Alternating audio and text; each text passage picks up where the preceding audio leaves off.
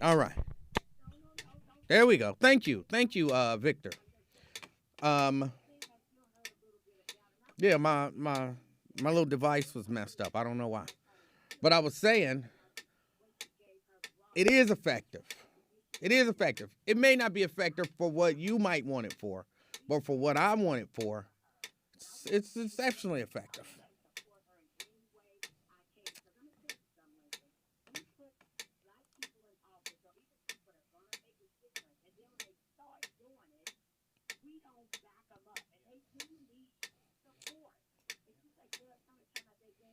Yes, that is. It relaxes me. Um,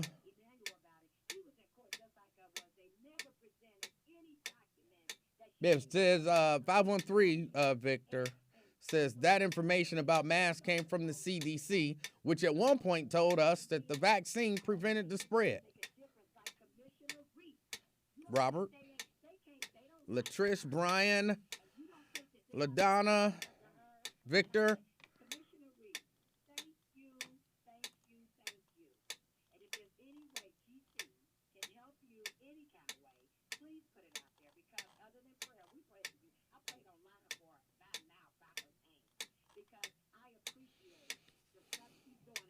Purple Rain.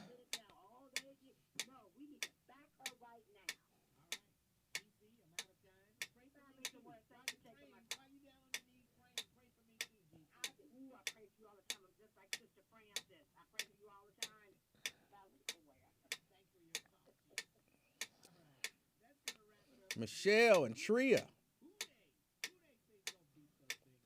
Yeah, this is my Janice hat. It's cold. I'm still cold.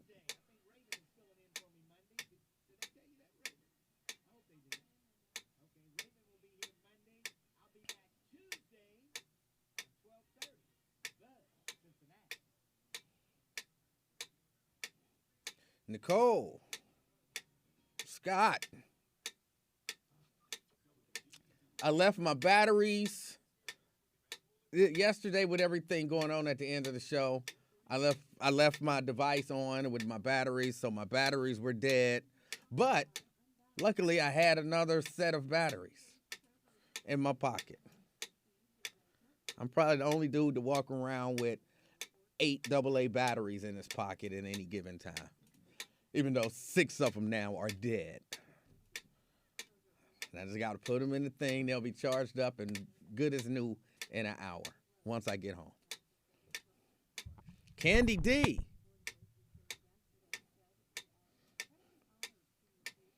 No, this one wasn't the coronavirus. We had a technical emergency.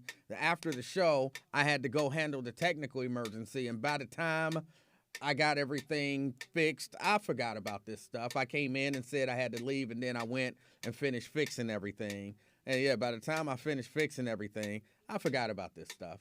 So I left it on.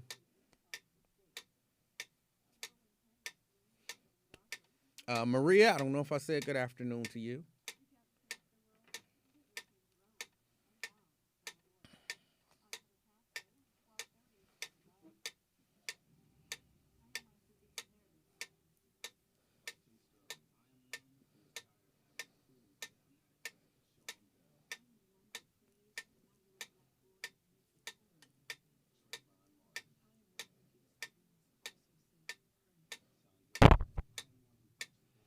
Oh, I wonder, do I have the picture in picture set? Let me try it real quick.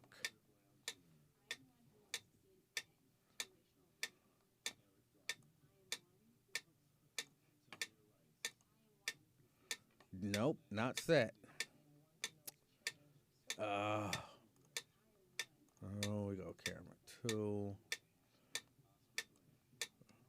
We have to position it.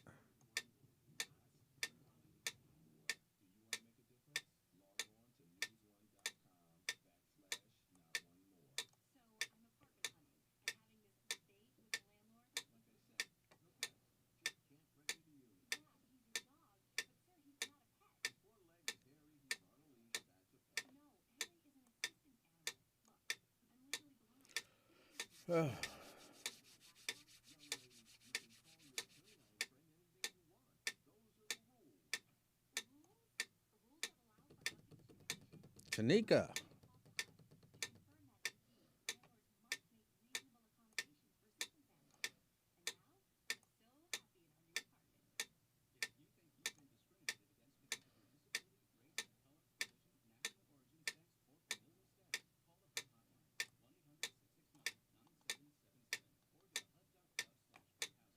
All right, now I just have to figure out why it's not showing.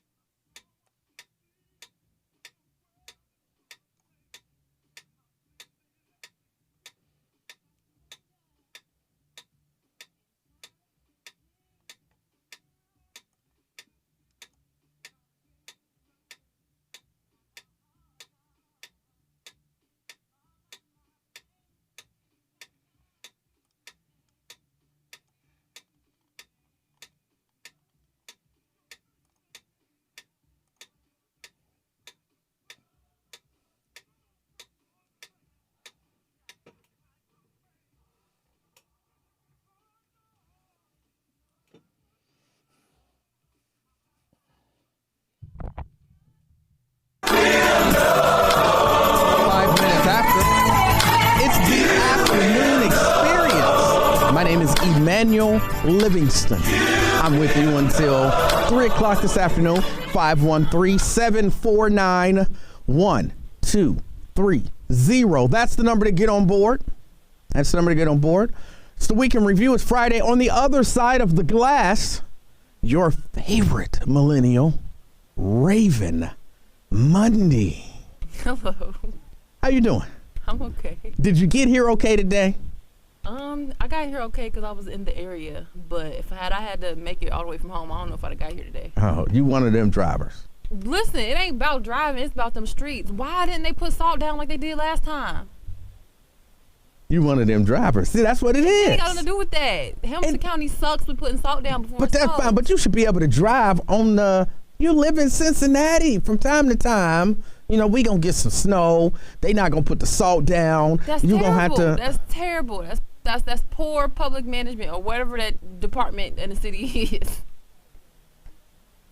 I agree, but you have to be able to overcome that.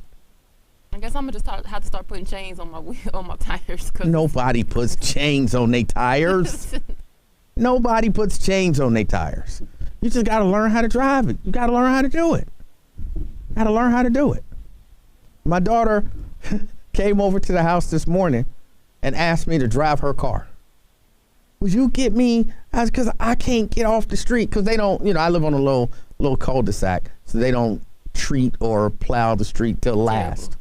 And so she comes up there to get the little baby. She comes up and she gets the little baby, and then she's like, I can't get off the street. My car won't move. What do you mean your car won't move? My car won't move, because it's sliding around. I'm like, oh my goodness. So then I had to go out and turn her car around and follow her to the main street so that she don't get stuck. I'm like, that was good fathering. It was bad fathering because I should have taught her how to drive in snow. So it's my fault. I should have took her out there driving when it was snowing and got her used to it. But she was one of those, when did you get your driver's license? I got my driver's license very late. I didn't get my driver's license until I was, I want to say, I was like 21. Yeah, like, I don't think she got hers till she was like 23 or something like that. Like, why are you walking around here, a grown woman, not having your driver's license? Because I was lame in high school and I didn't never go nowhere, so I didn't need a license. I didn't really need a license till I started working. Oh, y'all just irritate me. So she was scared to drive. How you be scared to drive? Driving gives you anxiety. You have to get over a lot of anxiety to be able to drive. Oh my goodness. And now every time I'm in the car, I'm cussing because can't nobody else drive. And so now that I'm hearing that, you might be the problem. I'm not the problem. You and Jerry out there irritating people with y'all driving because y'all scared to drive, got anxiety. Never said I was scared to drive. I just said everybody else can't drive. All right. If you say so. I do. I think it's possibly. You the one sound like you can't drive. I drive just fine. I get out there and drive. I'll be good. Sound like you one of them reckless drivers. No. You be following people and stuff. Hey, that's ancient history. We're not talking about that. It's the week in review. It's not the life in review. It's the week in review. If it happened this week, you can talk about it. If we talked about it, you can talk about it. If we missed it, you can call in and you can let us know. Let us know what's going on. Of course, the biggest story of the week for me has been Supreme Court Justice. And speaking of that, I didn't get a chance. Let me not say I didn't get a chance. I didn't take the opportunity to do my all my stories and get them all separated and ready to go. Speaking of Supreme Court nominations, House Majority Whip James Clyburn, he's made his pick. He know who he wants. And I have to, I was kind of doing a little bit. When I say a little bit, I mean a little bit. I got to, get deeper. I got to get deeper into it. When I was looking at some of the people on the short list, let me say I'm okay with any of them. I think I'm okay with any of them. But I think just glancing at it, I have a favorite. But I got to go back and do a little looking and a little research. Sherilyn Ifill, never served as a judge, who's a lawyer. She's stepping down as the director counsel of the NAACP Legal Defense Fund. She's on the short list. And I think just looking at the people, she's my favorite. I'm just being honest, I don't think that she'll get the nomination. Because no, she's never been a judge. And, that whole NAACP thing. But that's kind of why I want her. Somebody who's been there, seen the fight, been in the fight to some degree, understands the law, and can be there and say, hey, I'm here. I came from, basically the front line. And now I'm here in the decision-making capacity. So because of that, I'm kind of leaning her way. But honestly, I got to look at everything else. Clyburn, he says, look, he don't like the idea that you have to have served in the DC circuit, or you have to have went to an Ivy League institution, which I never liked that either. I would love it if a judge from an HBCU who didn't go to law school at Harvard or whatever, I would love to see somebody like that nominated. But just, as it stands right now, based on, just what she does now, that's my favorite. That might change, though, when I do a little bit of reading. That might change. But as it stands right now, that's my favorite. Of course, there are a few other things going on, but it is the week in review. And, we got a little, because, I like sports. I'm actually, I would say secretly, quietly, rooting for the Bengals. But, I'm not all out there. I won't be watching. Whatever happens, happens. So if they win, I'll know because y'all be going bonkers. And if they lose, I'll know because y'all be like, oh, my God, the world is falling. They cheated. It'll be something. It'll be something. So I'll know. So, that's that. And speaking of sports, there's some huge, exciting sports news going on. Coming up, the Winter Olympics. Who is not excited about the Winter Olympics? Raven, you excited about the Winter Olympics? I'm not a big Winter Olympics person. Oh. I'm not an Olympics person, period. Curling? I used to hate on curling, but then I started watching it. I really was just watching it so I could mock it more. That's terrible. But then the more I watched it, the more I'll be like, yeah, like, no, sweep the other way. You learn the tactics that they do and, what the rules of the game and how. I'm sitting here like, come on, curling. Bring on the curling. I don't know or care about curling. No bobsledding. Figure skating.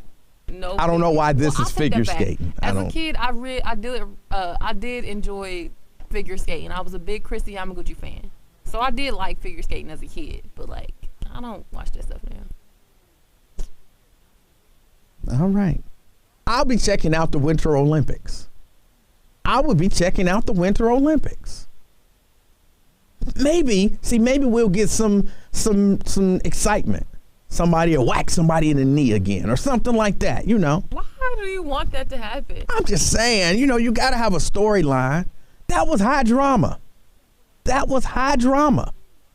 Who whacked somebody in the knee so that they can get a spot in the Olympics? That's terrible. We need some more knee whacking. No, we don't. That's terrible. I bet those ratings for those Winter Olympics were like the highest ratings ever. Why? All because somebody bashed somebody in the knee. And then you got to watch to see, because we love a comeback. So Nancy Kerrigan came back. And then, she kind of fell off. And then she turned into a mean girl. And all of that. It was drama. It was terrible. It's the story behind it. It's always about the story behind it. Somebody got to whack somebody in the knee. No, man, we'll stop promoting that. All right, let me get a break. You're poisoning the minds of young, aspiring figure skaters everywhere. And there's another huge sports story as well. Sporting event this weekend. I'll get to it. Let me get a break in. I'm late for the break. Hold on, Jerry. Is Jerry going to talk about her driving? Yes, because you came for her, so she's coming back for you. Look, let me just say this, Jerry, and I'm going to come to you when we go back. This I can say real quick and then go to break. If you are in the habit of having to roll your window down to wave people around you, she said that. Like, I got tired of having to roll my window down and wave people around me. If you are in the habit of having to do that, that's a hint and a half for your ass that you might not be the best driver. How many times you had to roll your window down and wave people around you, Raven? Never. See? See, most people don't. Miss Jerry. Most people don't get into the habit of doing that. Miss Jerry in solidarity.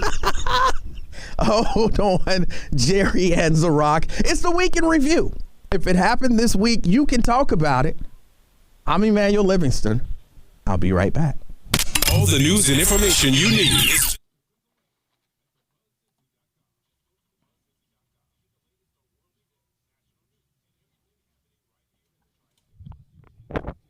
All right.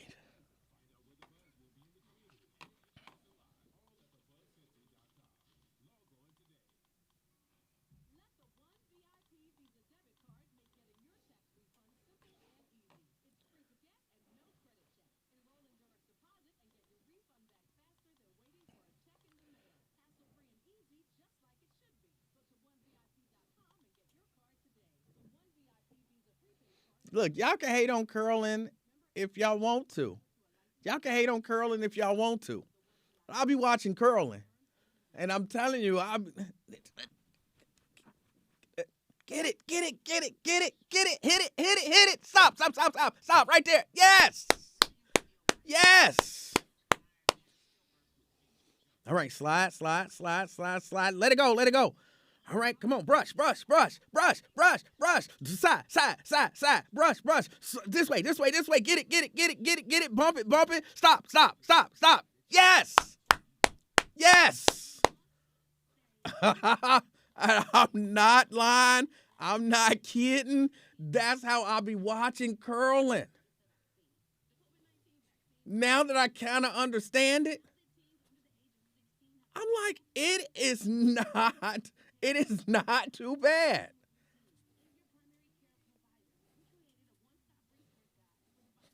It is not too bad.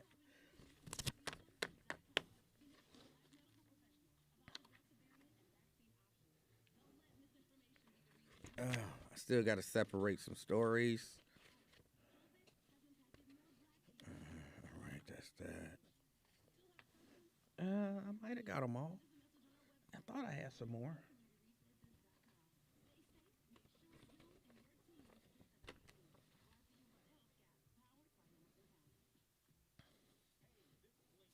Look, I'm not saying that it's a sport, okay? But it is a competition, and it takes some skill. So, look, I'm not like, curling is an intense sport. And that. No, but I like to watch it. But I wouldn't consider it a sport. But it is something fun to watch.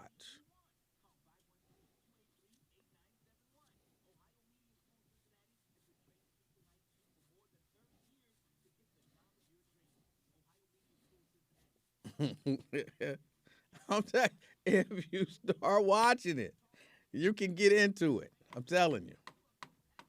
You can get into it. Curling is a little more than just mopping the floor. Because you got to, you either got to clear the ice so that the thing, I don't even remember what it's called. It's a big granite rock. So that the thing will go at the speed and the direction. You can influence the direction and the speed with which it goes. You need it to slow down. You go, slowing it down, you go side to side. If you need it to go faster, you go in the direction that you need it to go. Yeah.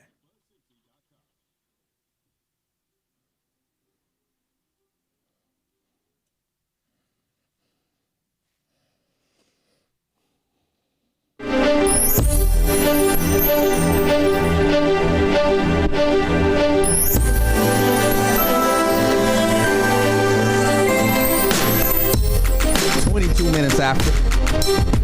It's the afternoon experience.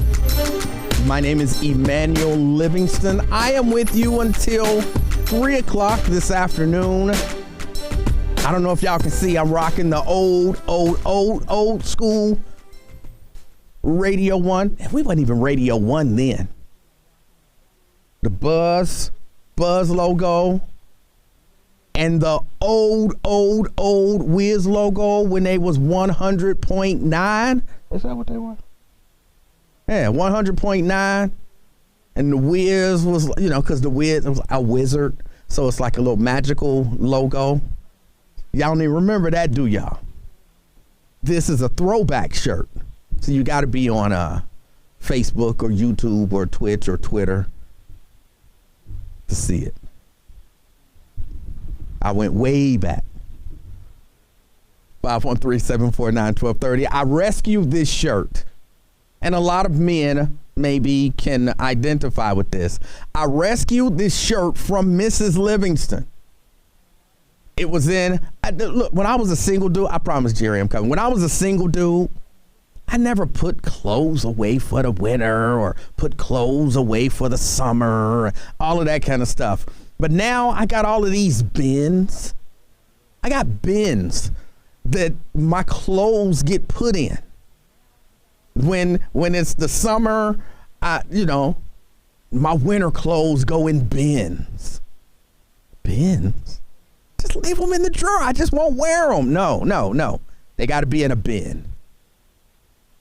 And so then when the winter comes, you take out the bin for the winter stuff, and then you decide, or in my case, somebody decides what's still good to wear. So what either gets thrown away, donated, or you're allowed to wear.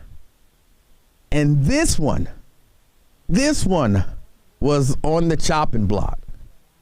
And I just happened to be walking by, and whoa, hold on, what are you doing? What are you doing with that? Oh, this one is going. No, it's not.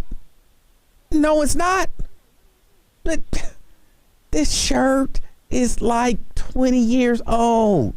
Why do you keep keeping this shirt? Because I wear it.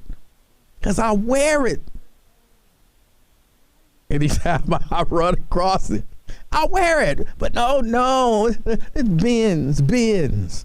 That don't go in that bin. That go in this bin. Oh, my goodness. I don't know how y'all women do it. As a single man, the thought of bins never entered my mind. Oh, let me go to the store and buy some bins because I might need to store some shirts. I might need to store some corduroys. Well, what? Just hang them up. And they just be hanging there. And I would look at them like, oh, it's summer. I ain't putting on no corduroys. You know what I'm saying? You know, hey, it's just, I don't need them in a bin. I just don't take that one off the hanger. No, you need a bin. Gotta have a bin. Wasted money. But yeah, I got an opportunity to save a shirt. So there you go. 513-749-1230. Jerry, you're on the buzz. Now, you know, you called me out. You know, Mr. Road Rage called me out. I didn't mean to, Jerry. I didn't mean to. It just slipped you out. went there. You went there. I was minding my business. Then you talking to our favorite millennial and turned around and threw my name in the Well, let me ask you this, Jerry. Do you drive in the snow?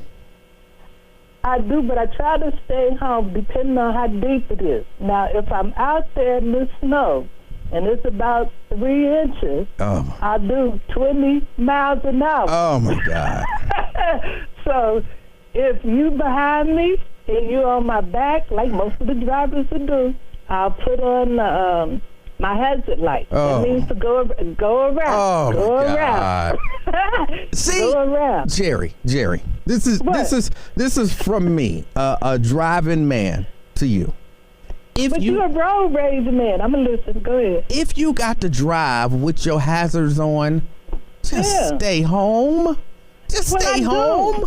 I do, but if I'm caught out there in it and I don't know that it's getting ready to go down, then because people, you're not supposed to drive the same on dry turf as you would on, I won't say turf, but on a dry ground as you would on a wet ground. Right. Because then there's ice patches and you hear of all kind of accidents. And the first accidents occur when the first snow falls because you have people like Mr. Road Rage that's trying to do the regular speed limit and you just can't. You don't have to. Most of the time I stay home. I really do. You don't have to do the regular speed limit, but I just out of curiosity, what do you think having the hazard lights on is doing for you?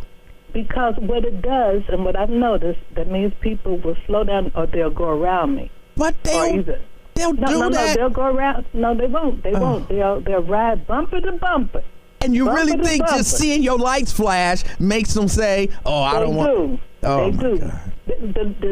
The younger people, probably your age or maybe Raven. Now, sometimes, I don't want to say Raven's age, but sometimes the younger people and the older, they're right on your bumper that know, the ones that know what the hazard lights mean. There's some people that don't know what the hazard lights mean. They don't know what they mean. You can't drive. That's what they mean. No. Yes. No, it don't mean that. That is. You like this. It's the secret meaning. Huh? It's the secret meaning behind it. See, you think it means one thing, but everybody else sees it and they know that's like a flashing neon sign saying, I can't drive, I can't drive, I can't drive. Well, then how did they pass the driver's test and they didn't read the manual? That's when you turn your hazard lights on. You know, you use it if there's something wrong with the car. Yeah, and there is something wrong. There is something wrong. But you're on the road. But the thing wrong is the person behind the wheel can't drive. That's not true. Yes. That's not true. Mr. Road Rage, now you drive behind people with BB guns. You chase them. Now, I don't do that. There's a big difference. Look. Because you in a hurry. But hold on. It's not being in a hurry. I would just say this. You probably haven't. Answer me one question. Why would you go take somebody 10 miles down the road with your BB gun? Just ask me that. Because he brought it on himself. But let me say this. Let me say this. Okay. Have you ever been in an automobile accident? Yeah. Have you ever been in an automobile accident that you believe you caused? No, I haven't. Because I told you a lot of times I was sitting at the light. You know, I had the light. Somebody ran the red light. So those, I mean, I could go and do it because I keep some police reports, and I guess they would have them. You know, that they would see that it wouldn't be my fault. Jerry, let me say this. Yes. I thank you for staying at home when you can. I thank you for putting on your hazard lights to let us know that you can't drive. But no, that don't mean that. That don't mean that. It's not what you think it means, but it is what it means. But let me say this.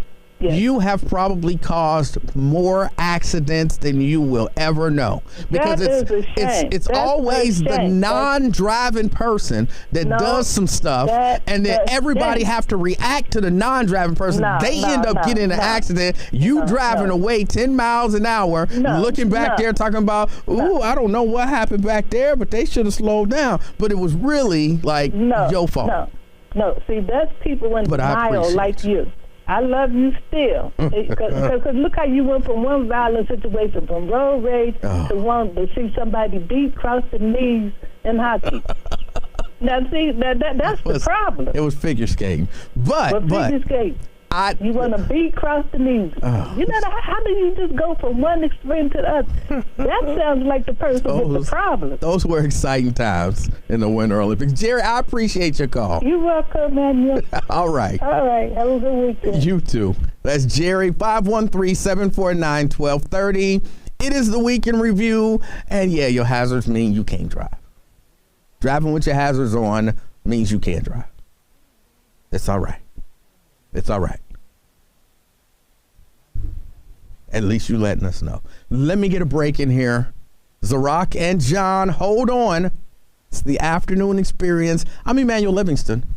I'll be right back. Radio 1 Cincinnati and the Ohio Media School are bringing you Diamond.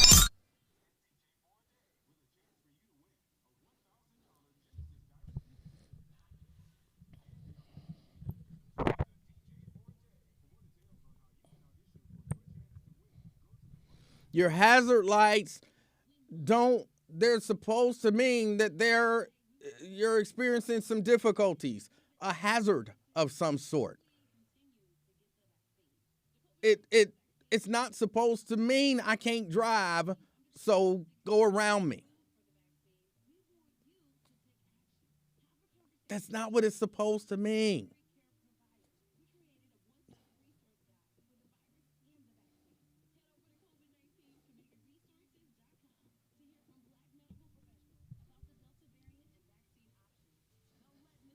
Kenny says, driving with your hazard lights on makes you a bad driver is a fine. That you are a bad driver. Are you trying to overcompensate? All right. Not 100% sure what that means, but I do appreciate you listening.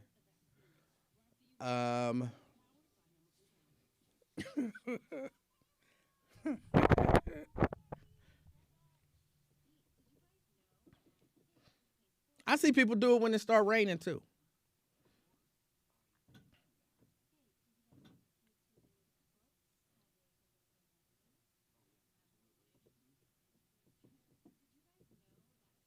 Well, they do it because, potentially, like, they might not make it up that hill. They might not, that vehicle has to get up. It's not just like, hey, I'm afraid to drive this vehicle up or down a hill, so I'm going to put on my hazards. That's not why they're doing it.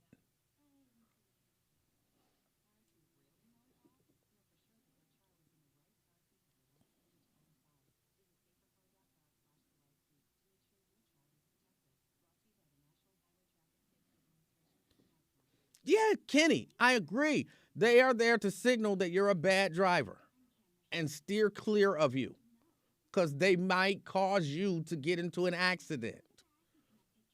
That's what they are. I'm a bad driver. I'm a bad driver.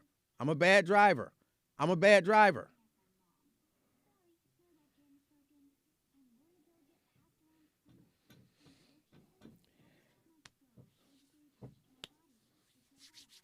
I didn't have any problems today.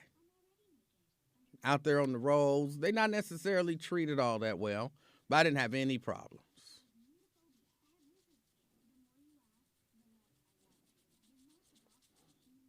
Kenny says, that's not what I said, and if not what I mean. That's not what I said, and if not what I mean, come on, man, be a man. Again, I'm not 100% sure what that means, but all right. Thank you for listening. I don't know what that means.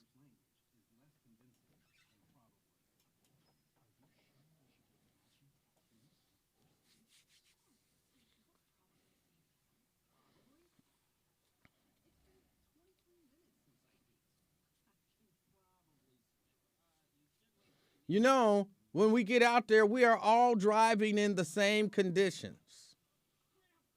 So everybody should have on their hazards.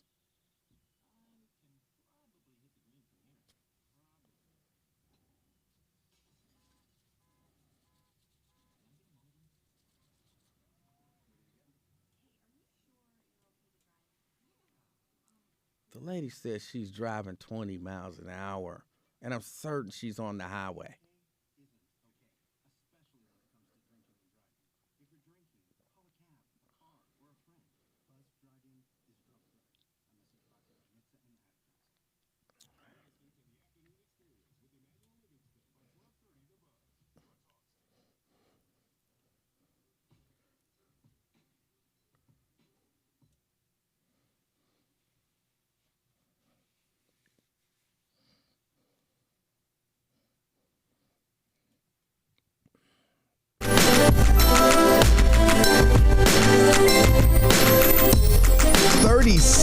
Minutes after, it's the afternoon experience.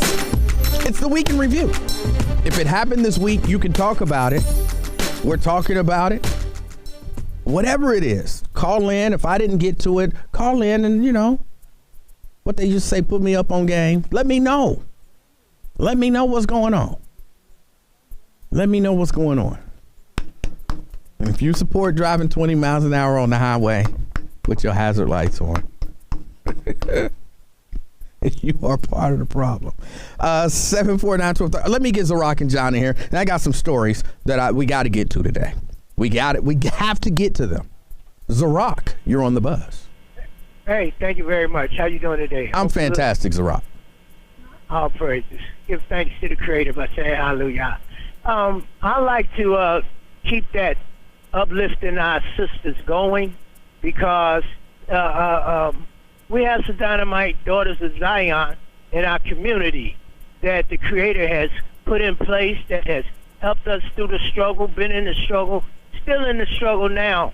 And I thank the Creator for them daughters of Zion because they've raised children, they've helped the brethren, they've made their contribution, and the contribution still continues to go forward because the Creator has not forsaken us, okay? All right. And also, what's so beautiful about our women is that the Creator who put the sun in God kisses our sisters. Huh? Man, that skin just glows with a tan that no other nation of women on the planet can even come close to our women because the Creator has given them such beauty even in this lowness that we in here in America as a people, their beauty still shines. Their strength still comes through. And it's a credit to the Creator and to the daughters of Zion that are here today. And I dropped the mic with that. But before I go, well, hold on. Didn't you drop the mic? You dropped the mic. You're out of here. I'm sorry. When you say you can't say, oh, and I dropped the mic with that. Oh, and by the way, no, that's too much. You got to bend down, pick the mic back up, brush it off, get it. No, when you drop the mic, that's that. That's that. 513-749-1230. Because you ain't got no business dropping mics anyway. We went through this yesterday. So once you drop the mic, it's over. John. What's going on, Emmanuel? How you doing? I'm doing pretty good. I want to say what's up to Raven as well. But I also just want to say Kwam Yashala to Zarak there. You want to say what? Kwam Yashala. What does that mean? Rise Israel. Okay. Yeah. But I'm only calling in because, man, you're talking about drivers, right? Yes. And I'm a millennial as well. So I kind of relate to Raven because I got my license a little later. I was 20 years old when I got my license. Oh, my goodness. But that's not a bad thing because I kind of feel like, man, a lot of these younger, you really don't want 16-year-olds driving, man. Why not? I was 16. On my 16th birthday, I begged my mama, can we go get my Timbs? Because I wanted to drive. Let me ask you this, Emmanuel. When's the first time you got in an accident?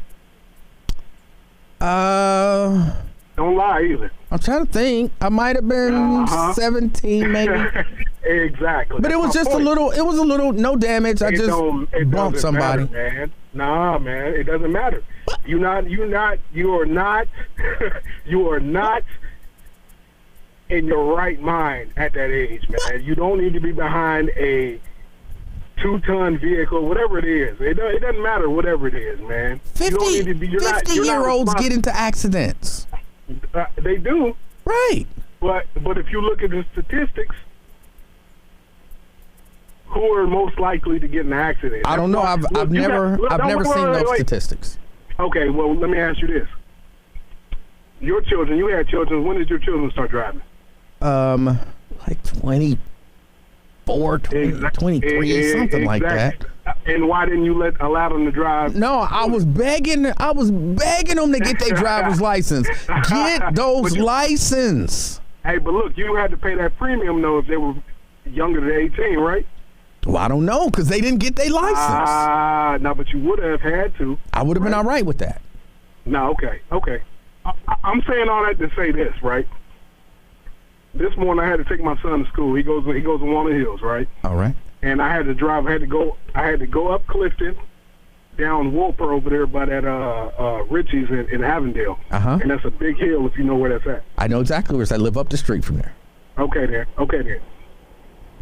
I'm gonna tell you this. I drive a Honda Civic, right? All right. And I'm going down this hill, and there are people coming on the opposite lane up the hill in SUVs that are getting stuck because the city of Cincinnati decided they didn't want to put salt down this morning. Okay. And they're sliding. Right. Pulling over, trying to get far over into the right lane to get out of the way because they can't get up the hill. So I already knew what time it was. I'm not sure what that means. What are you saying? What I'm saying is I put my hazards on, and I was going 20 miles an hour going down that hill, and almost the second to lowest gear, tapping my brakes when cars in front of me are stopping. That's cognizant driving. You have to be aware of what's going on. You didn't have to put your hazard lights on to do that. We are all no. Look, John. We are all out there in the exact same weather conditions. Why are you? We know it's snowing. We know it's slippery. We know you got to drive slow. It's okay, John. Let Emanuel keep exposing himself as a reckless driver. Exactly. How is it reckless to not put on my hazards? Because I'm not worried about me. I know how to drive because I waited until later to understand the actual hazards and the conditions that I'm in. Right? I'm going down this big hill, and I understand my Honda Civic does not have the traction to be able to stop at the stop of a dime. But everybody else understands that as well. They're on the same. They are on the same hill. Nissan Altimas going 50 down this hill might run into the back of me. And you really think having on your hazards, if they gonna drive and slide into you, them hazards ain't gonna stop them from sliding into you. Listen, look, put them on. I'm not against you putting them on. Go ahead, put them on. It don't hurt nobody. But we are all in the snow. Everybody on that hill was on the same hill. They all had the same issues, the same conditions. But you just decided, I'm gonna put on my hazards, and somehow that'll make me safer than everybody else. I'm trying to let other people know. I'm not worried. But they know. The other people, they're on the same hill. They know. You're overestimating the intelligence and the awareness of other people on the road. You already know. I listen. I don't call in all the time, but I listen. You were just talking the other day about how you had a mix-up with road rage, right? Why y'all keep bringing up ancient history? That is ancient history. Nah, man. That road rage came from somewhere because you were dealing with the mind of another person, right? John, be careful. If you ride down Emanuel Street with your hazards on, he gonna get in his car and chase you. Oh, man, nah. I don't want those problems at all. I don't want them. All I'm saying, go ahead, John. Put on your hazards. If it makes you feel better. I didn't get in an accident, but I saw two other cars pulled over to the side of the road because they couldn't either get up the hill or they sliding down the hill about to hit the parked cars over there on Woper. I can't do it. And them hazards stopped you from doing it. Them hazards stopped you from sliding. Something did.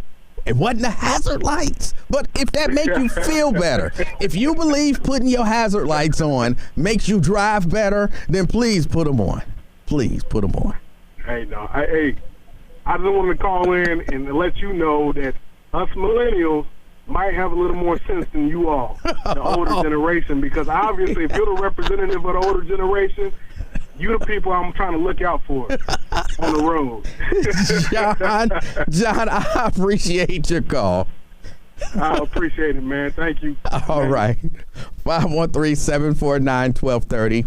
Just for the record, I am not the representative of anybody but me. And look, it's snowing out there.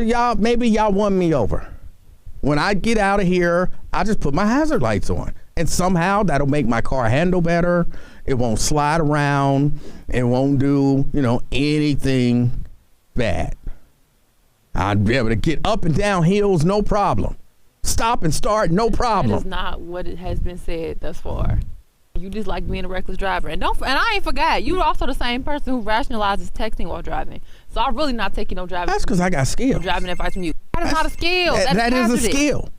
That is a skill. Should be an Olympic sport. 513-749-1230. That's the number to get on board. Let me get this break in here. It's the afternoon experience. I'm Emanuel Livingston. I'll be right back. In case you missed the Russ Paul Morning Show, here's what you missed. You're on a date with a new girl, and she Y'all won me over. Everybody, put on your hazards. It's snowing. And no one knows that you're driving in bad conditions unless you put on your hazards. I know they out there with you and they sliding too, but they don't know that cars are sliding. So put on your hazards, and then that way they know that it's snowing. Otherwise, they think the roads are dry. Put on your hazards. We are all driving in the same freaking snow. We know it's snowing. Your hazards don't do anything but just flash because it's snowing, but we already know it's snowing. We know it's treacherous. We know it's a little scary. We know. But y'all won me over. I'm putting on my hazards when I get out of here.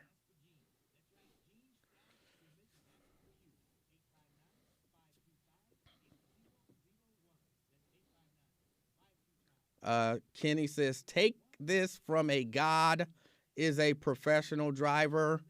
When you see somebody with their hazards on, it's for me to know that you're not comfortable in your situation, so I'll stay away. Well, wait a minute. When I said that, I said the hazards let everybody else know you can't drive. I said that, and I was wrong and mean and bad. But now you say it a slightly different way, even though I didn't get the whole God thing. You say it a slightly different way, and it's okay.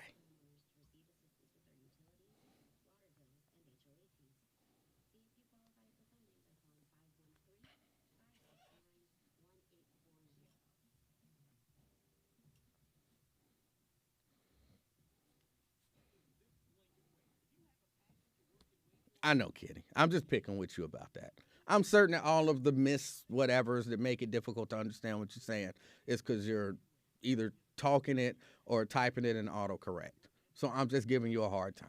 I understand. I really do.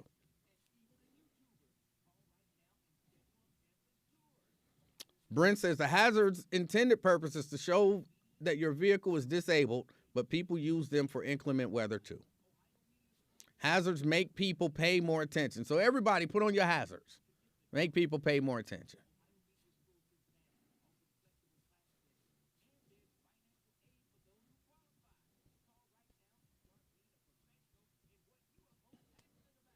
Matt say, never mind hazards. Can y'all start using your turn signals? I only use my turn signals when it makes sense to use them.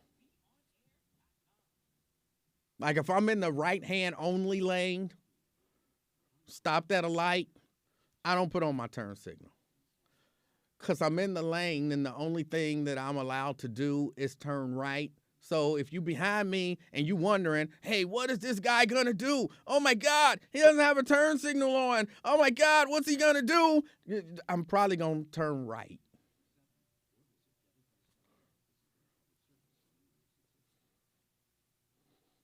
So when it makes sense, I put them on.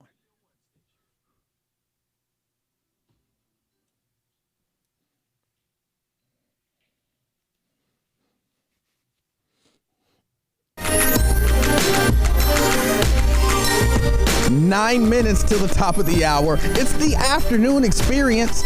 My name is Emanuel Livingston. I am with you until 3 o'clock this afternoon, 513-749-1230. It's the week in review. If it happened this week, you can talk about it.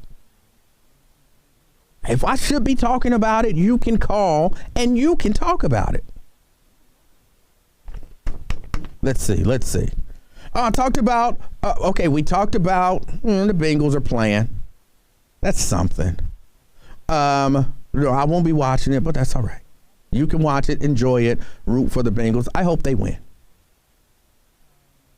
We talked about the Winter Olympics coming up. I believe it's starting like Thursday. Winter Olympics starting Thursday. Exciting times. But like one of the biggest events happening this weekend, the Royal Rumble. Saturday. It should be exciting. Bobby Lashley gets his shot at the title against Brock Lesnar. You don't want to miss that. And who's going to win the Rumble? Who's going to be the surprise entrance in the Rumble? And there's so much more. Roman Reigns and Seth Rollins. They're talking about Ronda Rousey coming back. I was never all that excited about her being there in the first place. I would be happy if she never came back to WWE. Jeez. I would.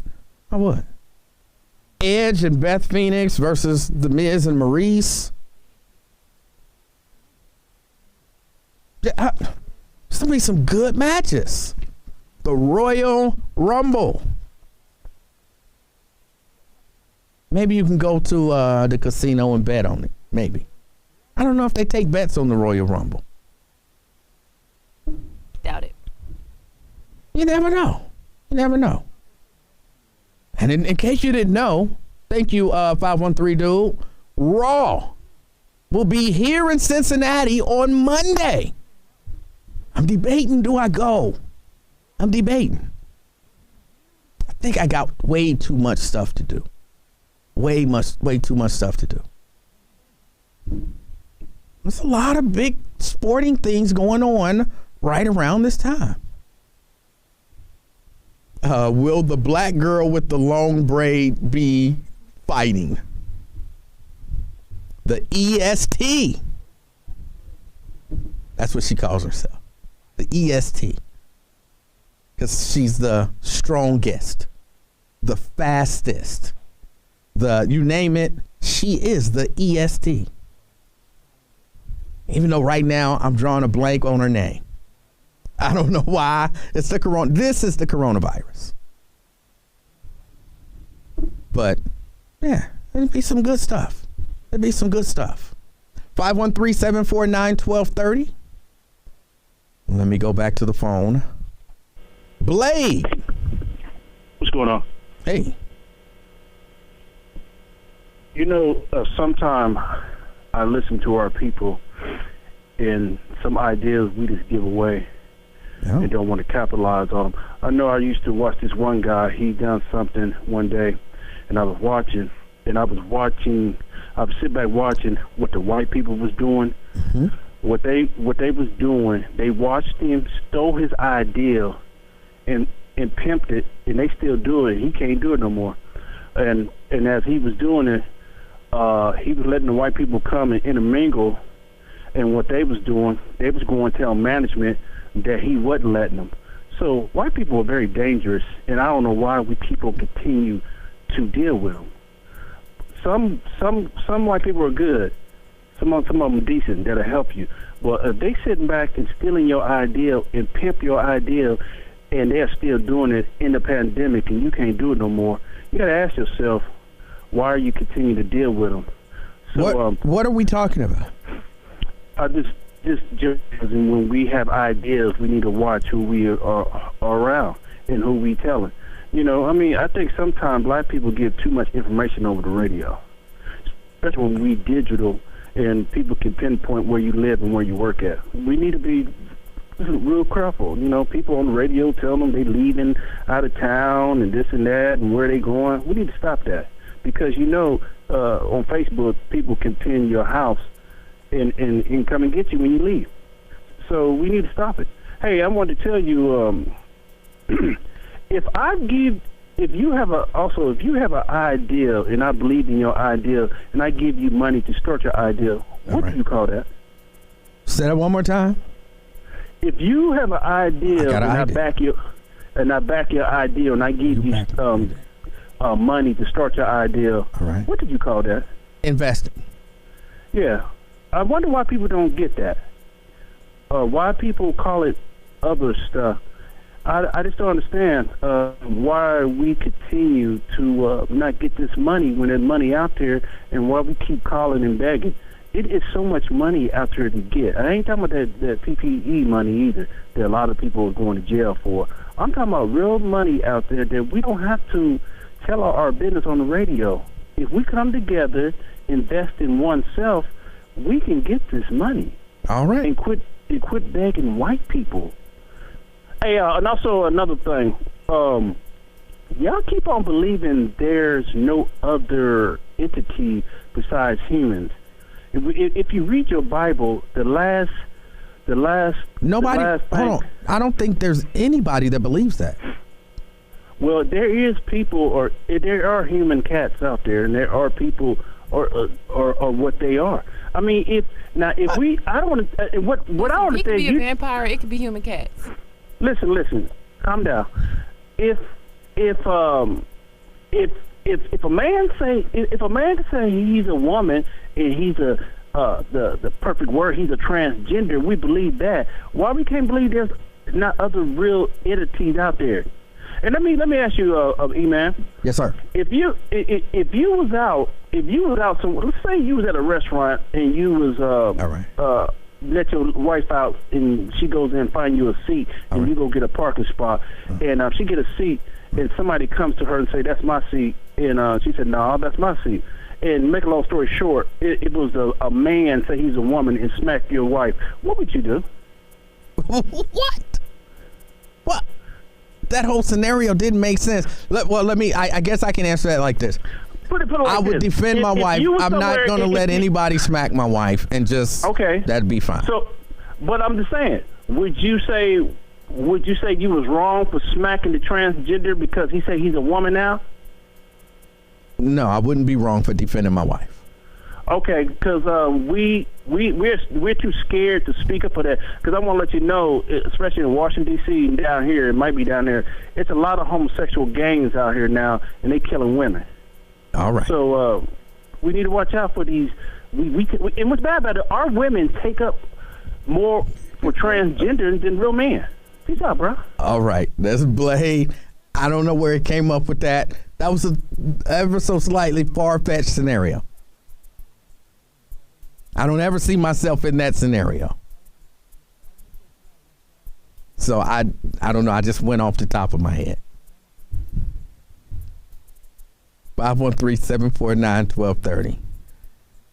If my wife went to get me a seat, somebody said that's my seat, and then it was a trans woman, and then the trans woman smacked my wife. What the world? How do y'all have these many violent interactions with transgender people? I mean, I run across them here and there, but they're typically not violent interactions.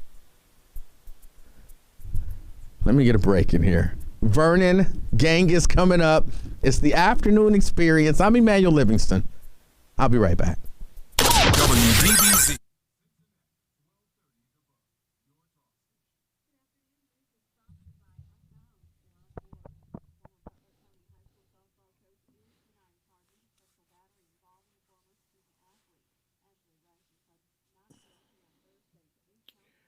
Oh, boy. Oh, excuse me.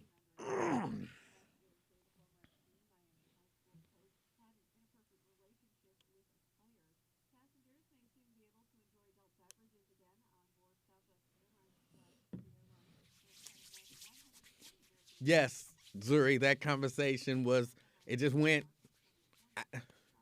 and I don't even understand the purpose for it. Like, is this a thing that he's dealing with on a regular basis where he go to park, his wife go to get a seat, and he come in and some transgender person is smacking his wife? How many times in your life do you expect that scenario to play out with you personally?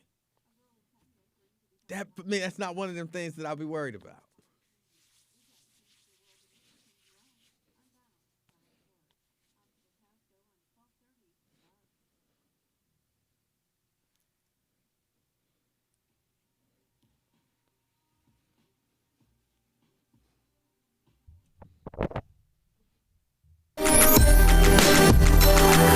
Minutes after. It's the afternoon experience. My name is Emanuel Livingston. I am with you until 3 o'clock this afternoon. 513-749-1230. That's the number to get on board. It's the weekend review. If it happened this week, you can call me and talk about it. If I talked about it, you can talk about it. If I missed it, call in and let me know. Like, you missed this story, bruh. And I'll be like, word. And you'll be like, word. Yeah. 749-1230. Vernon. Hey, what's going on, buddy? Hey. Hey. Yeah, that's a situation for Lawrence. The whole fighting transgender thing. You know, that's something he would, you know. It is. It is. Everywhere he go, he running into somebody transgender in the bathroom. Yeah. Well, you're talking about the driving and them flashers, and I tell you what, they are the most annoying thing to run across, to see somebody with the flashers on for no reason. Normally, the reason you want to have them on is there's something going on with the car, you get ready to get off the road or whatever. There's nothing worse than a person basically just having their flashers on and on the highway. Yeah. And just like I saw today pulling out of West Lafayette, Indiana, I get on 65, and you're in the fast lane with your flashers on. Most annoying thing ever. So, yeah, And just for some information for people, when you get on the highway, there's a big sign that says yield. That doesn't mean race the truck. It means to slow down, let the other merge into traffic. You'd be surprised how many people get on the highway and they're shocked that truck didn't move, because I'm not moving. And if you run into me, that's fine, but I'm not going to swerve over and hit somebody else. And then you keep going on your way. Like you said, that one lady's probably caused more accidents than she's aware of because you're on the highway driving, 20, 30 miles under the speed limit. It's a lot of weird drivers out here. A lot of people who probably shouldn't be driving. I see it quite often. And my daughter got her license at 16, Emanuel. It was one of the happiest days of my life. That didn't mean they didn't have to take her nowhere. You didn't have to pick her up. Right. Just go ahead and go. And I got her. I'll never forget the car because I wish I would have had it. A Dodge Durango. A big old Dodge Durango that burned a lot of gas, so she wouldn't be going too far. And I knew she was going to be bumping into stuff. And, she bumped into stuff here and there. And as she's gotten older, she's become a better driver. And then since I let her destroy that car, she's a more responsible person with the car. The car she has now with changing oil and stuff like that. So the sooner they start driving, the sooner they get that out of them. And the better they be down the road. That's just my opinion about them driving. But, so you're not watching football, you're going to watch wrestling. Definitely be watching wrestling. I'll be watching wrestling and I'll be working on stuff. But no, I'm not watching the NFL. Okay. You ain't going to fix on that transmission? And it's snowing outside. Who getting outside fixing the transmission in the snow? I was just thinking about it because I can't think of nothing else I'd rather be doing other than watching football. But you got other things to do. Got other things to do. Vernon. All right, brother. But I appreciate you this week. All right. Hey, I appreciate your call, man. Later. 513-749-1230. That's the number to get on board. I was going to Genghis, but he is gone. Let's keep it going. Sister Bridge. Good afternoon, Emanuel. Good afternoon. Yes, I'm going to continue on the driving thing. Well, now naturally, as the last caller said, when you put your flashers on, that is supposed to indicate an emergency, and that means you're pulling over. Doesn't necessarily mean your car's broke down, but for whatever reason, you're just pulling over. That's the one way that you put your flashers on. But you also can put your flashers on.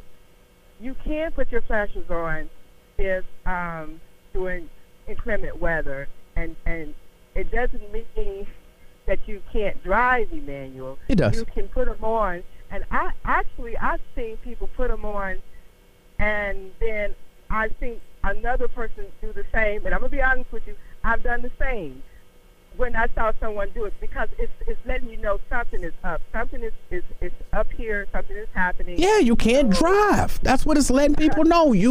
I can't drive, so be careful around me because I might cause you to have an accident. You are funny. I am a professional driver. I have my CDLs. I can drive very well. Thank you. If you say so. Yes, I can drive very well. My score at work is 4.95, and the highest is 5.0. I don't know why. I'm going to have to ask them why I don't have that 0.5. I lift. I have a 5.0. I drive. I'm not bragging. Now, I'm not bragging. No. They get an accident. But I'm just saying that I can drive. I'm like you, though. I got my license when I was 16. My daughters, I paid for them to get their training. So the one caller who said that, you're too young, I disagree with that because you have to go through a training course, and they give you an extensive training. They even show you videos of certain things. I can't recall everything because when I went, I was still doing parallel parking, and it was only $10 that we had to pay, and that was just for insurance. But for my daughters, they went through the training, and I'm not gonna say anything negative about how they drive, but I'm just saying, and they've never been in an accident. Do they drive around like when it start raining? They put their hazards on and drive?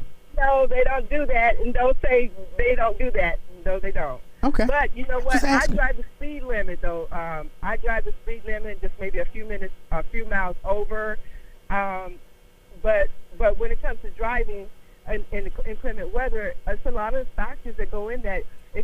Like for instance, the tread of your tire. Mm-hmm. If you have front-wheel drive, all-wheel drive, four-wheel drive, naturally the ability of the driver. But I'm just saying a lot of things go into that, and if you don't, you have to be careful. You really shouldn't even be out there driving, like you said, if your car is not in, proper condition, and if you are an inexperienced driver. Look, Sister Bridge, y'all, I'm telling you, y'all won me over. When I leave today, it is still snowing, or at least there is still snow on the ground or on somebody's roof somewhere. I'm putting on my hazards. Well, that's good, because it could potentially slow someone down, because like the one caller said, a lot of people don't even slow down when it's inclement weather. You do have to drive slower on wet pavement. Even in rain, there are more accidents in the rain sometimes than it is in snow. And it's not dry pavement, so you can't drive the same. You shouldn't drive the same. No, you got to slow down, and you got to put on your hazards. Yes. All right. I hope I won you over. Thank you. All right. I appreciate you. Have a great weekend. You do the same, and I appreciate you. All right, 513-749-1230. So there you go. Miss Monday, when you leave here today, put on your hazards. Put on them hazards. It's snow. There is snow. 513-749-1230. Genghis. Yes, sir. How are you? Genghis, I'm fantastic. How are you? I got an ankle full of snow. Ankle full. Hey, I'd like to try to make a suggestion on something. Yes, sir. When you have when people are on the radio talking about development, you ought to have individuals, somebody there that know about development, because they keep they slide us under the bus all the time. You got Vanderhart, you got Carl Westbourne was one of the biggest developers that did the Freedom Center down there, and used to do development all over the country, was a consultant. You got Jim King, you had Ken Price, Irvin One, and sit with myself as a developer and a demolition man. I started all of the job on the Skywalk when they took that down. But we have people not representing us that the proper way when development comes up. They don't know it. That's the same way. That's how the 3CDC, the Court Authority, and 3CDC, because the reason why they started all that development, because 4th Street died down, like Ginnings and Jennings, that building they just tore down was a parking where they had parking on 4th Street. All right. I remember them adding 2 more floors to that. I worked on that project. Oh. And we have people representing us that don't know anything about it, and that's what's been happening with the council. Them people, Valerie Lemon, when she was the when she was the city manager, came on the show, morning show, and told them that they told her that she was hiring too many black people. You understand? And that's what they do. The people that know how to do something, they try to eliminate them quick, because 3CDC, all them guys, they were the Brownfields. I was on staff with them, the Brownfields, where they would call it cleaning up the neighborhood and doing different things. Then they changed it to them to do development. Them guys don't know nothing about development. What qualifies you to know something about development? Well, I've been building things for 60 years. I've been commercial property. No, hold on. No, you misunderstood the question, or I misasked the question. Sorry. What qualifies a person, not necessarily you, what qualifies a person in your mind to be able to say they know something about development? Well, would you go to a mechanic shop to get your TV fixed? No, you would find somebody that's educated in fixing your TV, not something else. So someone with a formal education in construction, that would be the only person that you would say is qualified to talk about development. I would say that's qualified to give you the proper understanding of what they can do and what they can't do. Okay, and what is now? Yeah. What, like your degree is in what? I do demolition, I do commercial building, I do all of that. I got a son in Birmingham that I put him in school years ago, and he's an architect, And your formal degree, like, did you get a formal degree in it? Did you, or just you were in it? You were in a union or something like that? You trained under people? Yes, I was in 265, the labor union. That's where I started at. That large building over there on what street is that? And by you see that slit pour, that's the first time they ever did that, Turner. And it was 24/7 work shift, and then you had it took 3 weeks. I'm talking about night and day to form that building up. So it would be fair to say someone who has worked in the building trades in almost any capacity would be qualified to talk about development. Yes, definitely so. Okay. Because you got developers, and then they see who know how to do things, and they run them off. Charlie Lucas don't know nothing about no development. He the first one started that and intercepted that $10 million grant, where we had $71 million for the impoverished zone. Jim King, all them, bad and hard, they blackballed all of us. I mean, people for Nail, he had 100 buildings in Mount Auburn. Genghis, can I ask you a question? A legit, serious question. I don't want you to get mad at me. You be getting mad at me. I can't get mad. Why am I getting mad at you? For what? You the one think you're mad. But you talk from time to time about your development on White Man Street. Right. And you've been developing that property for a long time. Oh, yes. What is taking so long? They give you money, but they don't give you enough money. That's they move. Then they tell you, what they tell you? Look, you in a different program. We're gonna give you this here, and we're gonna give you $30,000. Now they did a takeoff on a takeoff is to tell how much my project is gonna cost. I've had that for umpteen years with a architectural seal on the plans. Right. So have you not had yourself enough capital to get it done, or are you just like, look, other people get money from the city or from the county or from these other organizations? Why can't I get it? So until I get money from some other entity, I'm not gonna finish this development. Or, is that the thinking behind it?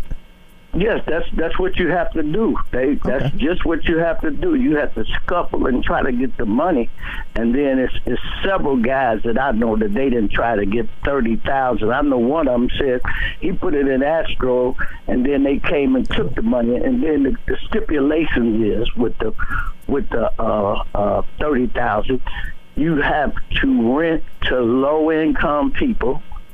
You understand? And low income people. For so why 10 wouldn't years, you? For 10 years, and then that 30,000 that they gave you, you don't have to pay it back if you keep your low income people in there for 10 years. I've done jobs on the sky, like I said, the skywalk. I started that job down there. That's when Ken Blackwell was in office. But they got all them little tricks that they do. You know, they tell you to give you a bid on something. They're gonna give you a bid on give them a bid on something. But how long are you willing to wait for the free money as opposed to just taking your own funds and doing your own development?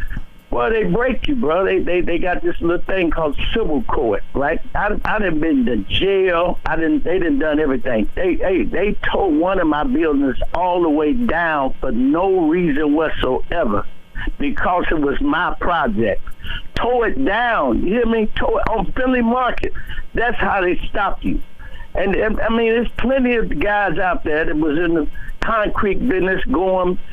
Cincinnati got a bad name because it's a racist town, and they got all that stuff put together to deter you from doing anything. But do you, I know you know a lot of people, right? Don't you know 30 people that could invest $1,000 in you, and then that way you ain't got to pay it back, period. Yeah. They just, Yeah, well, partners. That you have to go find them people that's gonna do that. I had enough money before, but I overspent it myself, and then they blackballed me. They because I was redoing my house over on Clinton Springs, and I was trying to do that, and I had other things, and they were taking me to court.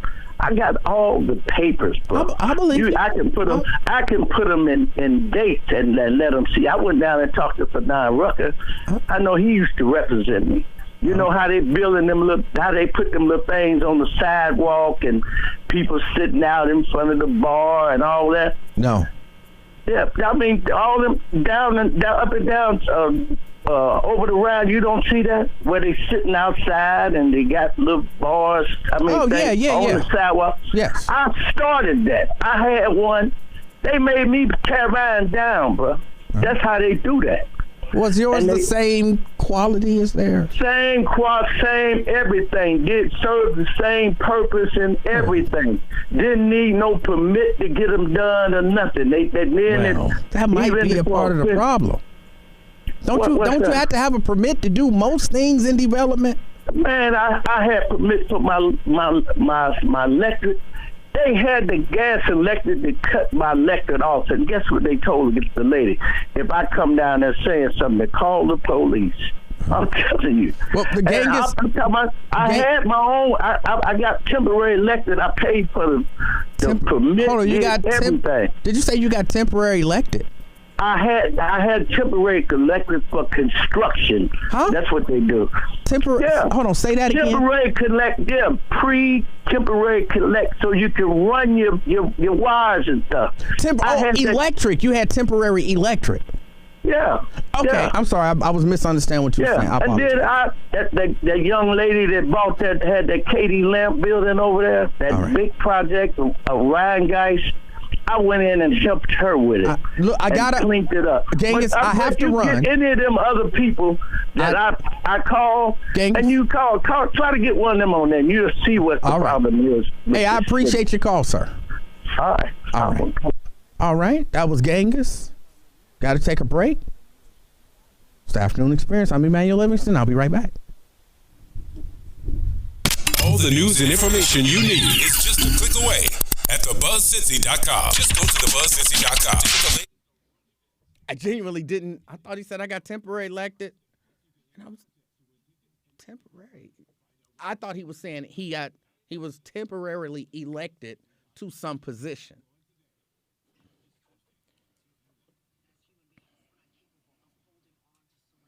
So I'm glad he cleared it up.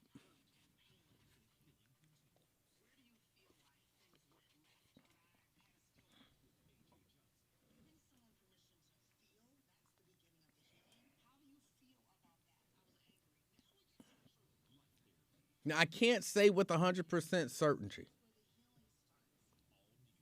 but I have a feeling that development on White Man Street is not going to happen. I've been hearing about it for 20 years. And if you can't save or acquire in some way, shape, or form $30,000 over 20 years, I'm not sure that you qualify as a developer.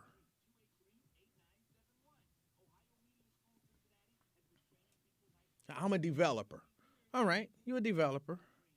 What have you developed? Well, I've been developing this piece on White Man Street. Oh, cool. How long? 20 years. How far are you? Well, nowhere. Because they keep messing with me. You're not a developer. You're an aspiring developer. You want to be a developer. But if you ain't never developed anything, and the one thing that you attempted to develop has not materialized, I'm not sure that you're a developer.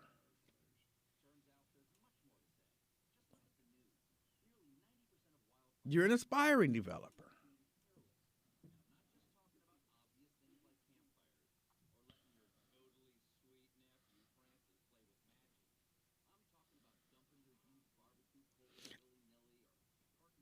The man told me White Man Street. I take his word for it. He ain't got no reason to lie to me.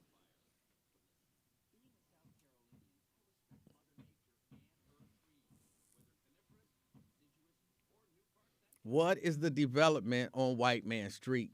Not 100% sure. But apparently, an architect gave him the seal of approval. And, some 20 some odd years ago, at least, possibly 30.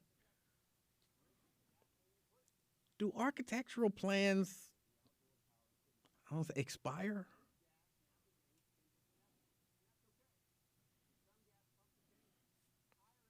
I don't know. It's a legit question because I'm not a developer. I've never had architectural plans drawn up for anything. In my mind, no. If back in 1980,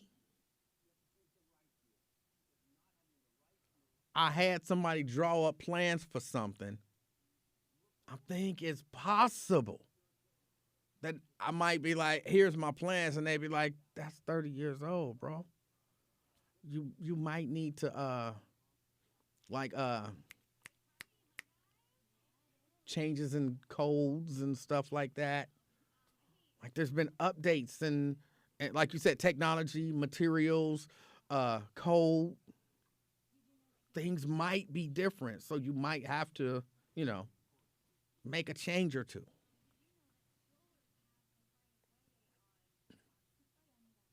But again, I don't know. I'm not a developer, and I don't aspire to be one.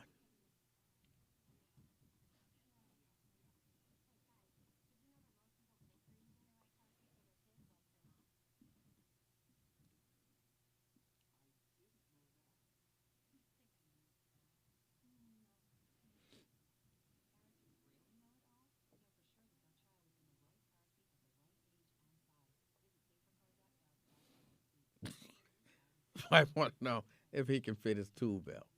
That's terrible. That's terrible.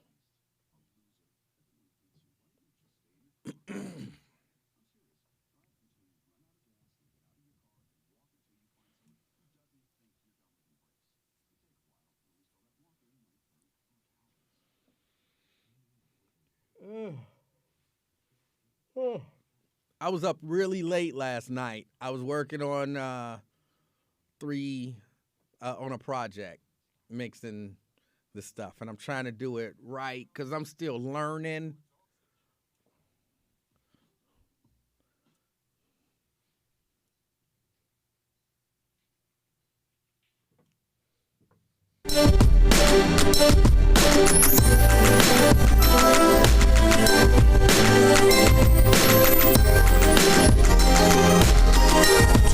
Seven minutes after, it's the afternoon experience. My name is Emanuel Livingston. I'm with you until 3 o'clock this afternoon, 513-749-1230. It's the Week in Review. If it happened this week, you can call in and talk about it. If I missed it, call in. Let me know. If you missed out on something and you were like, oh, I was listening that one day and you was talking about that one thing and I wanted to say something, but I didn't get a chance to call in, well, now you can call in. 749-1230. Let's go back to the phone. Rick. Long time no talk. How you doing? I'm doing all right. Rick, how are you? Oh, pretty good. Well, I've been out the guy. I can't believe what the Bengals did. Don't even talk about the Cowboys. Yeah, I don't talk about either because I'm not watching the NFL. Oh, well, anyway, I had a question for one of your callers, or for some of your listeners. So maybe somebody can answer the question. I want to make a comment about a potential investment that everybody could have made a ton of money on the Bengals. Anyway, my question did the labor unions finally open up in the Cincinnati area? Because I know I had a buddy of mine that was in that General Labor Union that was, I guess it's still over there at Evanston. And for the brothers, if you had, regardless of your ability, if you wanted to join a labor union, a construction union, that was it. They had the start in that general trades, the General Labor Union that was over there on Montgomery Road or something. This was like back, I guess 10, 15 years ago. I just like to know if that's still the case. Okay, or I don't know. Did they finally open up? Okay, I don't know, but maybe somebody will let us know. Okay. Now, anyway, getting back to the Bengals investment. Hold on. Again, I'm not watching the NFL, so I don't have any information about the NFL. Oh, okay. Well, I was just gonna make a editorial comment about the odds on what the odds of the Bengals of making winning the Super Bowl during the preseason. Well, it was as high as 6,600 to 1. But Rick. Nobody can go back in time and bet that the Bengals will make it. So, are you? But now it's 800 to 1 now. So if you put $1,000 down and the Bengals won, you make $800,000. All right. Well, do that. I helped you out there. No, you didn't. If you got $1,000 to lose, or you can risk $1,000. Are you planning on doing that? Are you planning on? No, I'm not rich. Right. I don't have $1,000 to throw away like that. All right. So then why are we talking about this? Okay. Go Bengals. All right. 513-749-1230. That's the number to get on board. Let me get this break in here. It's the Afternoon Experience. I'm Emanuel Livingston. I'll be right back. Radio 1 Cincinnati and the Ohio Media.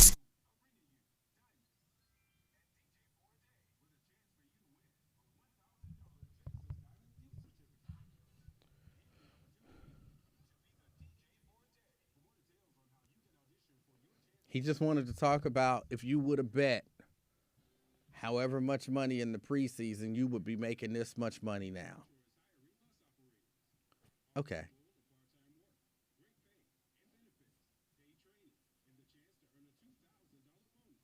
Nicole says it's still there. All right, the labor union. Akeem says, let Rick have his who day moment.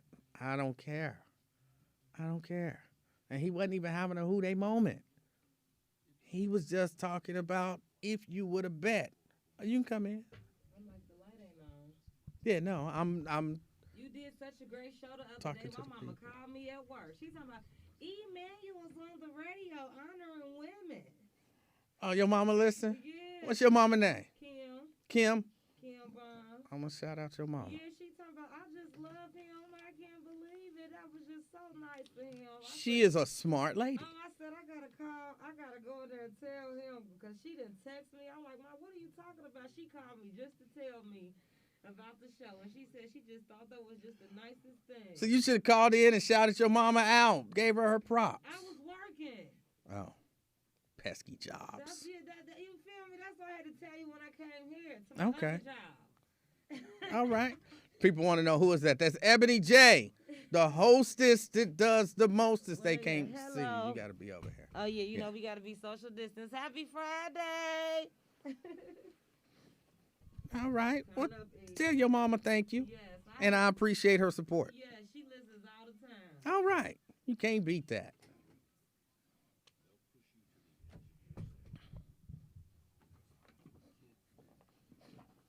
Elijah says he likes Rick's stories. He didn't have a story today. Today, he just wanted to tell you that if you would have bet $1,000 back in the preseason, you would have won some big money.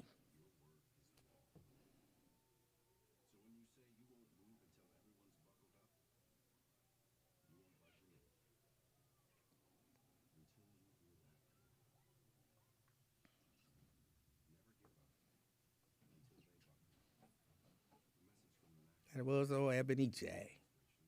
Can't beat Ebony J. She's a nice young lady. I remember when she was an actual intern, actually.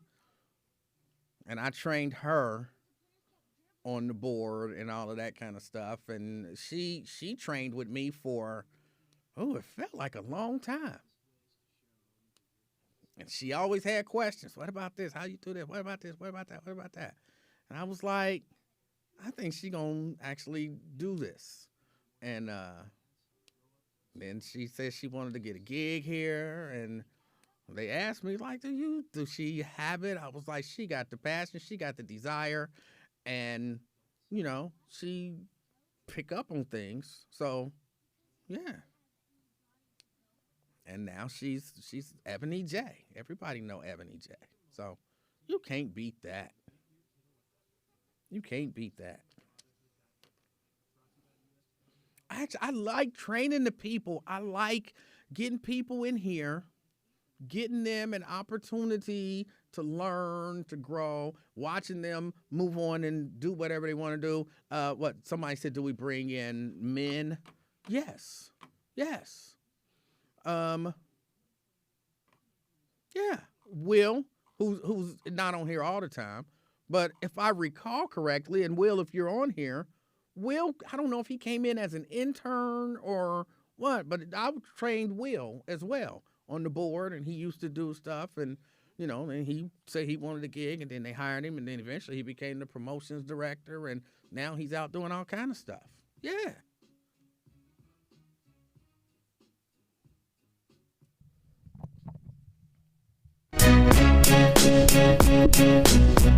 "24 minutes to the top of the hour.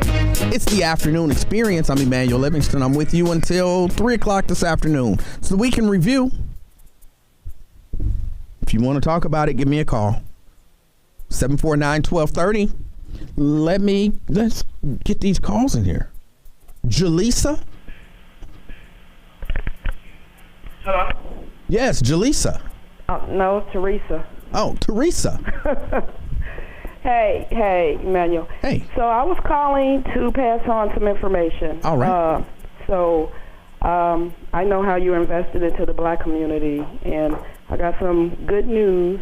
So it's a big-time developer up here in College Hill. He's developing these homes starting at like $500,000 to $800,000. I met him and talked with him. Mm-hmm. And so he's looking for black contractors and some workers. And I got his information if someone out there wants to give him a call. Okay. Well, how do people get in touch with you to get that information? With me? Yeah. Oh, I was going to give his email, but I'll leave my information if they want to get in contact. I was going to give his, but I can give mine too. Either way. Yeah, that'll work. Yeah. Because I'm into investing and helping my brothers and sisters out also. Unlike some other people that wants to tear them down.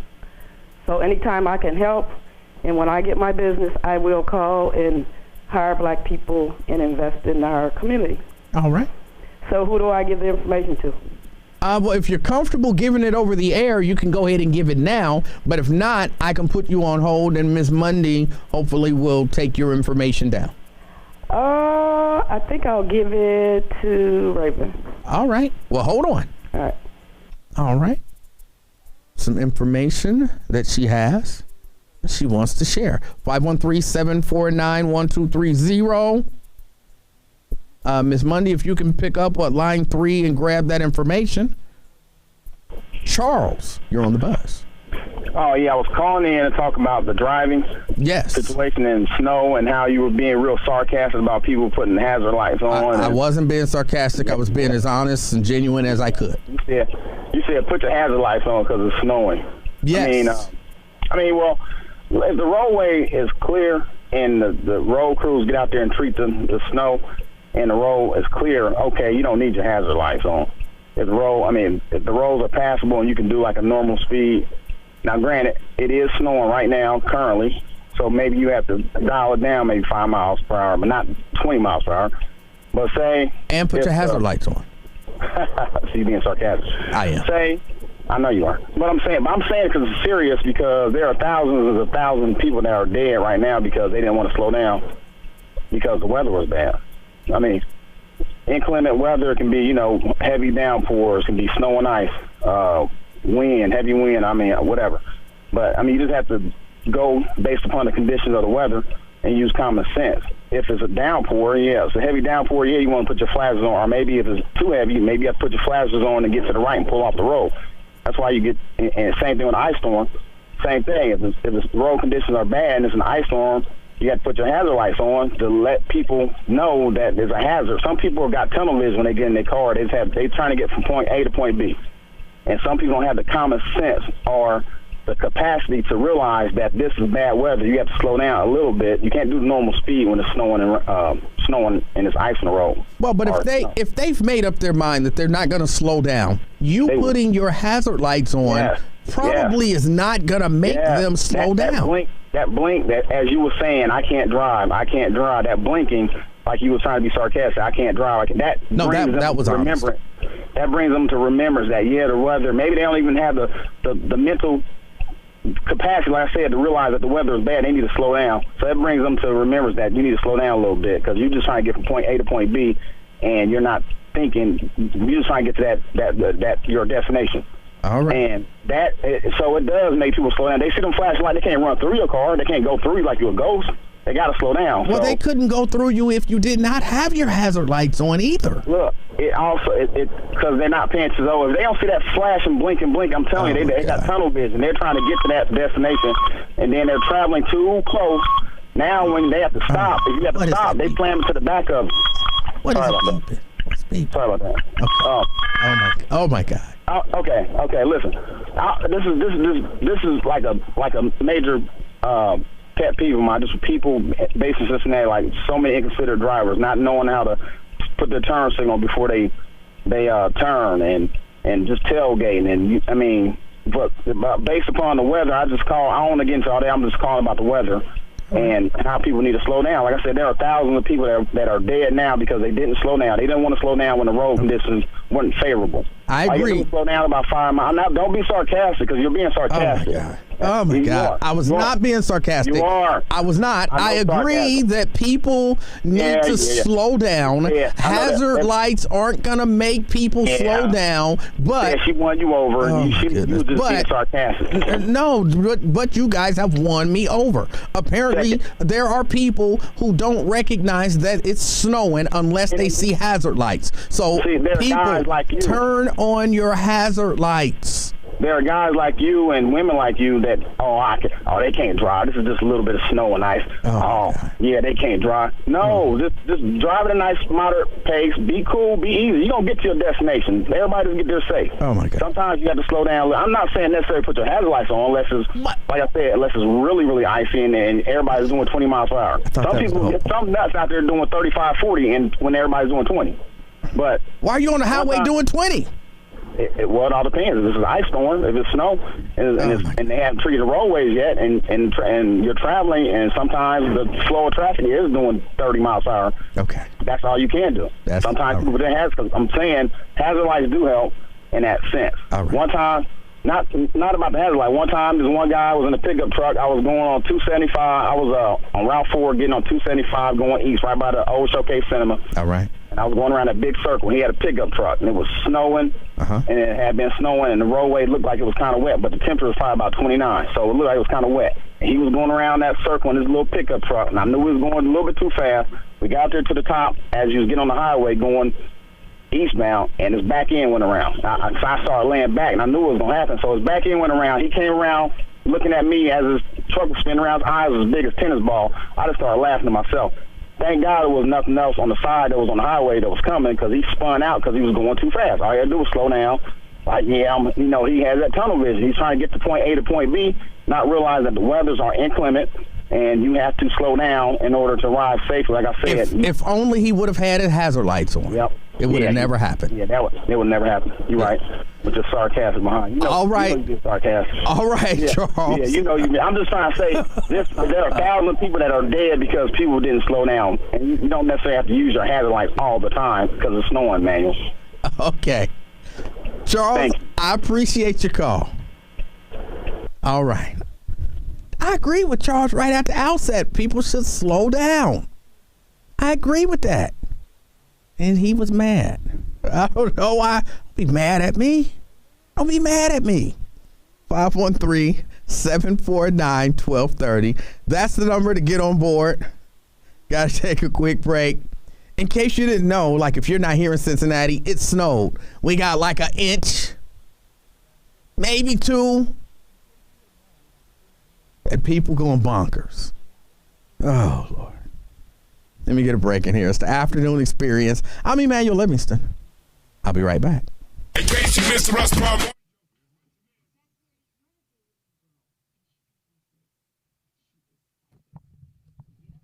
Jerica wants to know, how are my hazards distracting you? Sounds like a lot of irresponsible drivers on here. Yeah, irresponsible people driving around with their hazard lights on. Because they are the hazard. They are the road hazard. That's why I'm not against putting your hazard lights on. I'm just letting you know it means you can't drive. You're a road hazard. Stay away from you. Go around you. Get away. Keep a significant distance. That's it.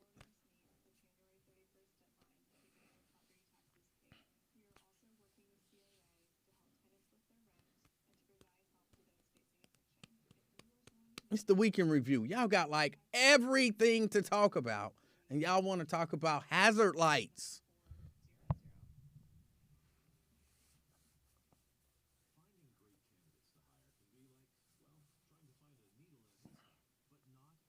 Sorry, my forehead is itching.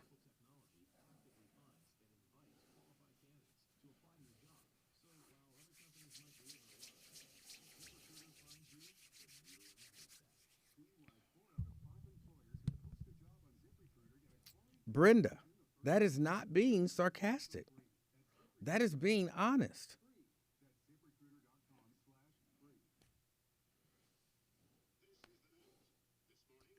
Do you know what sarcasm is, Brenda? Without Googling it, what is sarcasm?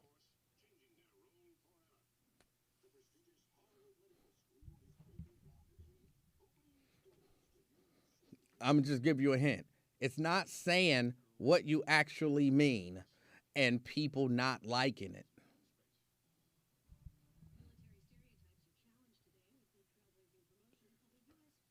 It's cold, Kenny. It's cold. Brenda, that means you don't know. And I'm comfortable with that. You don't know, and that's why you're saying it's sarcasm. Again, there's nothing wrong with I don't know. I don't know is an appropriate answer if you don't know.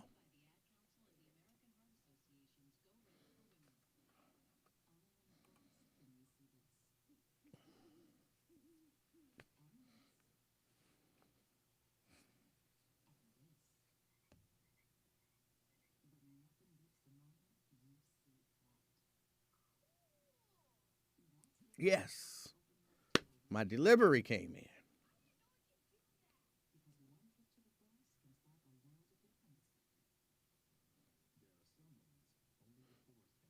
No, Brenda, I'm a married man, as much as you would like to. I have to turn you down. I do appreciate the offer, though. I don't know that Mrs. Livingston will appreciate you offering, but I have to reject you.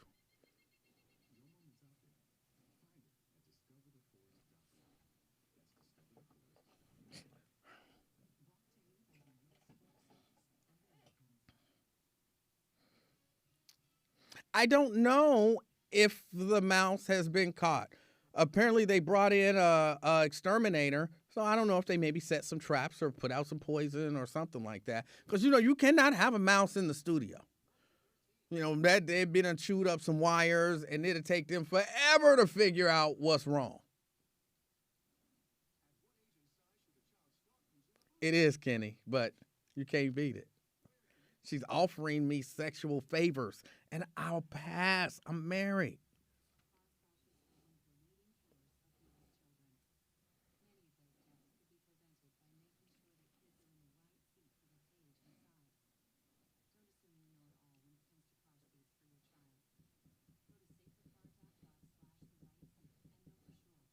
You can't sit me either, Brenda.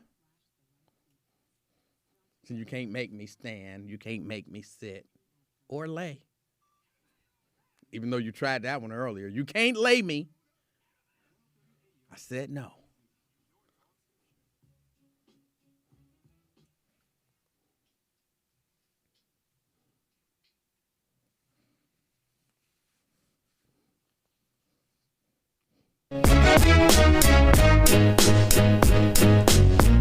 Minutes to the top of the hour. It's the afternoon experience. My name is Emanuel Livingston. I am with you until 3 o'clock this afternoon. 513-749-1230. Hold on just a second, Vinny. The Virginia Department of Education, the governor set up a tip line. You know what the tip line was for? Say you happen to, have a child. Raven, you have this child. Why you say my name? I look at you and I can see you with a child. So you have a child. You got those, no, I'm not going to say that. I used to say that to a young lady that used to work here, and we thought it was the funniest thing, but I haven't cleared that with you, so I'm not going to say it. So you have this child. And this child goes to school. You're in Virginia. You and Roscoe to move to Virginia. And this child goes to school. This child is in school and they come home and they say, Mommy. And you say, yes, baby. And they say, the teacher was teaching us about race. And you say, the teacher was teaching you what? Teaching us about race. You can go on to the Department of Education tip line in Virginia and report that your school, your teacher is teaching about race. Yeah, the governor of Virginia, Glenn Youngkin, announced an email tip line that encouraged parents to report if divisive practices such as critical race theory were being taught in schools. Yeah, because y'all know the Republicans are all about anti-critical race theory. That's their whole platform. No to everything the Democrats want to do and no to critical race theory. And with that alone, they will take over the Senate. So this governor, the newly elected governor, he banned teaching critical race theories in school in his first executive order after assuming office January 15th. And asked parents to contact the government via the tip line if they feel their fundamental rights are being violated, that their children are not being respected, where they are inherently divisive practices in our schools.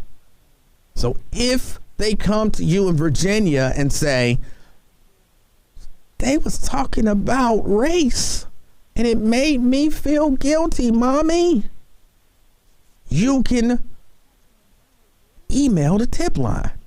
Well, this 19-year-old, well, or 21-year-old, they calling her a hacktivist. There was this gentleman, what's his name? Qasim Rashid. He's a human rights lawyer. He said it's very telling that a tip line was set up to report teachers who are teaching children about racism, but there was no tip line set up to report about children who are suffering from racism.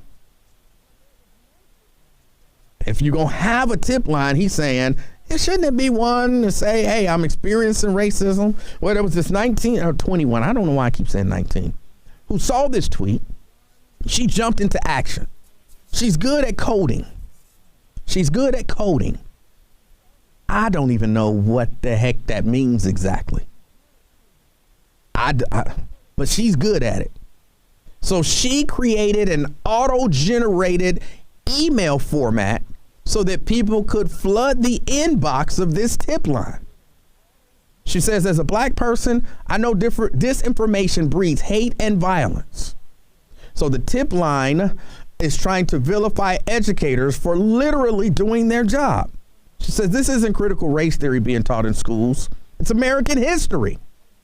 She says what the governor is doing is using this term as a boogeyman to sow fear and divide people, particularly among ignorant and fearful members of the hegemonic. Is that the word?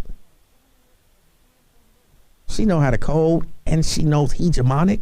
I don't even know what that means. Class. She says, so I don't want this tip line to exist. So they have been flooding this tip line with ridiculous tips.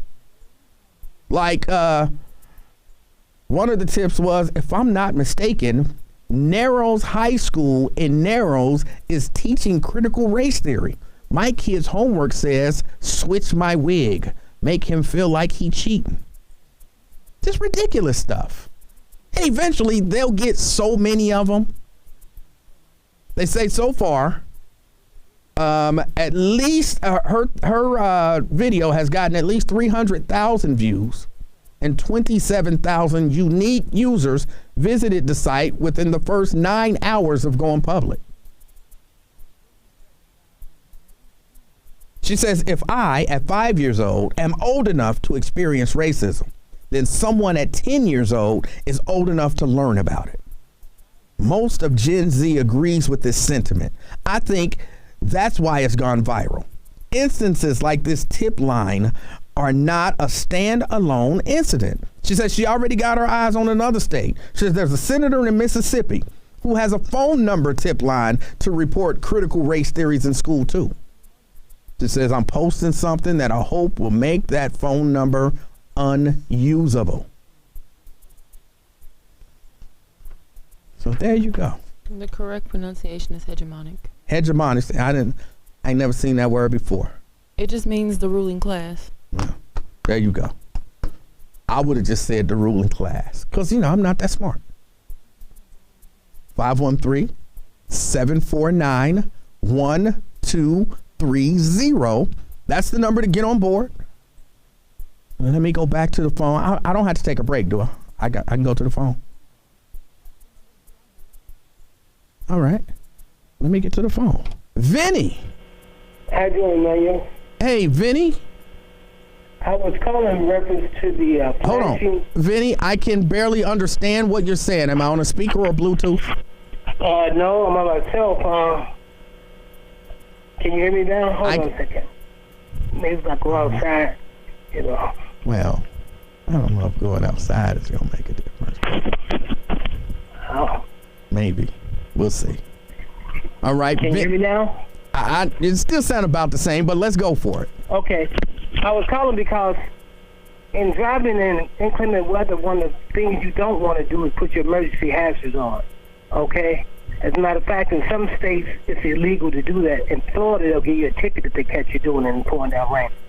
One of the reasons why is if you're a driver out there and with your emergency flashes on and someone reports there's a hazard and the state patrol see all the flashes on, they don't know who to go to. Okay. So you should not As a matter of fact, AAA mentions that that's one of the worst things you could do is put your emergency flashers on. Also, yesterday you were speaking about insurance for guns. Most homeowners policies will afford you insurance for your guns if you do shoot someone and it's negligent. But if you purposely shoot someone, of course, they're never going to do it. So the insurance for guns, if most people have homeowners insurance and including renters insurance, it'll cover that. All right, but it's not mandatory in order for you to have a gun. No, you don't have to have a gun. No, you don't have to have a gun, but that's part of the policy. It'll cover that if you do have a gun. Yes. All right. Vinny, that's it? That's it. You take care, man. You do the same. I appreciate your call. 513-749-1230. That's the number to get on board. Let me get a break in before I go to White Mouse. You can't beat when White Mouse calls in. It is the afternoon experience. I'm Emanuel Livingston. I'll be right back. WDC.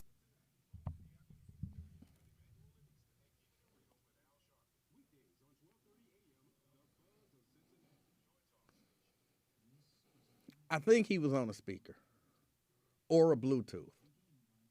When you say to someone, are you on a speaker or a Bluetooth? And they say, no, I'm on a cell phone. They're probably on a Bluetooth or a speaker. If I would have pressed him a little more and said, okay, do you have something in your ear that you're listening to your cell phone on that picks up you talking? He said, oh, yeah, I got this thing in my ear that I talk into. Yeah, that's a Bluetooth, bro.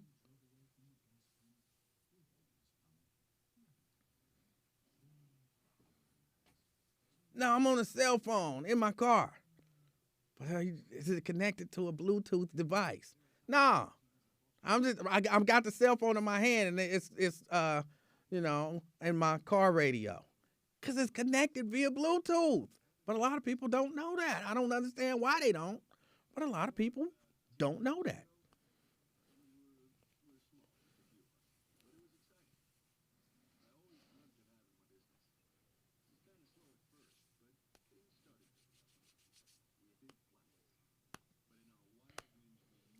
Tip line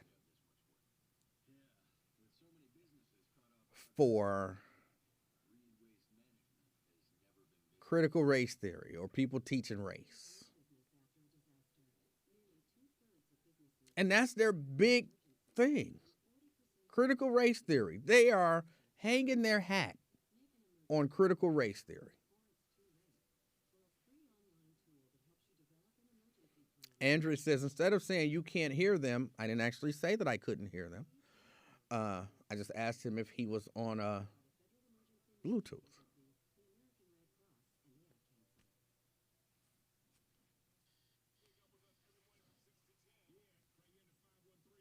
But I a lot of times what I say is I'm having a hard time understanding you.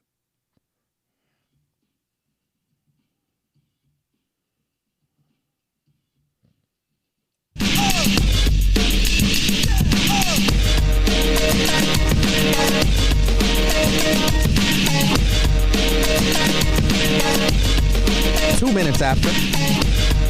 It's the afternoon experience. My name is Emanuel Livingston. I am with you until 3 o'clock this afternoon, 513-749-1230. It is the Week in Review. Got a few things going on. Kellyanne Conway. Y'all remember her. Alternative Facts. Kellyanne Conway, she's promoting her new memoir. She announced her upcoming book. The name of the book is Here's the Deal. It'll be out May 24th. She says it'll be an open and vulnerable account of her journey all the way to the White House and beyond. You reading this? Absolutely not. Because who give a damn about a Kellyanne Conway? Of course, all of the critiques are, is it going to be in the fiction section? Is it going to be filled with alternative facts? Is this going to be a book about the Bowling Green massacre? all of the things that she's kind of made up. But there are people who will, this book will be a bestseller. It will be a bestseller. She will make a lot of money. They should put it in the children's section with the rest of the fairy tales. All right. White Mouse hung up. You spooked him. You started talking about Kellyanne Conway. He was like, nope, never mind. I was so looking forward to talking to White Mouse. He's one of my favorite callers. 513-749-1230. All right, here's the story. And I'm gonna kind of tell you the story. Well, Raven, I really want your thoughts on this, because at the end of the story, I have a question. Okay? Every time you say that, I get scared. Don't get scared. I think I know what you're going to say already, but I'm not 100% sure.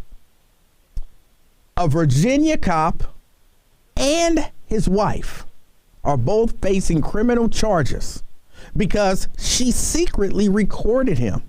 See, she thought her husband, who's a cop, was having an affair. So what she did was she secretly put a recording device in his patrol vehicle to hear what he's saying and what he's doing. Sharon Maddox admitted in a bond hearing to bugging her husband's car. She became concerned he was cheating on her last April. So she surreptitiously placed a recording device in the squad car for 3 days.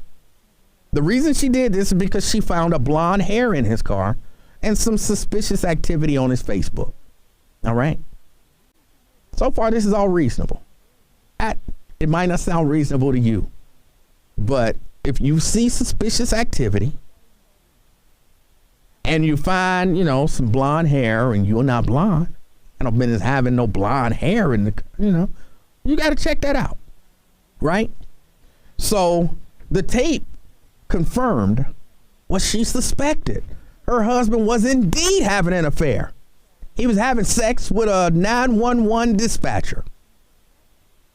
So she found that out.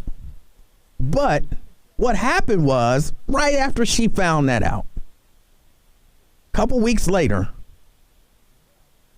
this 911 dispatcher accused her husband of abducting and raping her.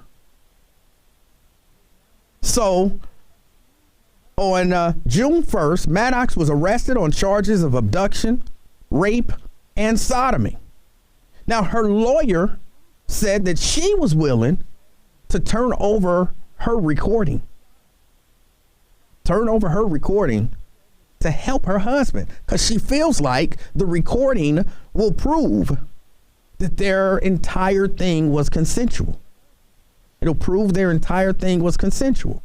So she's trying to help her husband out, but by offering to turn over the recording, because this was before they knew about the recording, by offering to turn over the recording, she brought charges upon herself. Because you can't just, in most states, you can't just be bugging people. That's not legal. So that's why she's being charged, right?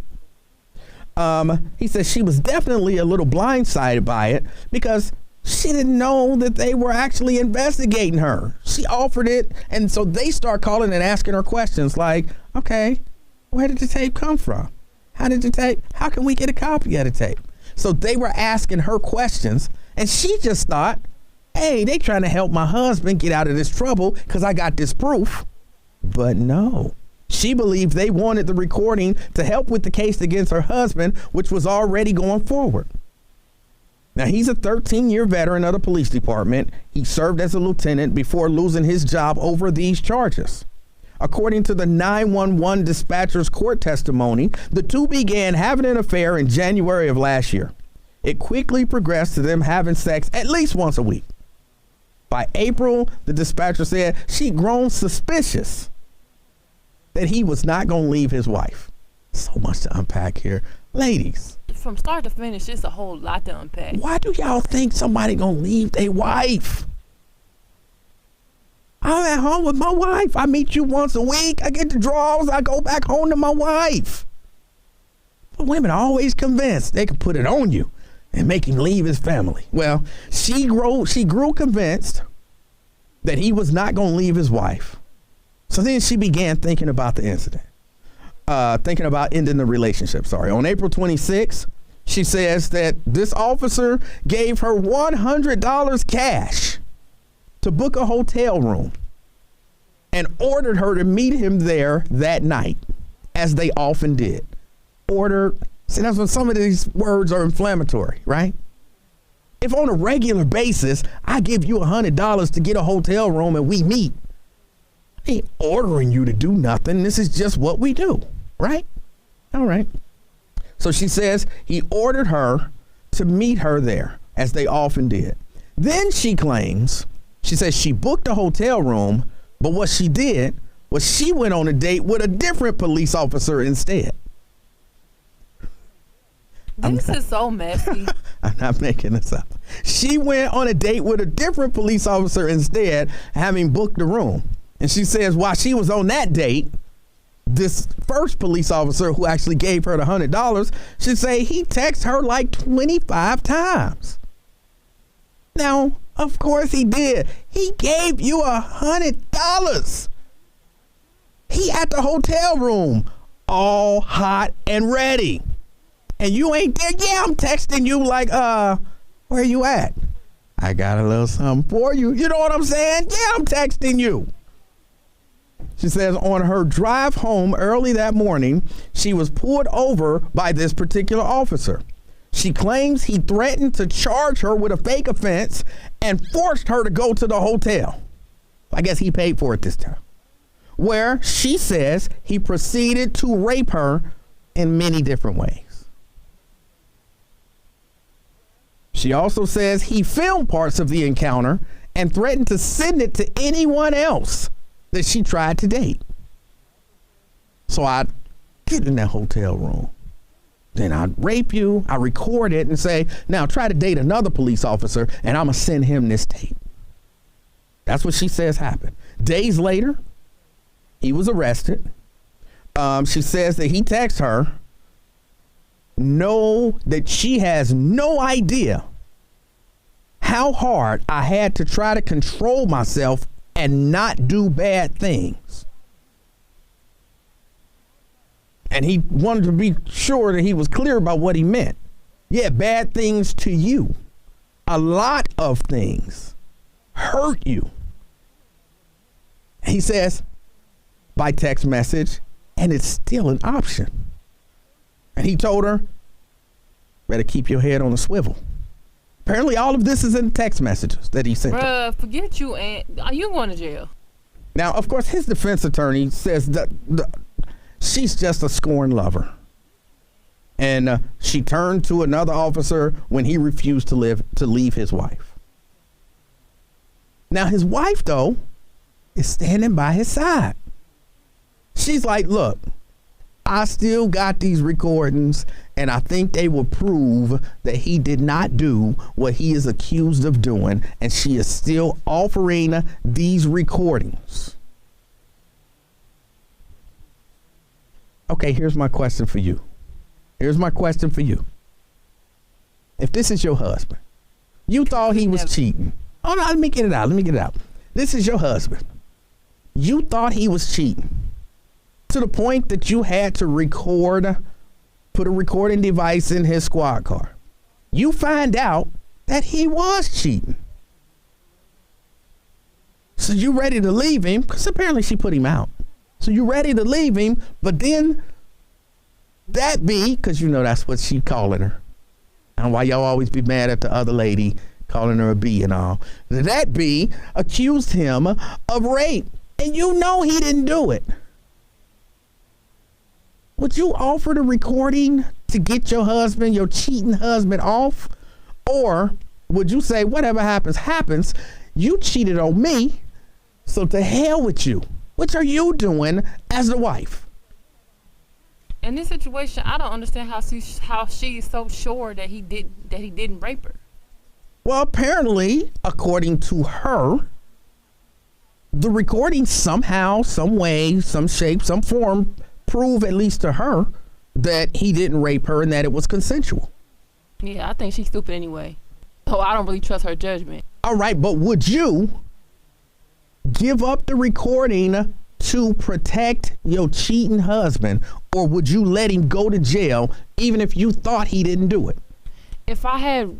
Again, this wife just sounds stupid because I feel like I don't even know the situation all that well, and I feel like he did rape that woman because it's just too much of this stuff is too messy.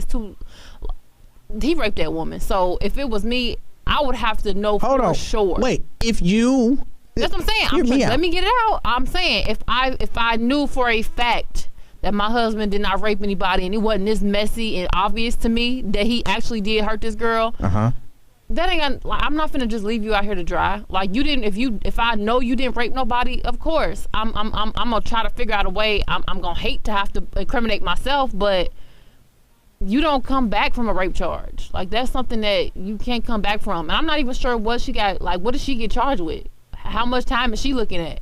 I don't know how much time she's looking at. She did lose her job. She was a sergeant in the animal control.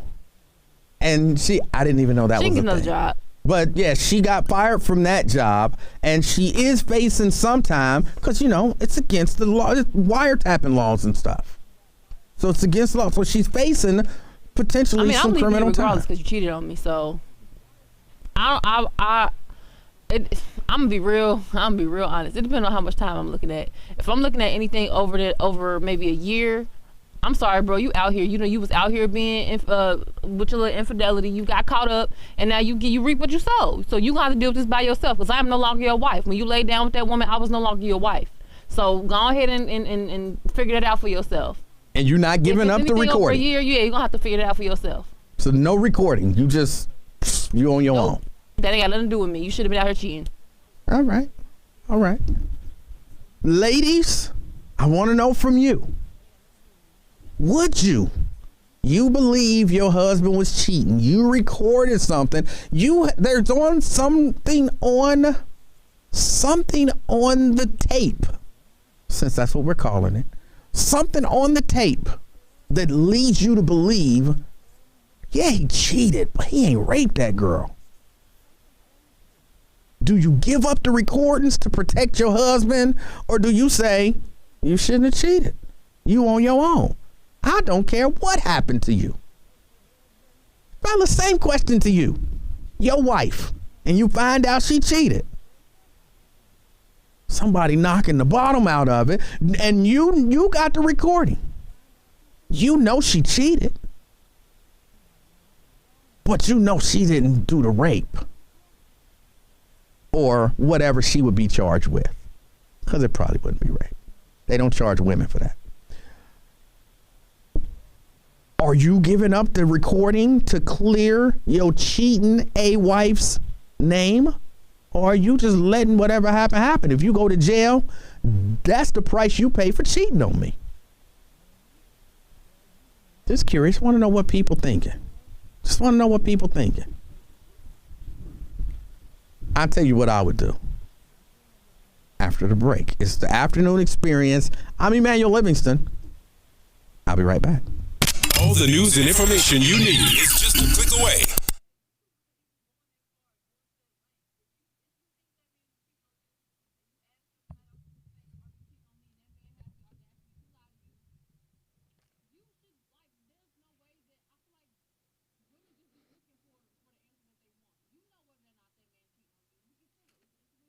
That's a lie. Stop saying that. You saying that get so many people in trouble. Your intuition does not tell you if somebody cheating. Your intuition tells you that you feel like somebody cheating. That's not true. Oh my God. Raven is saying, I don't know if y'all can hear her. Raven is saying nonsense. Raven is saying, if your spouse feels like she had to ask you if you cheating or believe you cheating, that mean you cheating.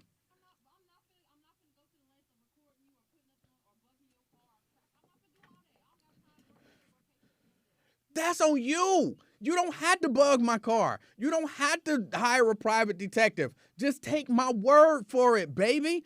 I don't cheat. Whatever it is that you feeling is your insecurity. My behavior ain't changed. You just insecure, baby. You insecure. You need to look inside of you and determine what it is inside of you that's making you feel like your feelings can't dictate my actions. I feel like you cheating. That's not, no. Oh my goodness. What is wrong with y'all? You don't have to ask, just accept. I love you, and I wouldn't do nothing to hurt you. Period. Well, that was him. That was him. That was him.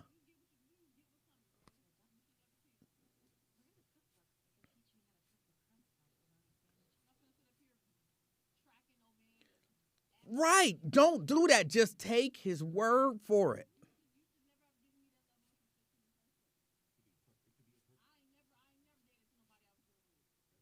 Right. So you just take his word for it. But just because you feel like I'm cheating don't mean I'm cheating. You ain't never thought something to be the case to find out it wasn't the case? I'm asking, period. Have you ever thought something was the case, like really felt it, and then you found out, oh, I was wrong? Right. So why can't that be the case in a relationship?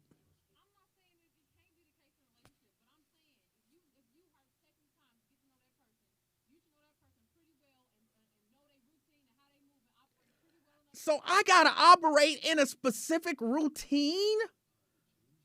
I got to operate in a specific routine every day. I get off at 5. I stop by Chipotle.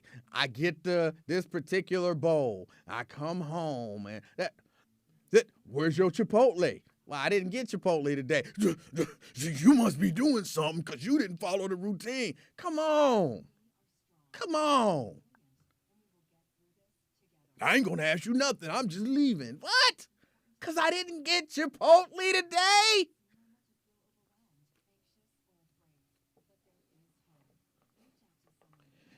I wasn't in the mood. Cilantro and lime, I wasn't feeling that today. But you don't ever go to Taco Bell. I decided I wanted to make a run for the border.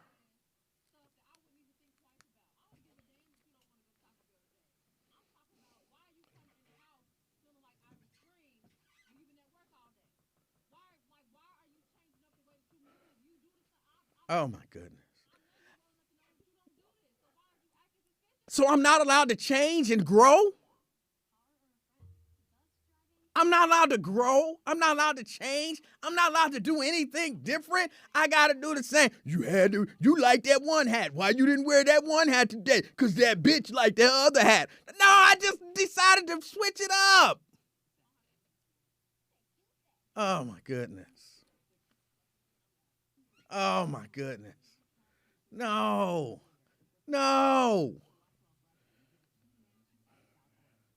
Raven, you know, Tropicana over there, she ain't said nothing, but inside, I can tell by the way she pursing her lips together, she agreed with you wholeheartedly.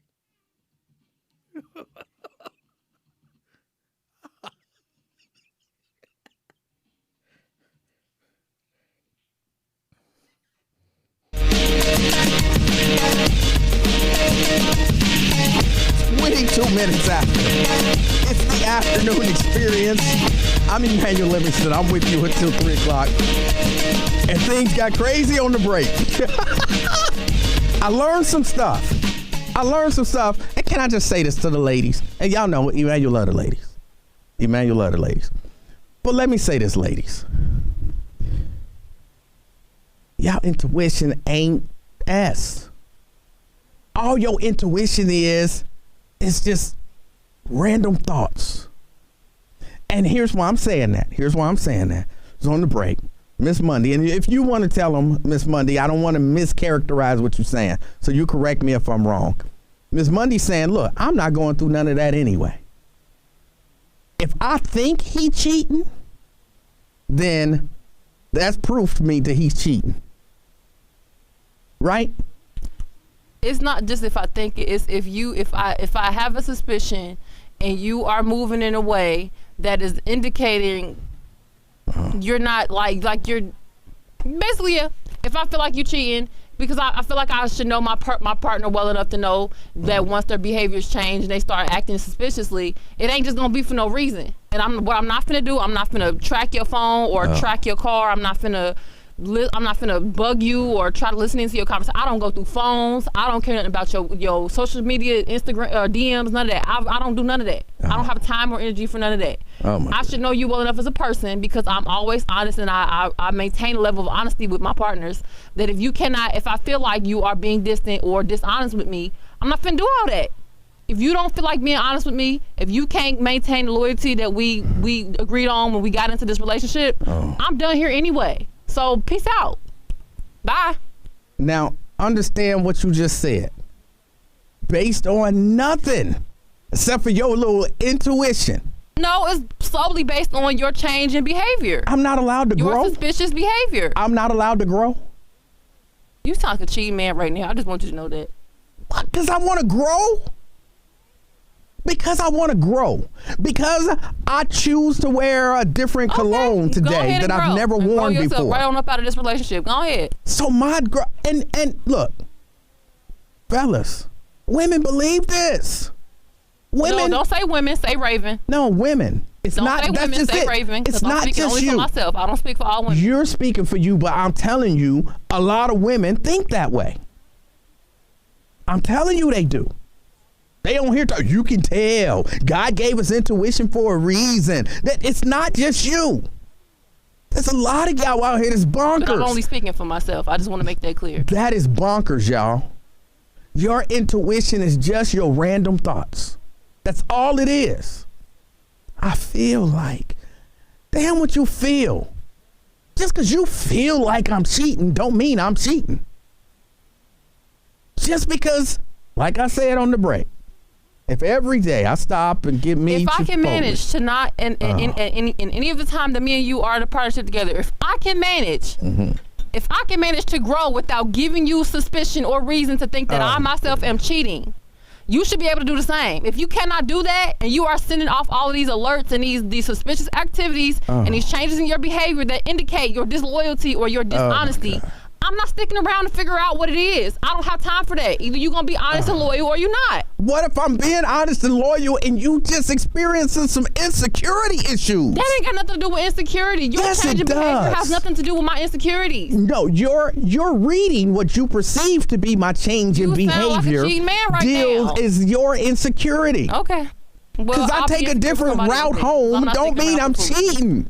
Because I choose to do something that I have never done before to try to grow doesn't mean I'm cheating. It's your like Irish Spring insecurity. After a 12-hour shift ain't got nothing to do with you choosing to grow. A brother can't take a shower now? What in the world is going on? When did you take a shower between your 12-hour shift and you coming home, Emanuel? Oh, my goodness. Oh, my goodness. Oh, it all depends on what my job is. Oh, Lord. Y'all, emotions don't dictate the facts. They don't. Intuition is fake. Intuition is fake. And y'all be living by that stuff.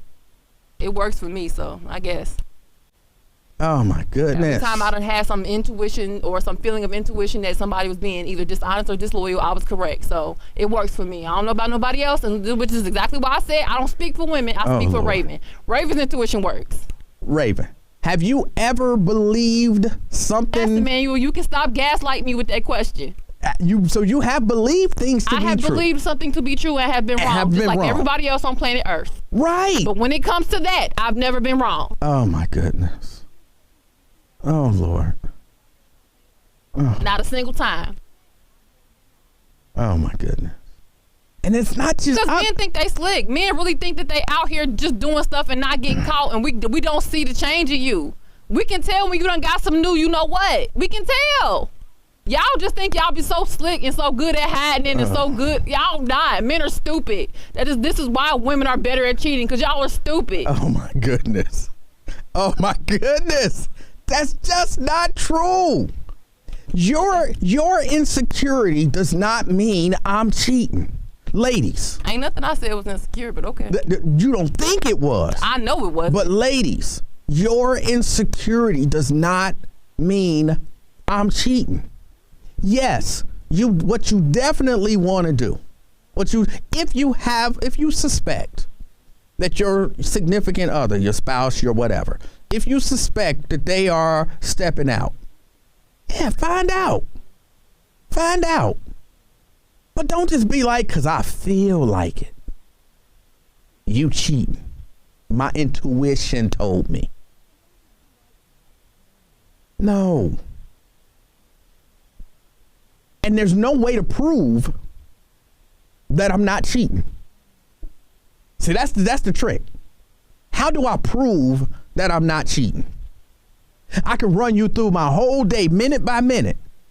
And you know what women will tell you? Certain women. I still feel like you cheating. What are some of the signs? Ladies, what are some of the signs of cheating? Somebody said, when you put your phone on vibrate. I can't put my phone on vibrate just because I don't want my phone ringing out loud. But this is what I'm saying. I might have been in a meeting. All this stuff that you naming right now is superficial stuff. I'm not even talking about that stuff. I don't care nothing about, and I said this previously, I don't check no phones. I don't check DMs. I don't do none of that because I don't care that much. I don't.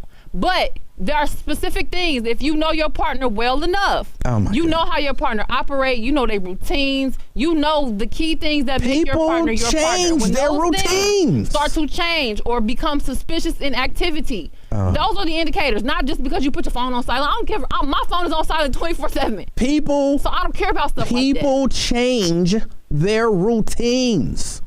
So if somebody changes their routine, that mean they cheating. No. Not always, but there are specific things that change within the routine. Okay, you ain't never did that before. I don't know where you got that from. You ain't told me nothing about it. You ain't explained it. I read a book. And you have yet to explain or yet to even give me notice about why this is like you just up and changed one day. Like I said, you just all of a sudden one day come home from a 12-hour shift smelling like Irish Spring. You ain't never. Where did you take a shower between your ride from your job to your ride to the house? It makes no sense. It's not adding up, bro. And see, something is amiss here. And so here's what happens.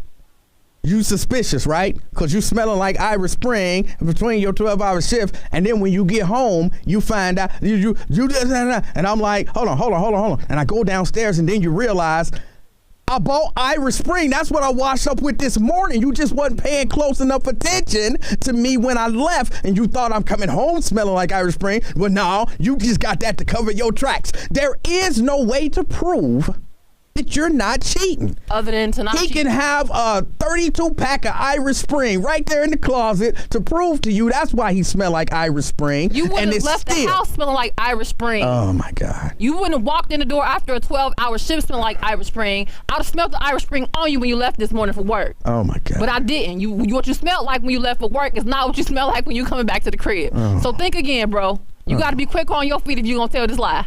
Oh, my goodness. Oh, my goodness. Men are stupid. It's okay. Intuition. Men are stupid. Intuition has probably ruined so many marriages and relationships. Wrong intuition. Let me get a break. Oh, my goodness. Why do y'all feel this way, ladies? I know you just talking for you, but I'm looking at there are people who believe this stuff. And fellas, Raven, you're correct. I'm not about to become Inspector Gadget. There's the door. You don't have to become Inspector nothing. Baby, just trust me. I wouldn't do nothing to hurt you. I wouldn't be with a man if I didn't trust him. But as soon as you test my trust for you, I'm out. I don't need to be here no more. As soon as I don't trust you no more, I don't want to be with you. Then how do you trust me? Trust ain't when you can see everything is what it is. Trust is when it look like something that it's not. You believe in me. That's trust. Trust ain't, well, I can see that you ain't cheating. If you like, as soon as you test my trust, then you didn't trust me. You just believed what you could see. Trust comes when it don't look good, when it don't look right. That's when you can say, baby, I trust you. You're right. I'm not even gonna take that from you. You're absolutely right. But there's a certain level of suspicious activity that becomes okay. Now I really got to start asking some serious questions, because this is not a situation in which I can trust you, because you keep trying me, you keep testing my trust, and now we got to have a conversation. Let me get a break in here. It's the break. I got to get a break. It's the afternoon experience. I'm Emanuel Livingston. Fellas, y'all really just gonna leave me out here hanging? I'm trying to get these women, and they on here, they on YouTube, they on Facebook. Go girl, you go girl, you go girl, you tell them girl. Why do you dislike when women are unified when it's against men? You complain about women not being unified. Because there is no reason to be against. But when we unify on this one issue, you can't stand it. It's funny to me. Because it's destructive. Let me get the break in here. It's the afternoon experience. I'm Emanuel Livingston. I'll be right back. It's like deja vu all over again. All over again.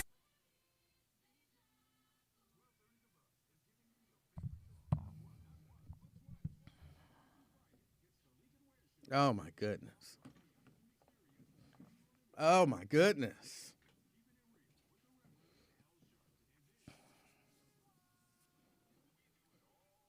I've been working 12 hours, and I wanted to come home as a surprise to you.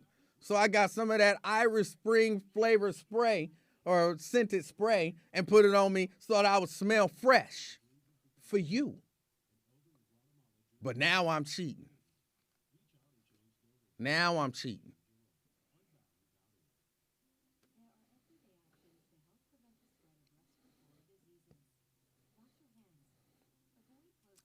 Samuel, I am lifting women up. I'm trying to lift them up. I'm trying to lift them out of that intuition nonsense. I'm trying to lift them into a higher state of enlightenment. It's a different kind of lifting them up.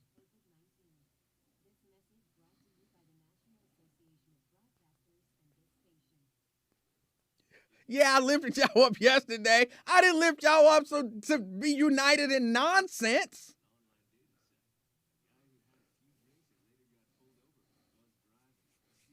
See, no, Anthony, I don't abort, because if I abort, then they never learn. And then we keep dealing with the same stuff that we've been dealing with over and over and over. They need to learn that intuition nonsense, yes, it's nonsense. I got a feeling that, what the hell? I got a feeling too. And I'm not tearing y'all down. I'm building y'all up, LaDonna. I'm building y'all up.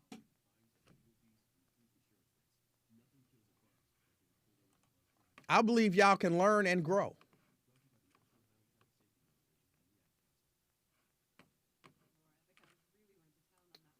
We standing with you, but you be ignoring us on YouTube. I'm not ignoring y'all. Y'all need to call in.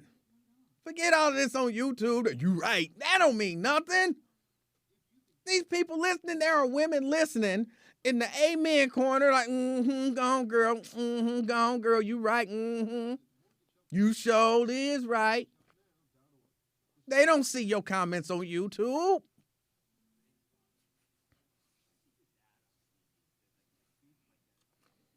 This stuff has to be combated head on, verbally.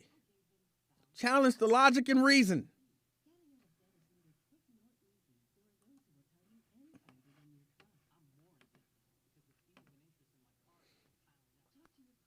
Yes, I'm discrediting the power of intuition. Yes. It is just thoughts and feelings, and they can be wrong.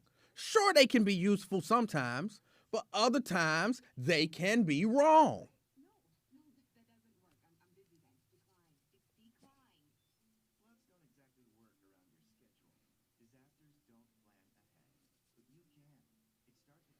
My boss might take issue with me calling. Is she a woman with intuition?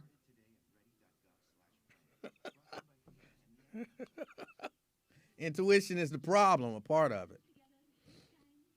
Tony says there's a fine line between intuition and paranoia. Yes. And your own insecurity. Oh, he came home smelling different. How? So you telling me you sniffing before he leave the house? All right, that's caress. Okay, go to work. And then he come home.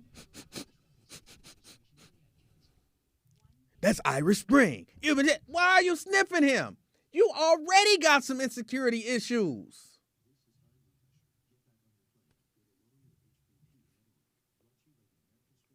Daryl, I'm down with intuition plus facts.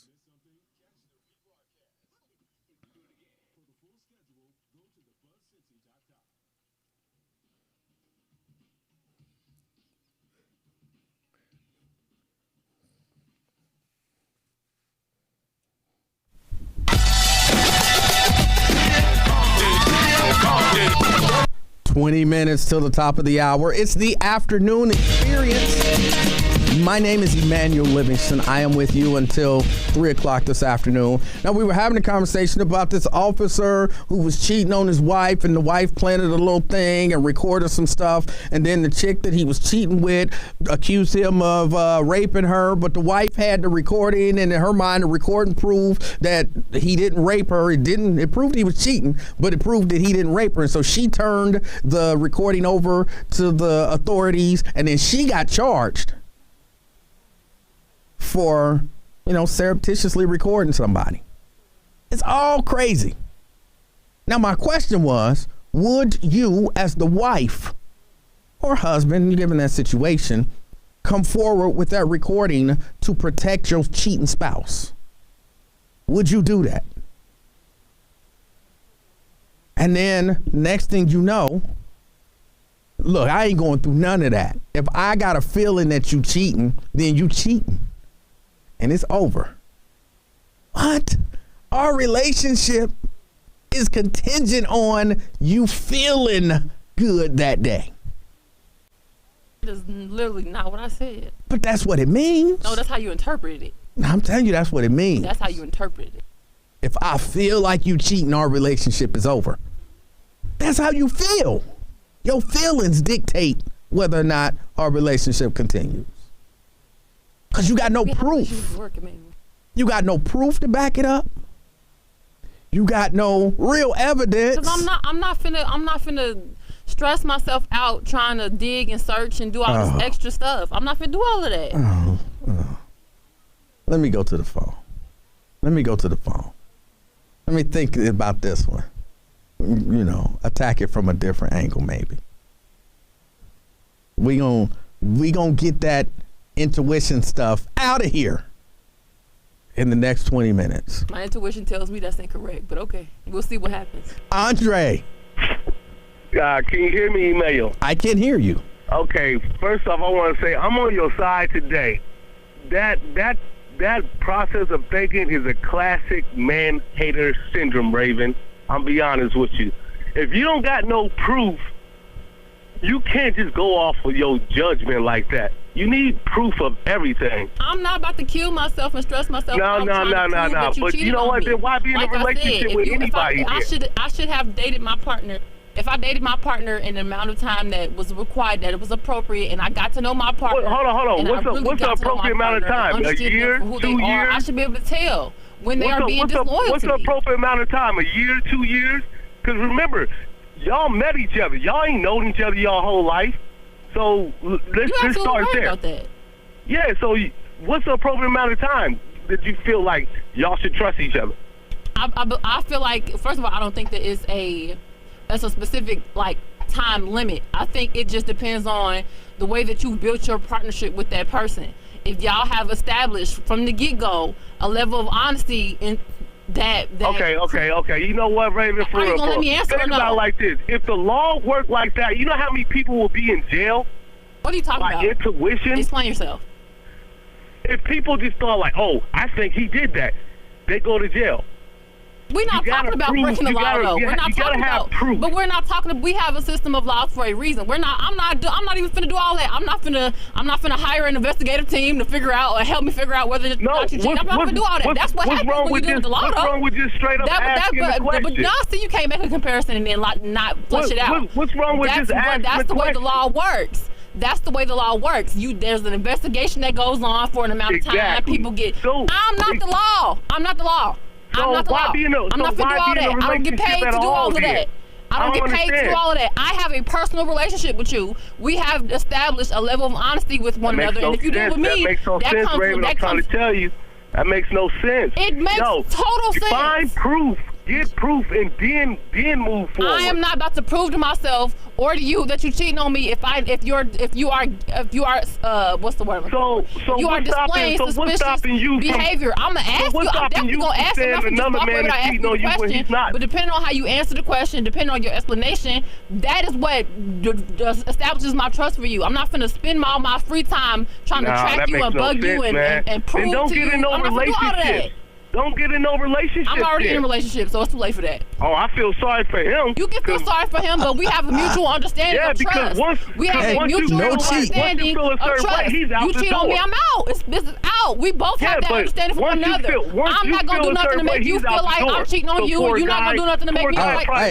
Hey, one at a time. I'm losing track. Okay. I don't know who winning. I said, poor guy's probably walking on eggshells. He's not though, but he's not though because he's honest and I'm honest. Ain't no right. We have established a level of honesty with one another. But I don't have to suspect him or nothing. I don't check his phone. I don't check his DMs. I don't do none of that because I don't have to. I trust him. You know what, Emanuel? I want to give a PSA right now. Look, if you feel a certain way, find evidence. Check the phone. Ask him. I'm not doing that. Andre, I should be able to trust you enough. You were right on that. I'm telling you, man, get some proof. Don't be going by your proof. Or maybe just date somebody that you actually trust so you don't have to do none of that stuff. You relatively don't even know that person. How long y'all known each other like that? None of your business. I'm not telling you none of that. Andre, hey, I appreciate your call. Thank you, sir. You have a good day. I'll call back another day. All right. But that be the issue. People get into relationships with people they don't trust, and then it leads them to do that kind of stuff. I'm not even going to be with you if I don't trust you. I'm not checking your phone. I'm not doing none of this extra stuff. If I can't trust you, I'm not even finna be in a committed relationship with you. So if I'm in a relationship with you, I trust you off rip. But your lack of trust is based on nothing. No, it's not. If you challenge the trust that I've built with you, but since we've been in a committed relationship, that is enough. But challenging, if I can manage not to signal off any kind of distrust or disloyalty in your head, you should be able to do the same for me. But no. See, and here's where I feel like the flaw is in that logic. You may have done things, changed regimen and all of that kind of stuff, and I'm just secure enough to look at you and say she's changing some stuff, but that don't mean she cheating. Whereas if I change something, you look at it like, oh, he changed something, and I'm gonna ask you flat out, what does this mean, or where is this going, or what is this? I've noticed this change in you. What does this mean? Because of the level of honesty that we've established with each other, within the midst of that conversation, I should be able to tell whether or not you're lying to me. And if I feel like you're lying to me, then there's nothing else for us to discuss. Oh, let me get a break. Because I know you as a person. I've spent enough time getting to know you as a person, how you move, how you operate, how you think. So if what you're saying don't even sound like as people grow, the way they think changes. The way they move changes. The way they act changes ever so slightly. And you might not notice the change until you're looking at it like, hold on, when I met him this and now this. But it's been really gradual stuff up to there. But it's not lost on me that people grow and change. That has nothing to do with you acting in a suspicious, disloyal way. But that is completely subjective. What is suspicious? It's not, though. It's really not. Let me get a break. It's the afternoon experience. I'm Emanuel Livingston. I'll be right back. Radio 1 Cincinnati and the Ohio Media.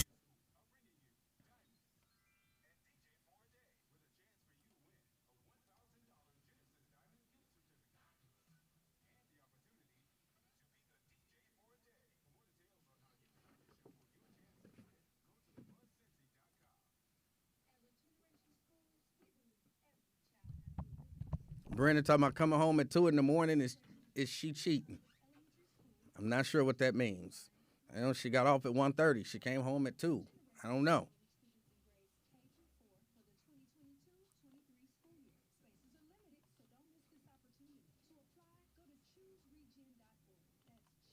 Somebody talking about that's why so many males get busted.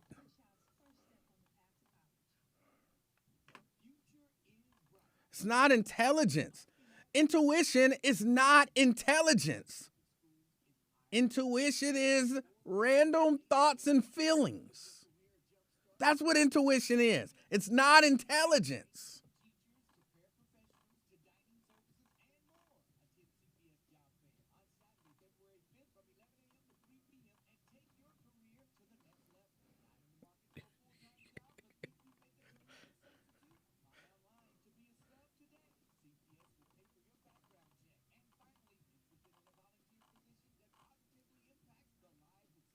I don't know. Did her car break down, Brenda? Her car might have broke down, and her phone was dead. And she been out there from 8 at night to 2 in the morning trying to get in touch with me. I'm not going to automatically assume she cheating. I'm going to be suspicious, sure. But I'm not going to automatically assume that. Any number of things could happen.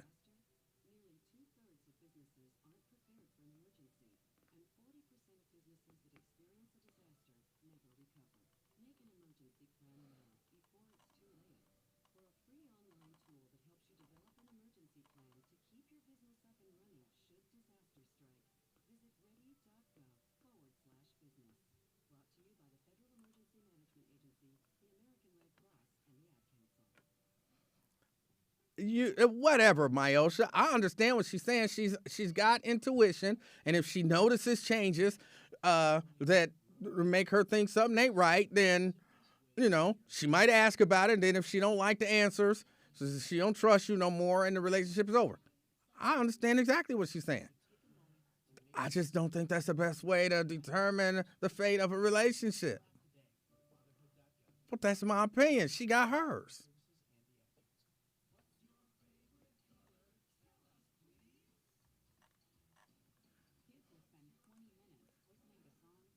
But what if what you thought was suspicious, there's a good reasonable explanation?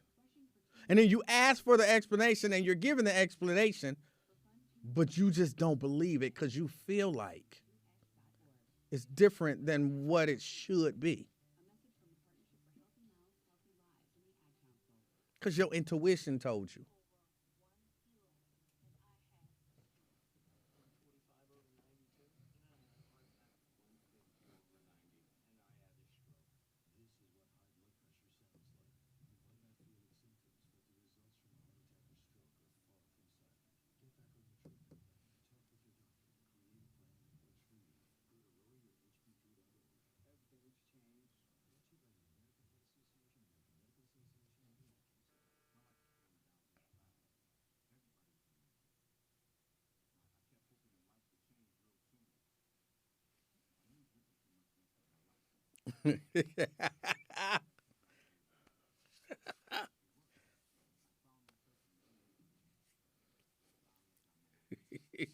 My own, she's just talking that stuff.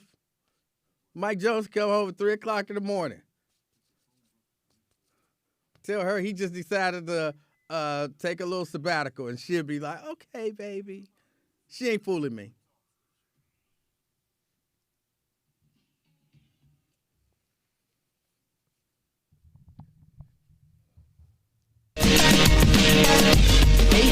To the top of the hour, the afternoon experience. Someone asked me, so your wife's intuition is also BS? It's random thoughts and feelings. And if she's using that to make all of these life decisions with no actual empirical facts, then yeah, that's BS. That's BS. Oh no, she got a whole crew in there backing her up. What the hell? All these women uniting. What is wrong with y'all? Men are stupid, like I said. 513-749-1230. Y'all get out the studio. Don't be in there backing up that nonsense. Daggone Tropicana and Ebony J. Ebony J, I'm telling your mama, you get out of there. You get out of there. Kim Bonds, Ebony J is in there colluding on some anti-man stuff. Let me go back to the phone. John, you're on the bus. What's going on, Emanuel Raven? How you doing? Yeah, man. I had to call earlier, but I had to man. John, you can't call back. Oh. Yeah, but I do appreciate you still listening. I'm sorry, you can't call back. You can't call back. Queen. Hey, Manuel. So this issue, is based on the fact that here in this country, African people, don't really know who they are. Oh. We were a tribal people, and we were tribal because that's how we kept close to our relatives. And we had funds, and funds are kings who can marry many women and have hundreds of children in the royalty type of phase. Yes. And in this country here, it's a stolen country. People can't trust nobody. And right now, the chocolate African sister is being phased out because she produces the strongest men. So they're lightening our race and trying to hold down the chocolate sister because she produces strong men. And you don't ever see her. And right now, they're trying to tokenism of the United States Supreme Court with yet another, type of sellout sister, because if she gets in the Supreme Court and she denies us reparations, which is the only thing we are entitled to in this country. Hold on, wait. Do you believe that reparations is about to be before the Supreme Court anytime soon? Listen, reparations should have been addressed with Obama and any African person who's in office right now. Right, but the Supreme Court, they won't be the ones to make the decision as to whether or not black people get reparations. Well, I don't know who you calling black. I'm a Moor, but let me tell you something. Okay, well, your more money won't come from the Supreme Court. Well, let me tell you something, Emanuel. All right. You got Jeff Bezos, who runs a big shipping company, and right now he's out here hassling not only me, but probably a whole bunch of African Americans for jobs, okay? But he gave millions of dollars to an Uncle Tom newscaster when he could have bought car lots 10 times over. What? You understand? Car lots. Who? Wait.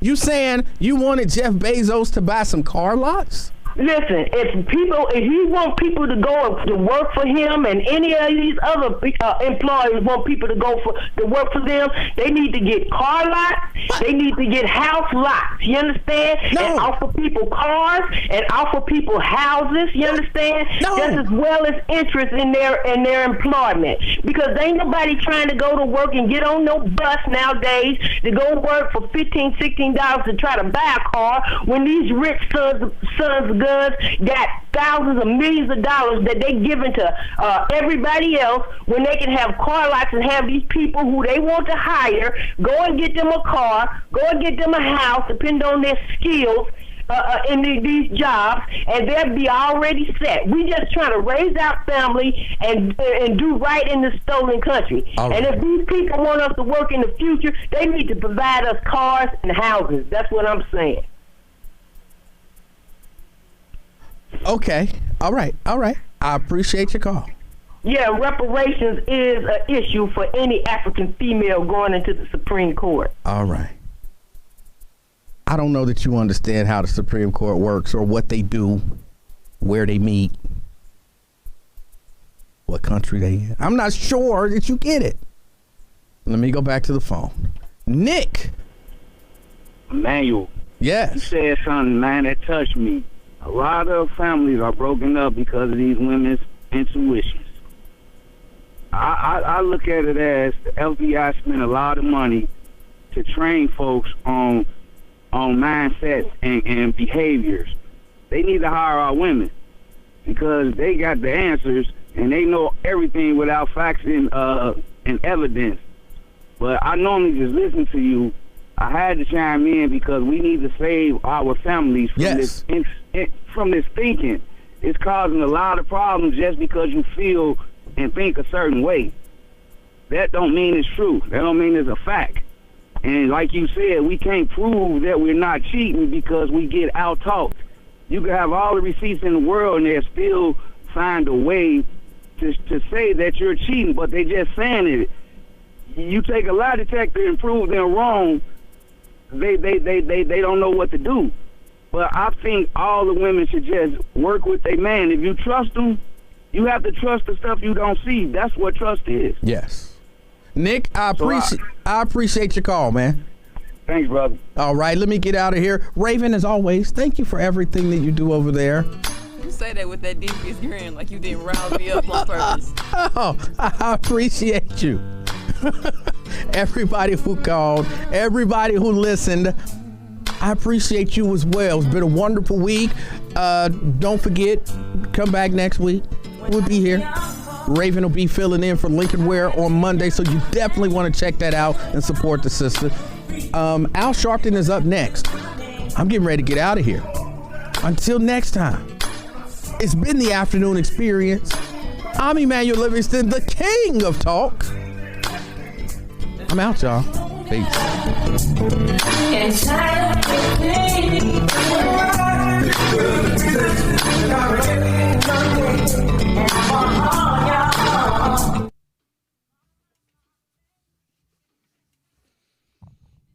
Woo. Hey, y'all, thank y'all for supporting me all week. Actually, all this whole time. Yeah, but y'all know, I appreciate y'all. Like, I really do. I appreciate y'all.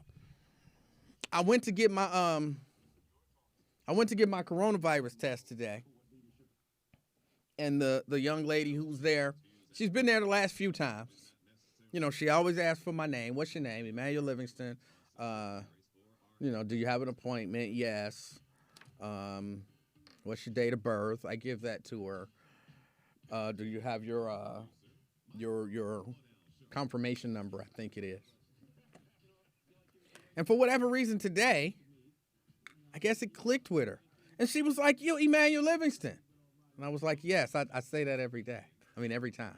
And she was like, "Well, no, I don't know what it's when you said your date of birth. Something about the way you said it, it clicked in like you the one I listen to on the radio every day." She was like, "I listen to your show every day." I was like, "All right, I appreciate that." I want y'all to know, like, I really do appreciate y'all listening and supporting the show. I appreciate it. Because, you sitting here, now that I got the live stream up, I can see that there's, like 50 people. Well, it's a little more than 50, 100 some odd. 100 and, y'all know my math ain't all that good. 129 people, 138, 138 people watching. So that's all in my mind, that's who watching. I'm talking to 138 people. And then I be out there and people be like, "I listen to your show all the time." That's 67 on this. I keep telling y'all I'm on more than just Facebook. There's a number of people on Facebook. There's a number of people on YouTube. There's a number of people on Twitch. There's a number watching on Twitter. I add them all up because they're all different people watching. And at that moment, the dashboard showed me that there was, 128 people. So, but then when I'm out there, and I'm like, people like, "I listen to your show all the time. Oh, I listen to your show." Well, Ebony J come in like, "My mom was listening, blah, blah, blah." I'm like, wow. Wow.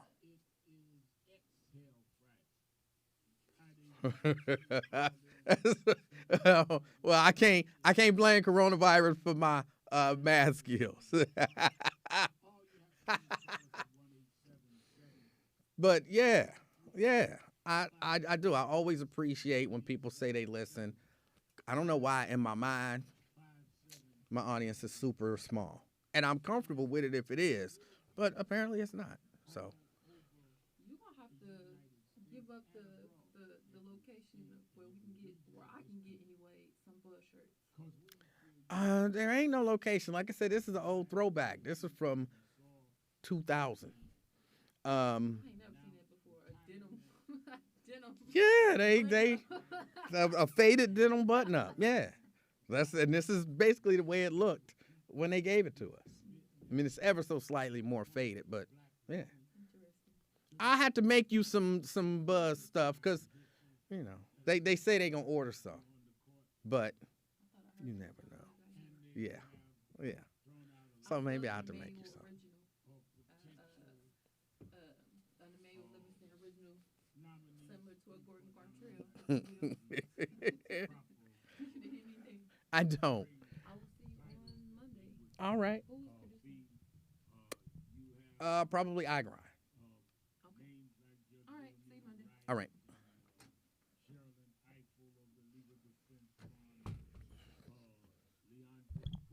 But yeah, no, I do. I appreciate y'all. And the like I said, the young lady over at the place. We both think it's hilarious getting tested twice a week. But you got to do what you got to do. I already got my appointment for Monday. I'll be there Monday getting tested. Got tested today, every Monday, every Friday. If they going to get rid of me, it ain't going to be over no BS like you wouldn't go take a test. You wouldn't go take a coronavirus test so we can... Nah, y'all got to come up with something. Come up with something. You can't test at home. They want it to be a PCR test administered by someone. If I could just test at home, I'd go buy a whole lot of tests. Yeah, there you go. Yeah, there we go.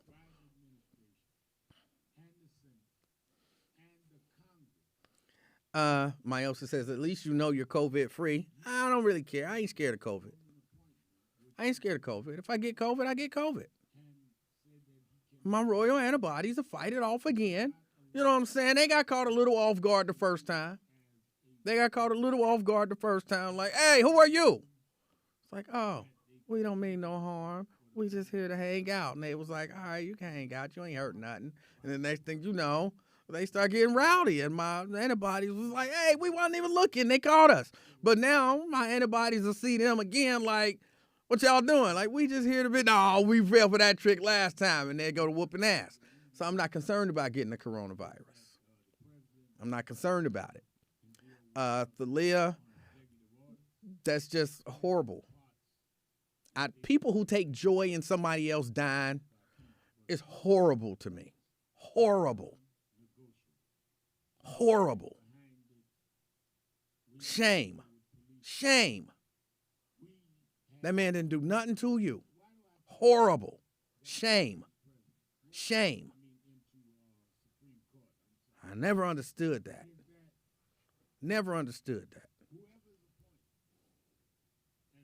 Shame.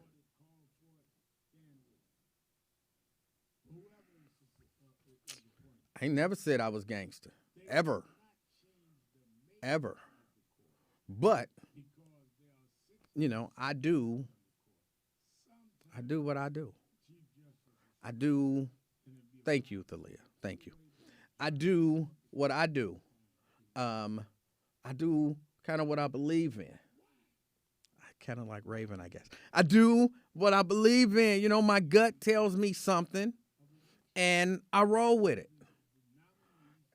You know, until I get actual evidence to prove me wrong. So that's the difference. I look at actual evidence. Y'all know, initially, I did not believe in the coronavirus as it was presented. All right. I saw enough evidence to say, bruh, he was wrong and that was stupid. Okay. That's the beauty. Like, you can actually feel a certain way, and then look into it, and facts change your perception. Fauci said, don't wear a mask because it'll make you get the coronavirus. puts you at more risk. But then he changed his mind.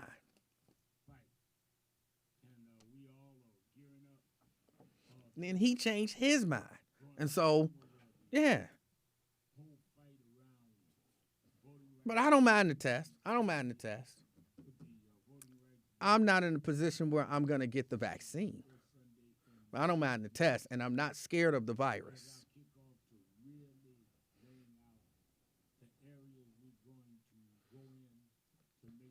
Well, no. I was totally prepared to go out and find a new job if they would have said, you got to take this vaccine. I was totally prepared for that. I know what I believe. I know what I believe in. So, and now look, I'm a respectful dude, right? I know y'all might not believe that, but I'm a respectful dude. So if you say to me, look, in order to work here, you got to this. And I'm like, look, that goes against my religious beliefs. And you're like, okay, I honor and I respect that. So I'm not going to try to, make you violate your religious beliefs. I respect your religious beliefs, but in order to keep everybody around here safe and or feeling safe, do this for me. So you respected me, I can respect you. That's not being a gangster or whatever. That's just being respectful. So yeah, I take now the whole 2 tests when the vaccinated people don't have to take a test at all. Because, again, we can all get it and pass it. If you needed a heart transplant and it was contingent on the vaccine, would you take it? No. No.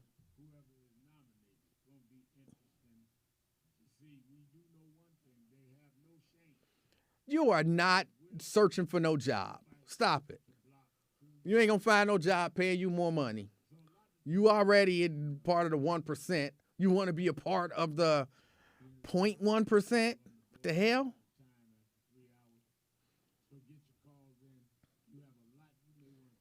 I'm not in a position where I feel like that vaccine is, it just goes against what I believe. Sorry. And some stuff, you got to be willing to make a sacrifice for what you believe. What's that old saying? If you don't stand for something, you'll fall for. And, you don't have to stand for something for, you don't have to die on every hill. But sometimes there's a hill that you like, hey, if this is where I die, this is where I die.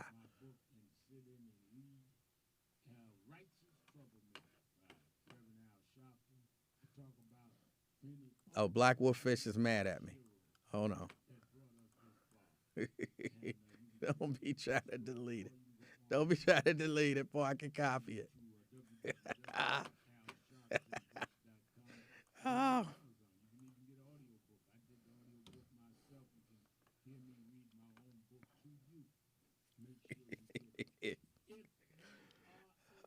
How do you know, Black Wolffish? How do you know how faithful to my religion I am? You don't actually even know my religion.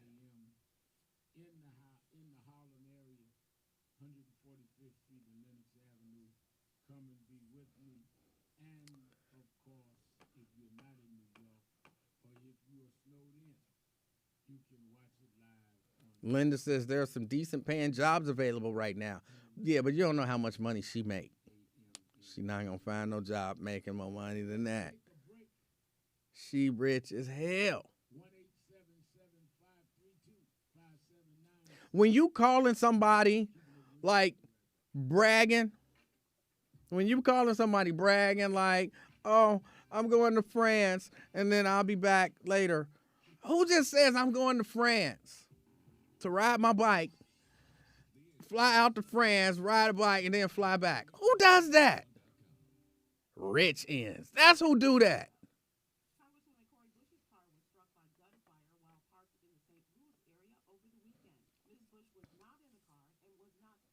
Who told you I go to church? That's just it. You don't know what I do, and I don't have to prove it to you. Black Wolf Fish is mad because I believe what I believe. Oh, that is hilarious to me. Whatever. You can lie to these people, Myosha, but you can't lie to me. You can't lie to me. I wish I had the text message to prove it. I wish I had the text message to prove it. If I didn't delete my text messages, I could prove it.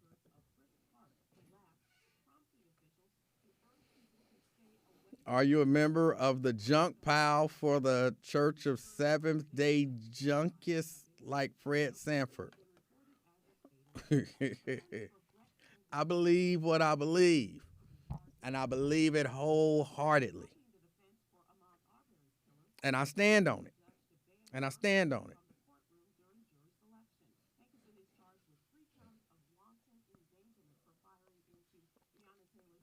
You know, just because you type that doesn't make it so. And just because you do it in all caps doesn't make it so. I had a family member tell me I wasn't a member of the family no more. Not my immediate family, extended family. I had a family member tell me I was no longer a member of the family. I said, if only it was that easy.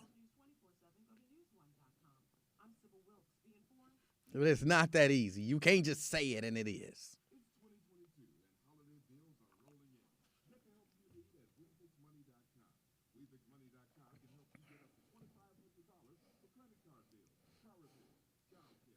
I really did.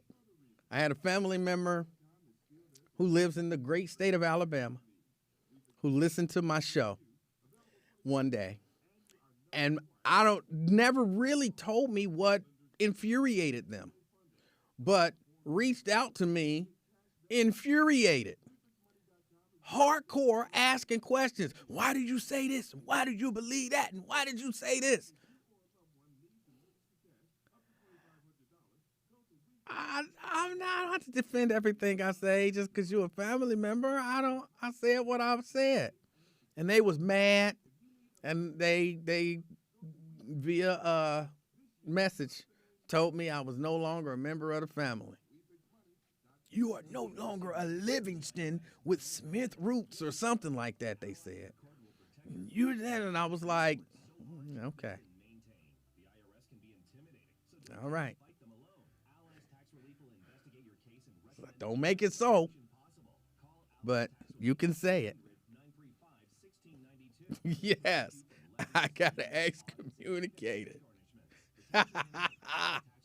Excommunicated from my own family. But apparently, you know, there was a step missing. They didn't send out the email.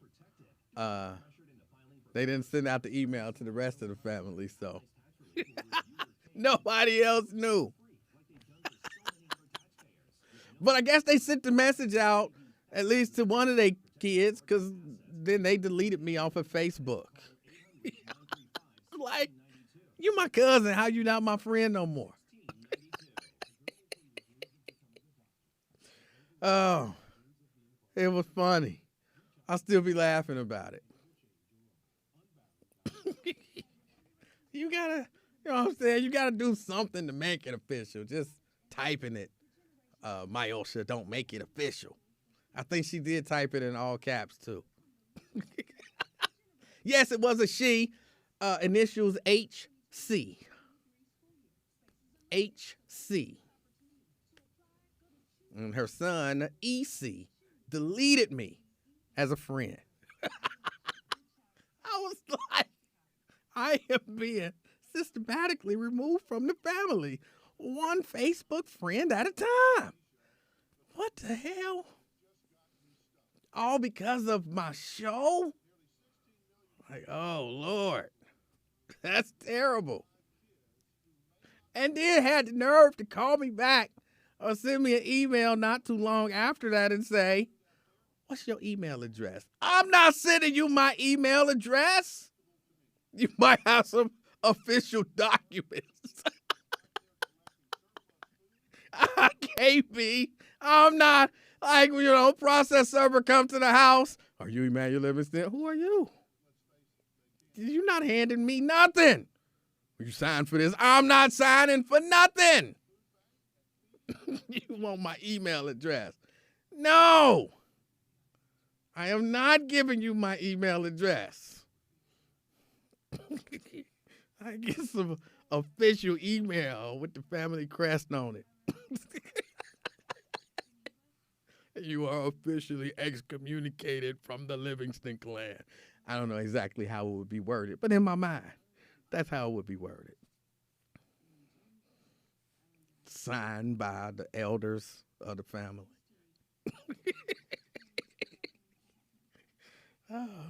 Stamped and notarized. I'll be like, I don't have a family. That would be terrible. No, you can't have my email.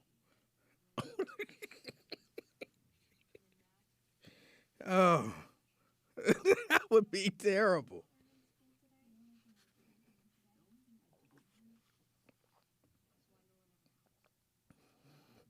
Because at the family reunion, we have, I don't remember what they call them. Are they the king and the queen? It's like the oldest living relative male and the oldest living relative female. And they have them come up and I think they actually give them a crown or something.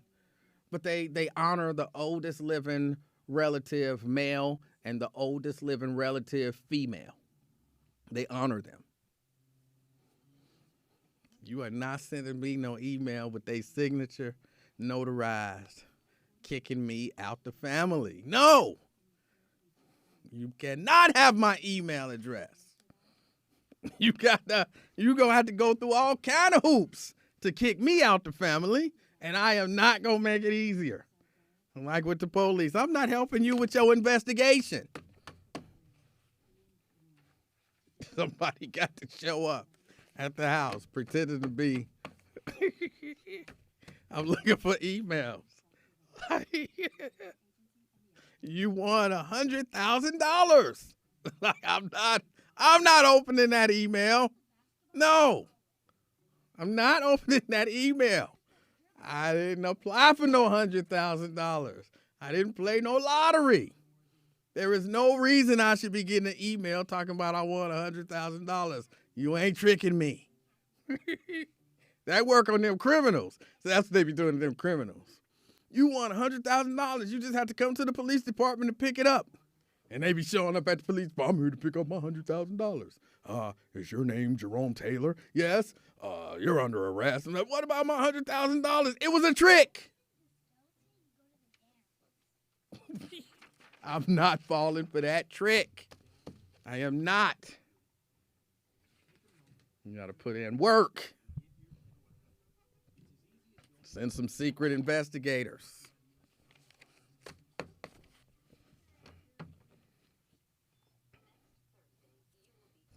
But I really did. It was funny. You are not a member of this family no more. Hey, I'm still here. If you're watching, I'm still here. Still Livingston.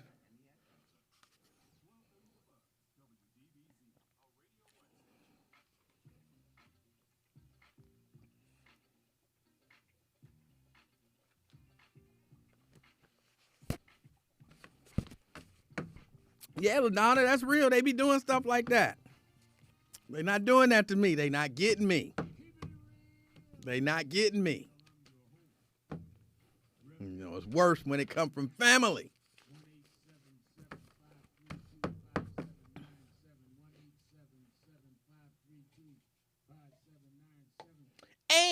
And I ran out of time yesterday. Or no, I didn't. I did run out of time, but also I ran out of No. They were mad about my position on the coronavirus. That was the main thing, but it was some other stuff.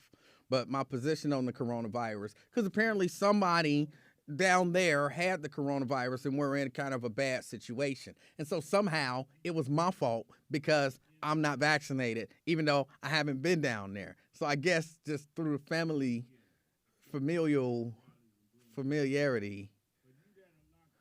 it traveled from me to somebody down there. So they was mad at me because somebody down there had the coronavirus. Like, what? How you mad at me? I ain't been down there in years. But it was that and some other stuff. It wasn't religion. But yeah, they're just mad. But I wanted to thank everybody for yesterday. Thank everybody for yesterday. I know some people honestly didn't like it, but I really enjoyed listening to people celebrating their whoever, loved ones, their mothers, their daughters, their sisters, their friends, people they admire, people they respect. It did good for me just to hear people, because when you start talking about it, like I love my daughter. I know it, she know it. But when you start talking about it and putting it into words, kind of why and how, things they do, it creates a certain level. It feels good. It feels good to say it, to verbalize it, to put it out there. And, for those people, I would imagine maybe it feel good for them to hear it, but it felt good for me to hear it, knowing that you are thinking about, I love my whoever, and here is why. Because I know you in that moment are filled up with love and pride and joy and all of that kind of stuff. And somebody called me soft or whatever. If that's what soft is, I'm soft because I love that. I love that. So I thoroughly enjoyed yesterday. I still got this list of names. I know y'all can't hardly see it, but there's a list of names from yesterday. I wrote down the names, and I don't even know if y'all could see that at all. But I wrote down the names. I don't know what I'm going to do with them. But I thoroughly enjoyed it. And I thank y'all for participating and for being patient enough, to just listen and be a part of it. I appreciate that. So I didn't get a chance to say that after the show yesterday because of our little emergency, but I definitely wanted to say it today. I enjoyed it.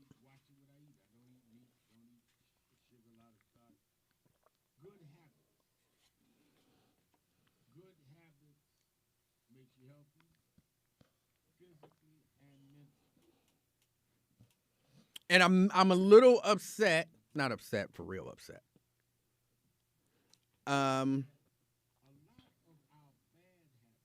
You actually had all your listeners in the same level.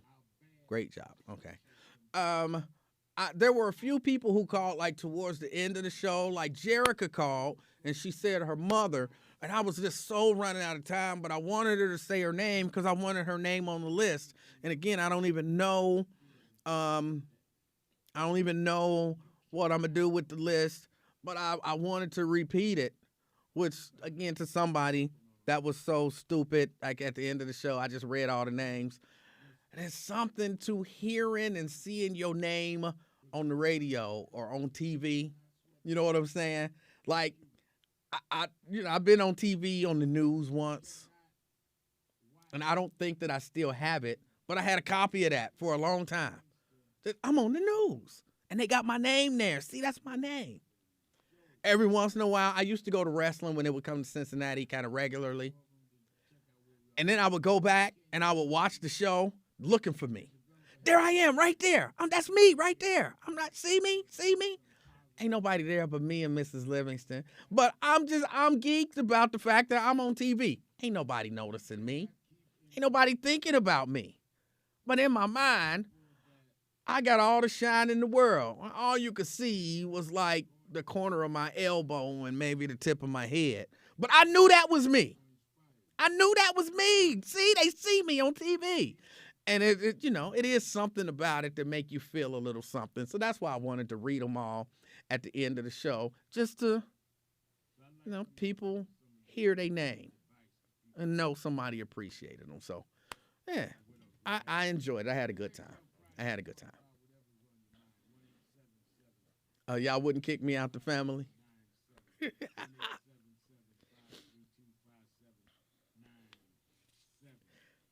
Post them on the Buzz page. Title: Women That Hold Us Down.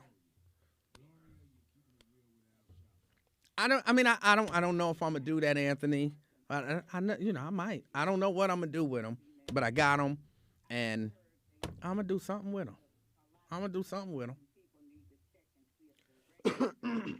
Excuse me. Oh, you kicked me out the family.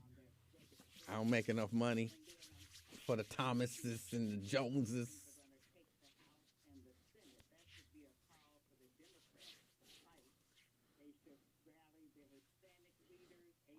Wait a minute. You are the Joneses. It makes perfect sense now. Everybody trying to keep up with the Joneses. You are the Joneses with your rich ass. It makes perfect sense.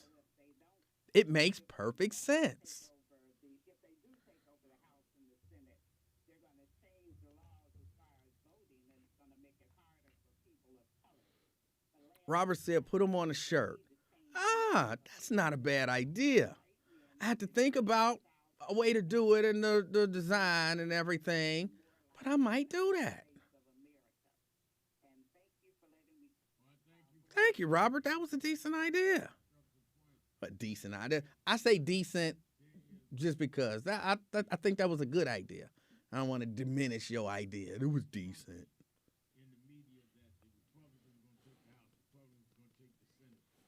Don't be mad at me because you are the Joneses.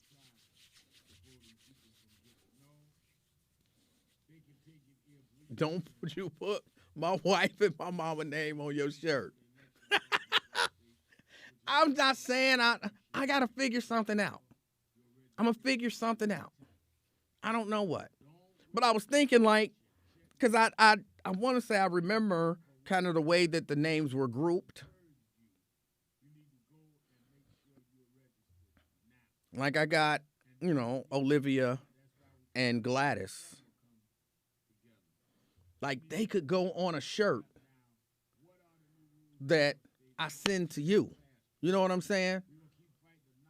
So I celebrated Olivia and Gladys on Uplift a Black Woman Day, January 27th, 2022, or, something like that. Something on the front, something on the back, the logo or something like that. Send you the shirt or send them a shirt or, something. So I'm thinking it through, it was just a thought. So I'm kind of trying to think it through. But a way to, I don't know.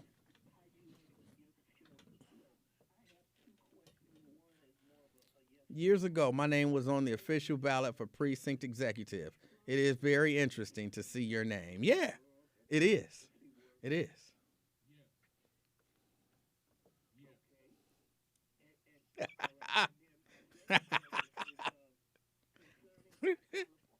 I will make sure my wording is very specific. I will do that. Oh, I got to go home. I got to edit videos almost all weekend. But I promised that I would finish all of these videos this Saturday. By this Saturday. So by the end of the day Saturday, or by the time I go to bed Saturday/Sunday, all of these videos will be done. Nikki, I see you. All of these videos will be done. And I think I got about, if I'm thinking about it, probably about 10 or 12, but they're all really short. They're like little 1 minute,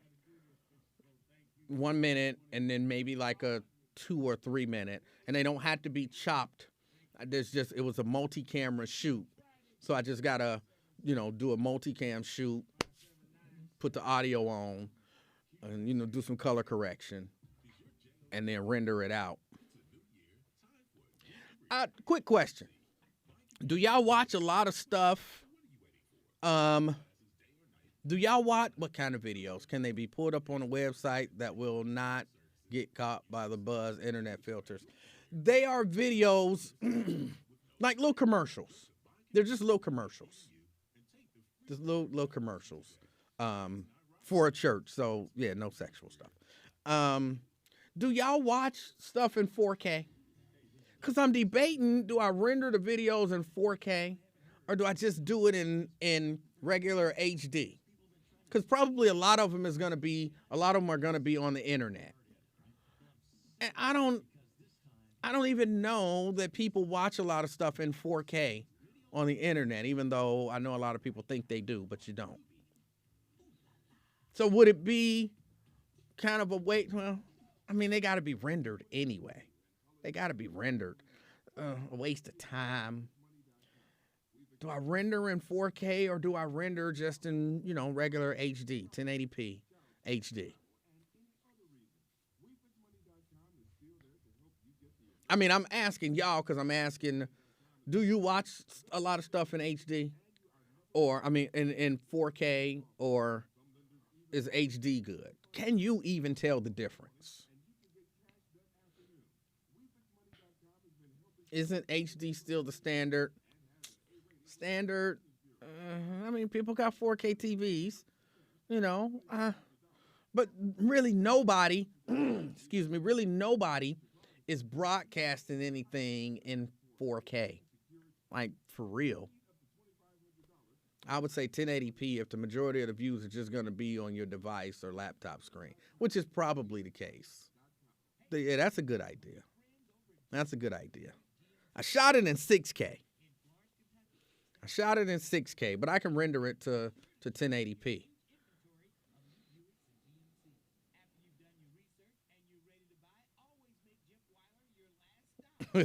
Your driver had the hazard lights on. You told him what I said and he didn't care. He can't drive.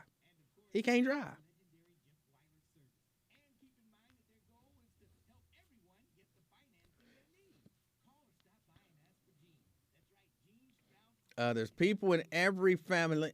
It went away. Come on.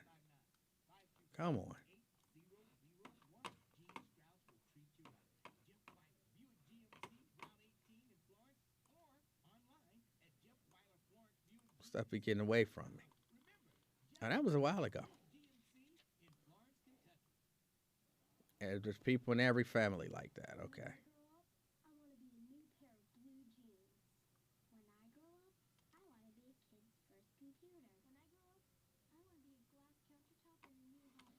I do remember Daddy selling Amway. Somebody tried to get me to sell Amway. Oh, the feed is freezing? It shouldn't be. I'm holding strong. Yeah, I remember that. Somebody tried to get me to do Amway and then got mad at me when I wouldn't do it and basically said I wasn't a real man because they pitched me and my, at the time, wife, my ex-wife, pitched us, and I'm sitting there like, no. And, she was, maybe we can, but I know I'm not going out. It was as far as I was concerned, it was a pyramid scheme. And no, it wasn't. As far as I was concerned, it was a pyramid scheme. And I wasn't going for the pyramid scheme. So I was like, but she was considering it. But my mind was made up. But I'm not going to make up her mind. She might want to spend some time recruiting people for Amway. So then he kept asking, so are you going to do it? And I kept saying, that's up to her. It's up to her. Well, ain't you the man of the house? Well, if you going to base it on me being the man of the house, the answer would be no, but that's up to her. She can make that decision. But, as a family, ain't you the one supposed to make the decision? And because it was a pastor of a church. And so I'm trying to be nice to him. Like, I'm trying to give you the only opportunity to get another level on your pyramid scheme. Because if she say, yeah, I'll support her. If she say, yeah, I'll support her. But if she say no, we out. So I'm trying to, but you keep wanting to throw it at me. Throw it at me. Throw it at me. So eventually I was just like, well, no. And then he gonna look at her like, well, what do you want to do? And I'm like, I said no. I said no. You just challenged my manhood. You the man of the house. Don't you make the decisions? All right, then. I'm making the damn decision. And don't be going to my helpmate. Because the answer is no. So then he was real mad because I had to shut him down. Whereas you could have just made the rest of your pitch to her. Could have made the rest of your pitch to her and maybe got a yes. But no, you want a challenge.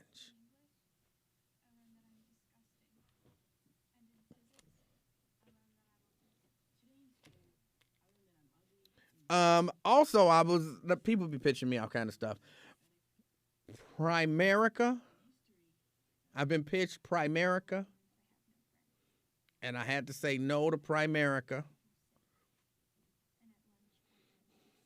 But everybody in the pitch kept calling it Prime America. Prime America. Prime America. I was like, oh my God, it's Primerica. So if I go with Prime America, it's Primerica. They should be disqualified because they can't even say this shit right. You know, that's how I was feeling. Like, what? You picture me in a room full of people that can't say Primerica? I don't know why. I don't know why people have a hard time saying Primerica. And I don't know why it vexed me so. But like through the whole meeting, people just kept saying Prime America, Prime America. And he was clearly saying Primerica. They just kept saying it. I was so vexed. Y'all don't understand how irritated I was every time somebody said Prime America.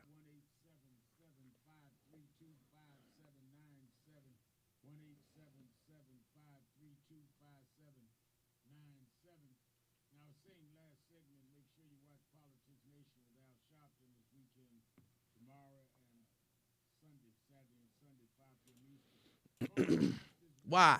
Why do you say Prime America? It vexes me. 513 dude said Primerica definitely a pyramid scheme.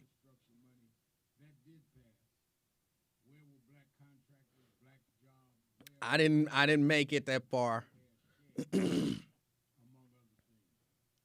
Was Primerica on Montana in an office building? I don't know what that means.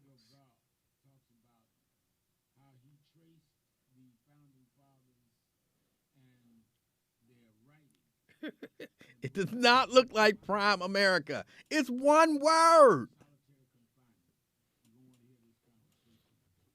You just don't know. Internally, I was fuming. I don't know why. I was as mad as I was that everybody, and I sat through like the whole pitch. And people kept asking questions. It was a really active crowd. And they kept raising their hand like, if I join Prime America, I'm like, oh. And the dude wasn't correcting them. Well, with Prime America, can you just, and I don't even remember any of the details about it. But they just kept asking and kept asking. And they, like I said, they were really active. And he wouldn't correct them. And inside, I was thinking, if one more person say Prime America, I'm feeling my Lincoln, I'm going to punch you in the damn mouth. You know, that's how I was feeling. Now, of course, I didn't say that, and I didn't punch nobody in the mouth. And plenty of other people said it. But that is how I was feeling. Stop saying that. And you won't even correct them. But I be getting pitched on all of that stuff. I don't know. People think I got money. They don't know look, I can't be a part of the pyramid scheme unless I'm on top of the pyramid actually making some money. But you got to put in work to get there. You can be a part of my team, and then we'll help you get there. I'm not trying to be holding meetings, trying to pitch people at your house.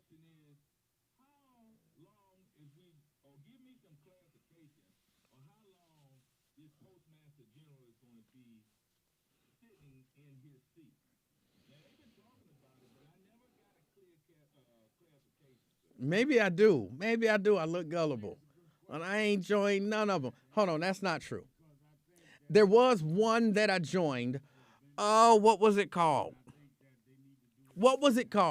There was a thing, combined services.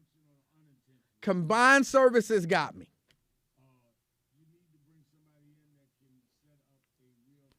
I fell for it. I don't know why. I liked the idea of being able to buy all of this stuff at prices so low that they couldn't even mention them. Went to the warehouse. Like, oh, man, that's a nice ass kitchen countertop. Yeah, that's a nice kitchen countertop. I might need a kitchen countertop one day, and I want to buy it for prices too low to mention. Combined services.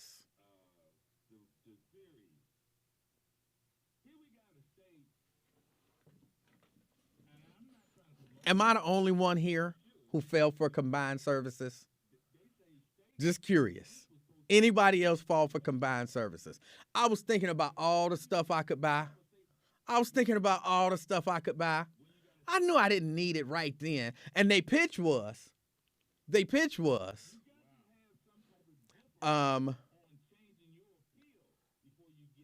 you only get one shot. Like, we're going to give you the pitch. We're going to take you to the warehouse. You're going to see all of the stuff.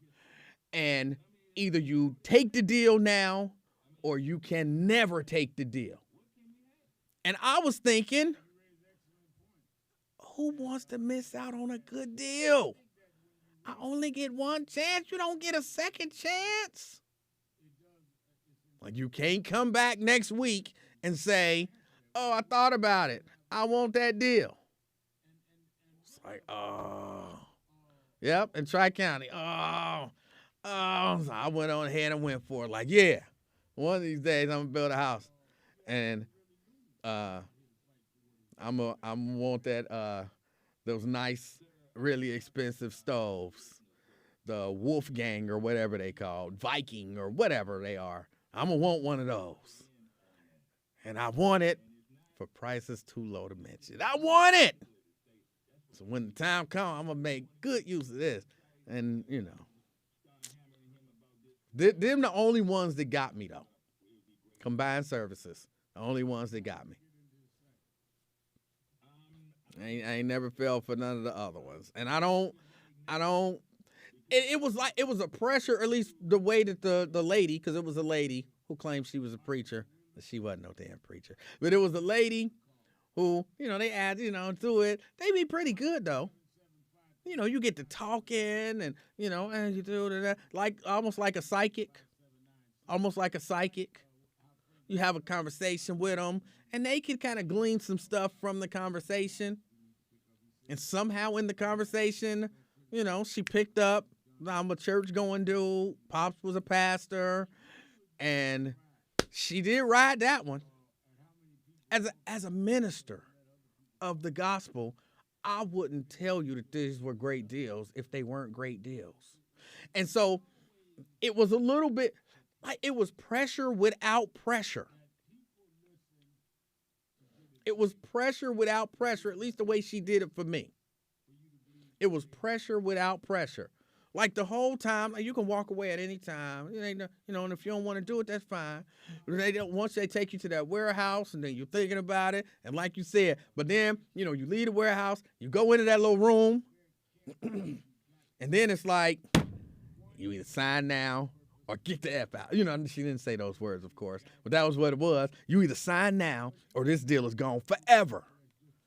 Like, I like the deal. Like, I need some time to think about it. You ain't got no time to think about it. It's either now or never. Once you leave, the deal is off the table.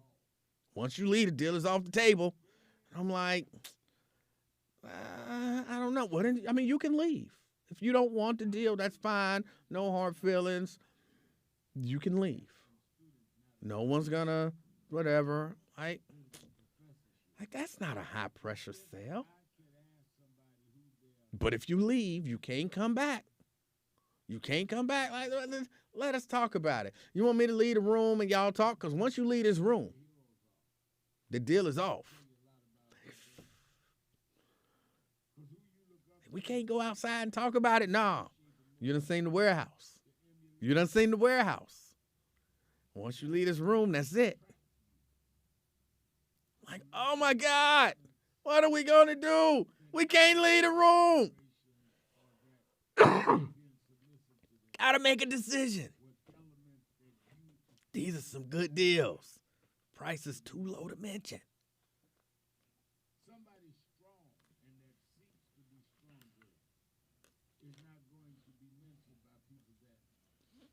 And we went for it. We went for it. It was terrible. And I saw that lady afterwards. I saw her, I want to say it was in Walmart one day. She didn't remember me. Like, we was best friends in that room. We was best friends in that room. And I saw her at the Walmart. I was like, hey.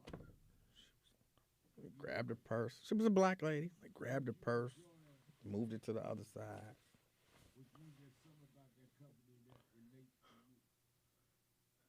And I was thinking, bitch, you sold me combined services. Now you scared of me? What?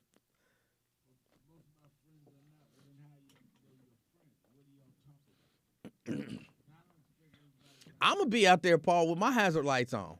I don't know what it looked like out there, but when I leave, I'm putting my hazard lights on. Every time, when it rains from now on, hazard lights. Anytime the street is moist, hazard lights.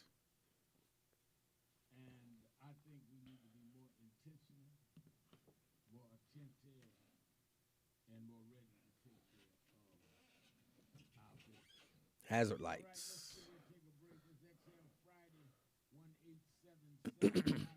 I remember when Ephraim Taylor scammed church members from Bishop Eddie Long and the smiling dude down in Houston.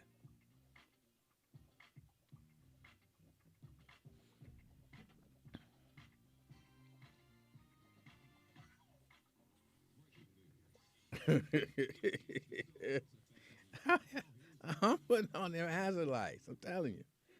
Hazard lights.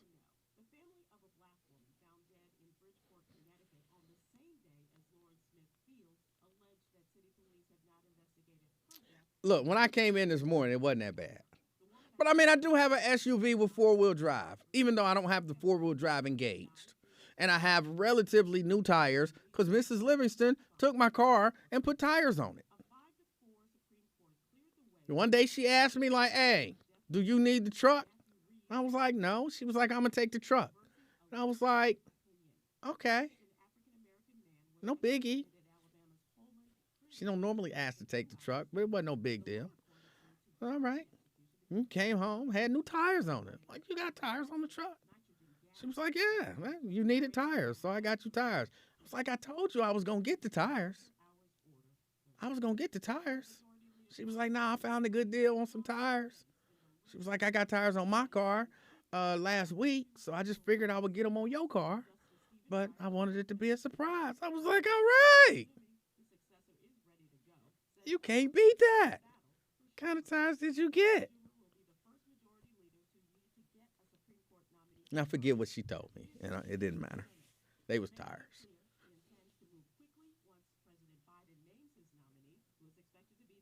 So yeah, I was happy with that.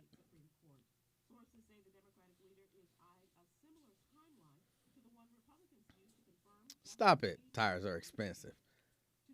What kind of tires are you getting that's expensive to you?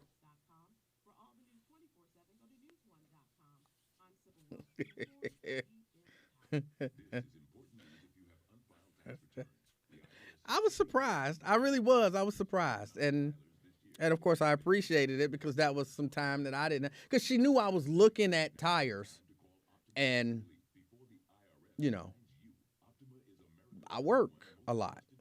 So she had found a good deal and I got new tires. So yeah, my tires is good. Like I said, I got 4-wheel drive. So if I need it, I'm pretty sure I won't be getting stuck.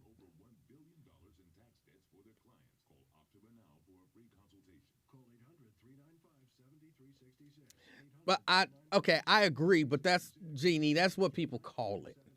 That's what people call it, a truck. You taking the truck today because hers is a car and mine is the truck. But I agree, an SUV is not a truck. Remember that 4-wheel drive and all-wheel drive vehicles ain't going to save you on ice. I didn't see no ice. It was just snow. But look, I've always enjoyed driving in snow.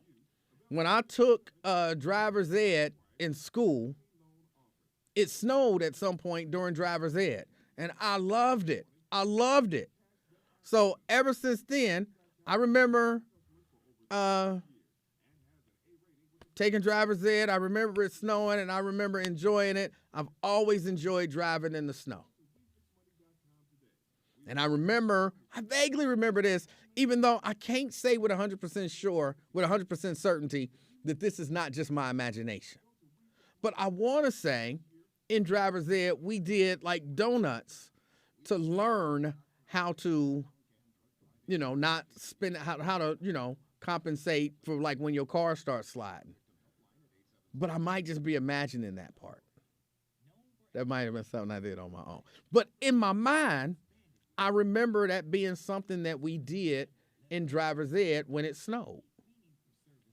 But again, I might be imagining that.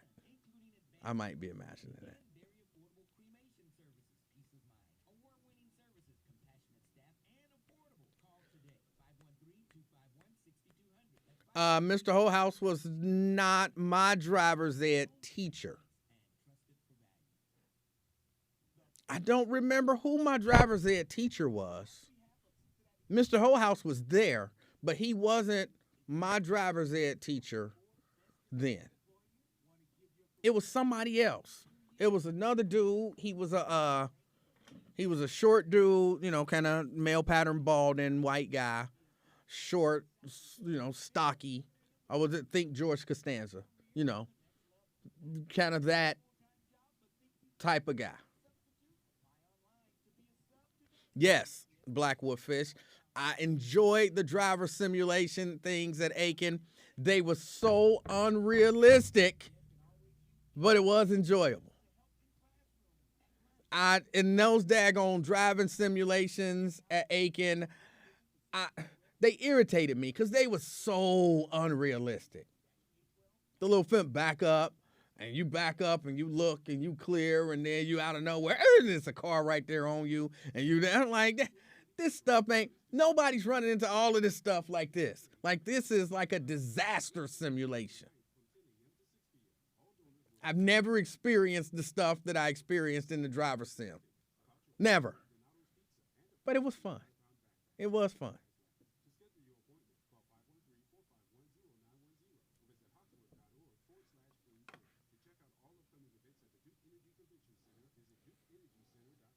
Is Aiken the school where you have to walk through the scary woods to get to the football field? There was nothing scary about those woods. Nothing scary about those woods. And I don't even know if the football field is down there anymore. That's when you did the donuts in the snow. I don't think so. Not in the sim.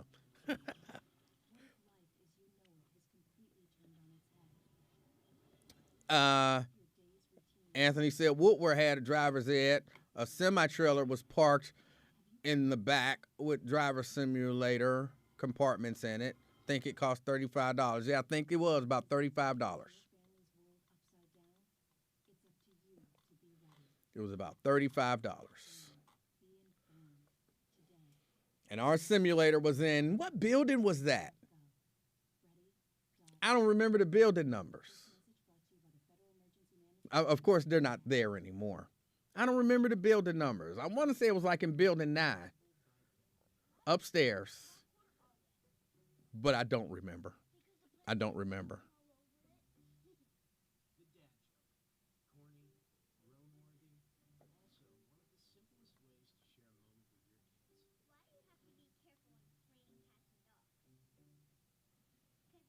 Okay, yeah, it was building 9.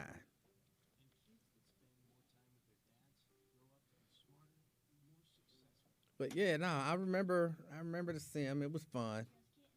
It was fun. We got out driving. There was one young lady in our car driving who didn't pass. I remember her crying. I felt so bad for her. When you know, he had the little, I don't remember if it was when he was giving out the certificates or when he was talking about who was going to get the certificates, but he told her, like, I just cannot in good conscience give you the certificate. I can't do it. And she cried. Tanika Nelson, that was her name.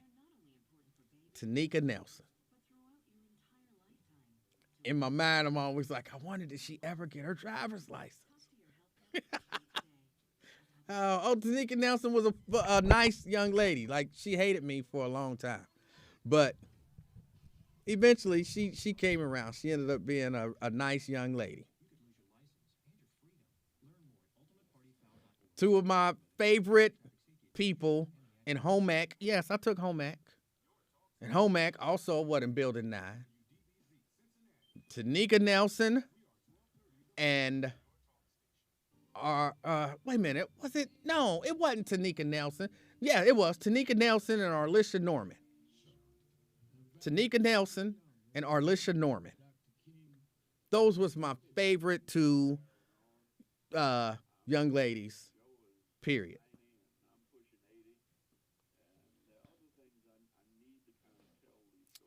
Aiken didn't teach me how to drive like a maniac because I don't drive like a maniac. I'm a very reasonable driver.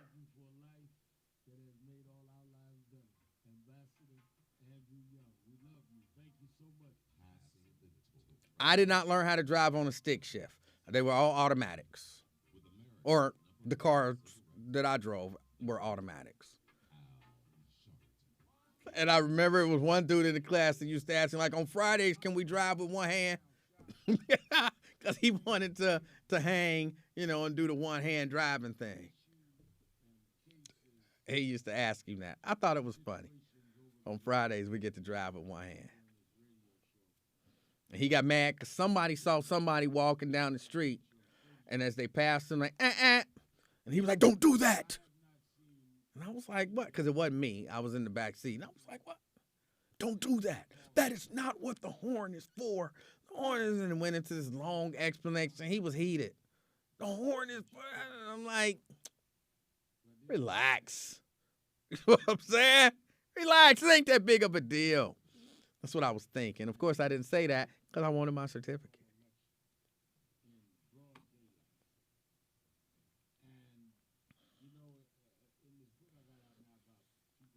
The first car both my sons drove was a 6-speed manual. I told them every man should know how to drive a manual transmission vehicle. My brother-in-law, Harold, taught me how to drive a stick shift in the parking lot of the, what was the name of that little hotel over there on Red Road? The Armada Inn. The hotel parking lot of the Armada Inn. Turn in here. Here, get over here. I'm going to teach you how to drive this. I don't know how to drive no stick. But you're going to learn today. And he taught me how to drive a stick. And probably about the first 4 cars that I had were stick shifts.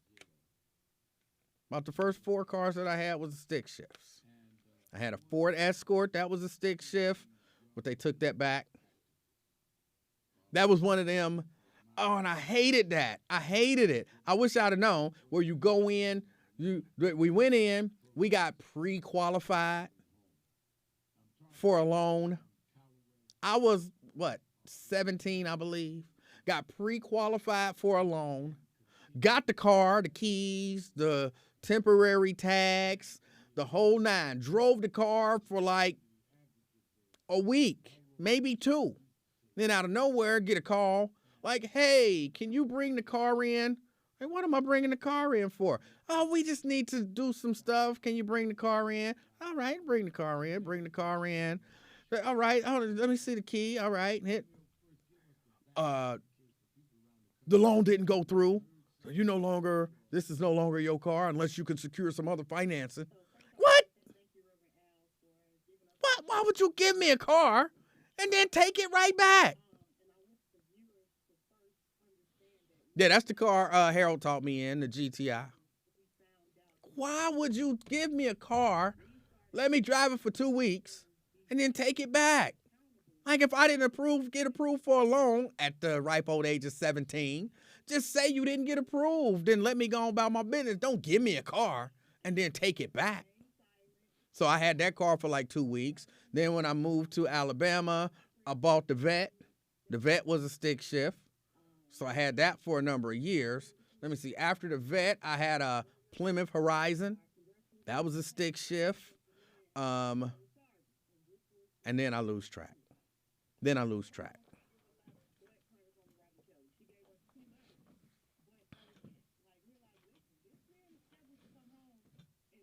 But I think my first, at least 4, maybe 5 cars were all sticks.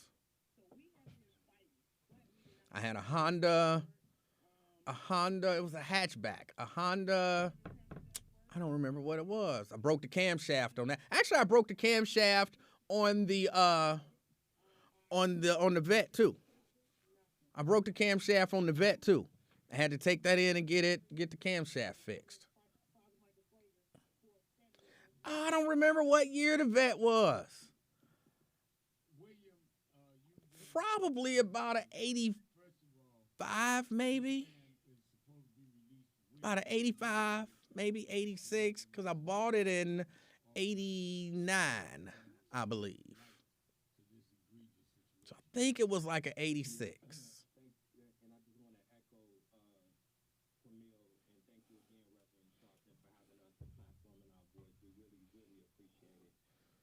I love that car.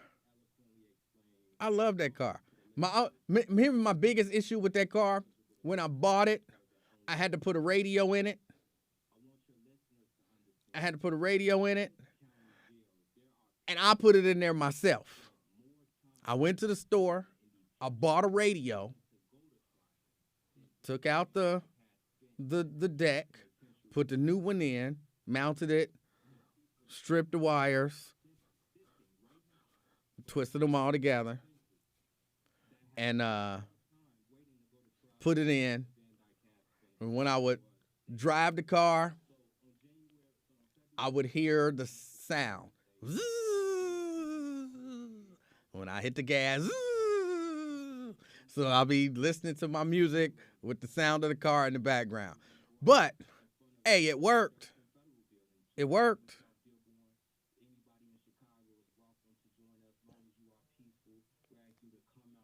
Had my tape deck. It was digital. It was a cheap one, so I don't remember what the brand was, Brent, but it was cheap. I either bought it for like Walmart or Kmart or something like that. It was not powder blue. It was just a regular blue. Apparently I did not, but it never caused me any problems other than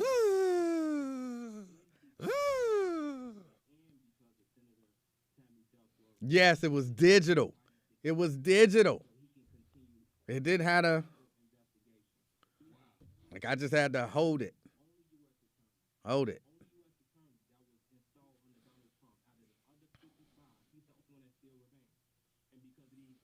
It was not powder blue.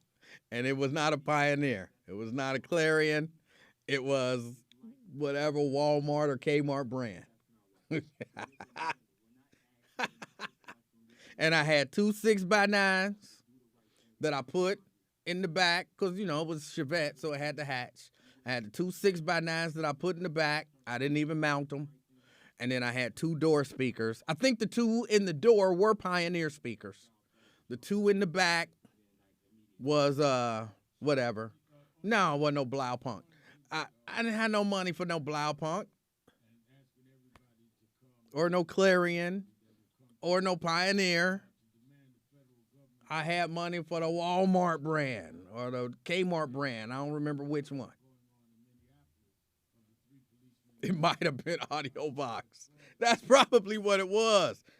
Black Wolf Fish, it was probably Audio Box.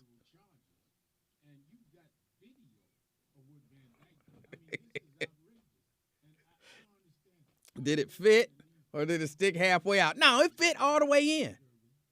It fit. I'm pretty sure it wasn't an Emerson. I think it was Audio Box, but I'm not 100% sure. Whatever brand they sold at, and I don't remember if I got it at Kmart or Walmart. But whatever brand they sold, that's what brand it was. And like I said, I wired it up myself. I knew this speaker was here, this speaker was there, that speaker was here, that speaker was there. I knew left and right, or positive and negative. I'm sorry, positive and negative, positive and negative, positive and negative. I knew the hot, and I knew the black. I had the little fuse, and put the fuse in there, and plug in the antenna. I had a little thing to mount it. Life was good. Driving on them dirt roads in the great state of Alabama, listening to NWA.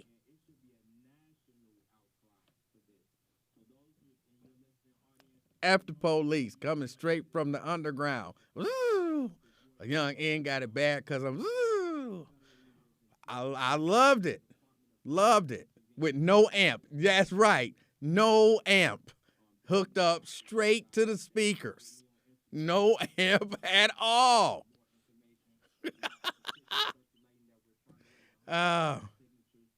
Did the deck at least have an auto reverse? Yes, it did. It had an auto reverse on it. All right, Janice, have a great weekend. Yeah, it did. It had an auto reverse on it. No amp. No amp at all. Just rolling. Looking for the one they call Easy. But here's a flash. They'll never sees me. Ruthless. Never seen like a shadow in the dark, except when I unload. Woo! Yes. I was rolling.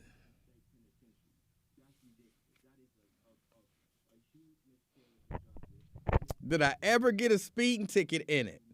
No. When I came back here to Cincinnati, because yes, I drove it from Alabama to Cincinnati to, basically Montgomery, Alabama. That was my car. But when I got here, I did get pulled over once. I never got a speeding ticket in it, but the police officer pulled me over literally for nothing. Literally for nothing. His explanation for why he pulled me over, I kid y'all not, I'm not making this up even a little bit. Pulled me over, I was on Redden Road, Seymour, like where that AutoZone is now, but I don't think it was there at the time. Driving, cherries and berries. I pull over, ain't no biggie. He gets out. I'm like, what'd I do? He said, again, I'm not making this up, you were looking like you wanted to get pulled over. I don't know what that means. He said, well, when I got behind you, you looked in your rearview mirror. Right, because the police behind me. Yeah, and then you looked again, and then you looked a third time, so I figured you just wanted to get pulled over. So let me see some ID. Kid y'all not. That's the whole reason why he pulled me over. The whole reason. And that was what he said. Didn't get a ticket. He just, I guess, ran my ID. And then he complained because I still had Alabama driver's license because I had just come back. So I still had Alabama driver's license. Do you live in Alabama?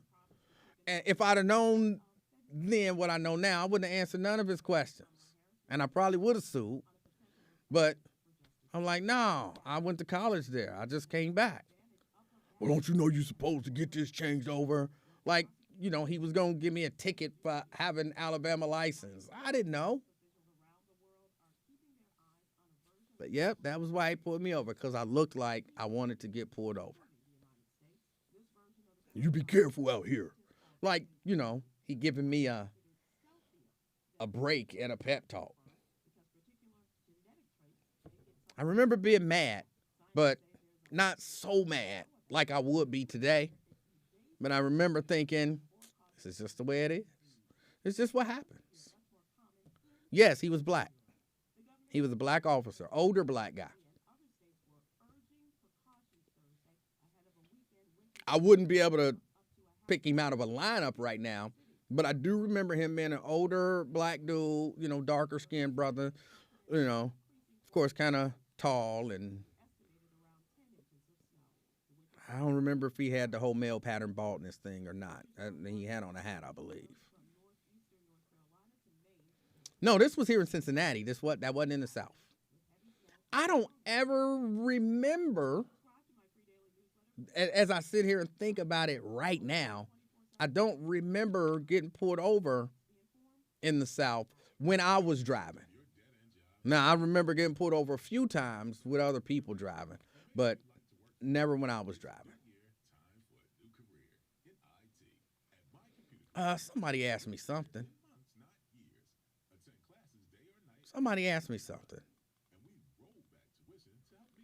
Oh, what sound was that the car made? That's the sound it made. Came through the speakers. I hit the gas. And, you know, when I'm shifting, put the car in, you know, engage the clutch. It was a constant sound. I heard everything my car was doing. And I couldn't, like, turn the music up to drown it out. Because, of course, the louder I turn up the radio, the louder the sound. So, but I didn't even care, bro. I had a car. It was paid for in Georgia. Because what was I? For the down payment, I think I was like $100 short. And they wasn't going to give me the car. It was like $1,200 down or something like that. And I had $1,100. They wasn't going to give me the car. I bought it at a buy here, pay here lot in Prattville, Alabama. And Aunt Georgia came and brought me $100, so I got my car. I think I only had to make like 6 payments after that, whatever it was. I made 6 payments, and then the car was mine.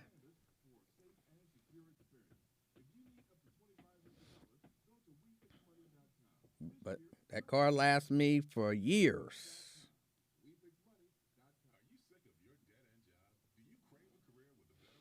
And like I said, it wasn't. And when I gave it to my little brother, it was still running.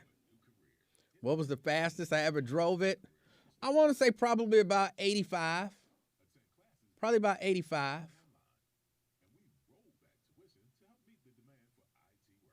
I want to say probably about 85, yeah.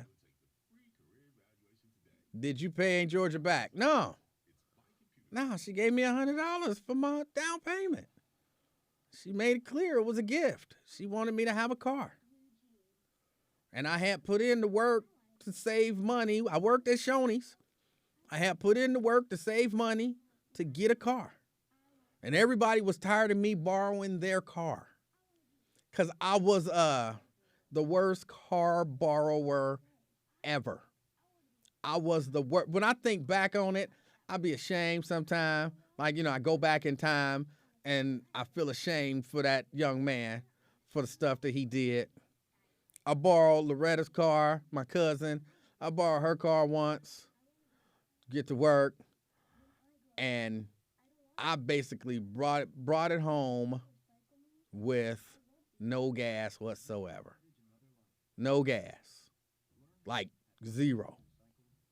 Like when they talk about running on fumes. And she had to get up and go to work that next morning. I didn't have no cash. I mean, I didn't have no card either. But I had no money to put no gas in the car. And she was like, why didn't you tell me? I could have gave you some money to put gas in the car. It's like, I wasn't thinking about it. I just knew I had to get to work. You let me borrow your car. I drove the car, made it to work, made it back. So Aunt Hattie had to get up and follow her so that she wouldn't run out of gas, make it to the gas station. That was the worst ever. Aunt Hattie followed her, yeah. Followed her to the gas station to make sure that she made it. Because nobody believed that it was enough fumes to make it to the gas station. Kenny, we're talking about the vet. What difference do it make the first syllable? Core, sh. What's the difference? It's a vet. Both Chevy vehicles. Both vets. That's all that matter. That's all that matter.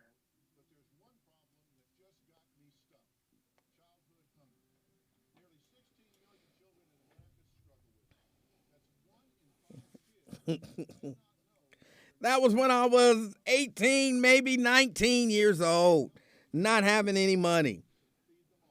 Or I didn't have any money on me. I was saving money for my car. But when I got that 1100, I thought that would be plenty. But they wanted 12.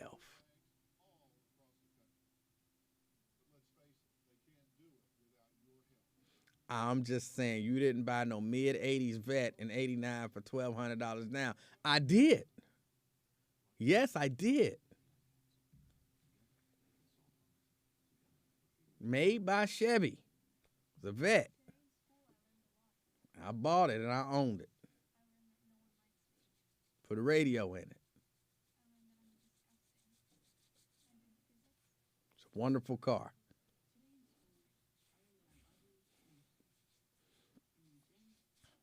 Chicks used to be mad. I always thought that's what they get for being materialistic gold digger types.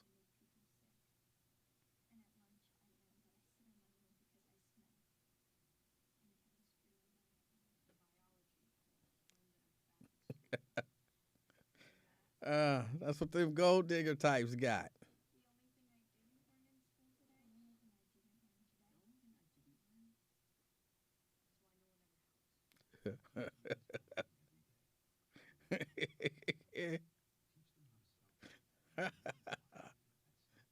Hey, it was a vet. It was a vet. Why y'all caught up on two letters? Y'all all caught up on two letters. HEORORHE. Don't get bogged down with the little stuff.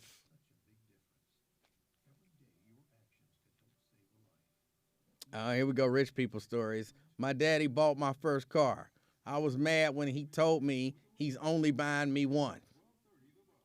Them rich people problems. Them is rich people problems.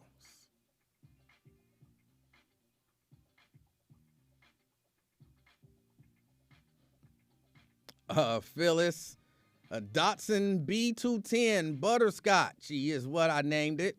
Stick shift in Alabama, didn't learn and drive for 6 months. Sat on your grandmother's property in the country. My country cousin cursed and effed me out and taught me to drive it.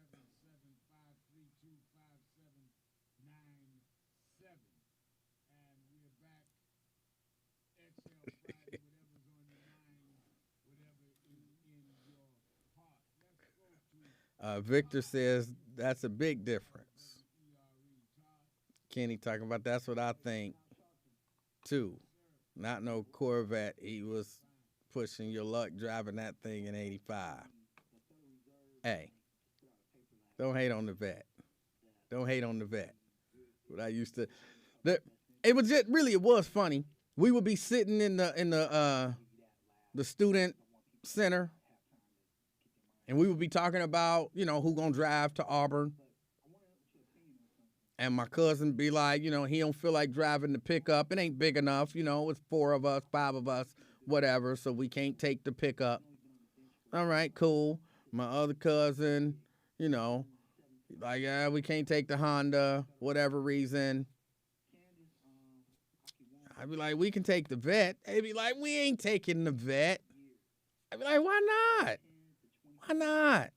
And then we figure it out. If we got to drive the vet, we ain't going. I'd be like, y'all some haters. Some young lady, I ride with you in your vet, because it was usually a party we was going to. I ride with you in your vet. I'd be like, all right, cool. And they thought it was funny. And I sure would go to pick her up. She'd be mad. Hey. Is this a vet? Is this a vet? Most of the times they wouldn't go. So I had to just end up driving up there by myself, which I was comfortable doing. I was comfortable driving up there by myself. But every once in a while they would go, and we would have a good time.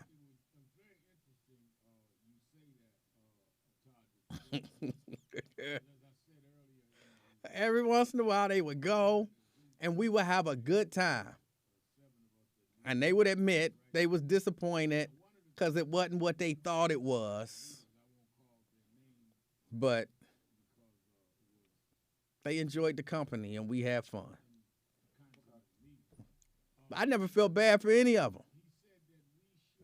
And if I would have knew that this was in, then I wouldn't have, and now I can't go, I could have got a ride. We're like, that's on you. That's on you. I'm trying to pimp a dude for his car anyway. So they did. They used to be mad.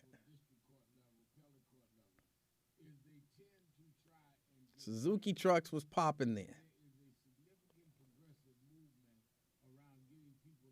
That's them trucks that used to flip over.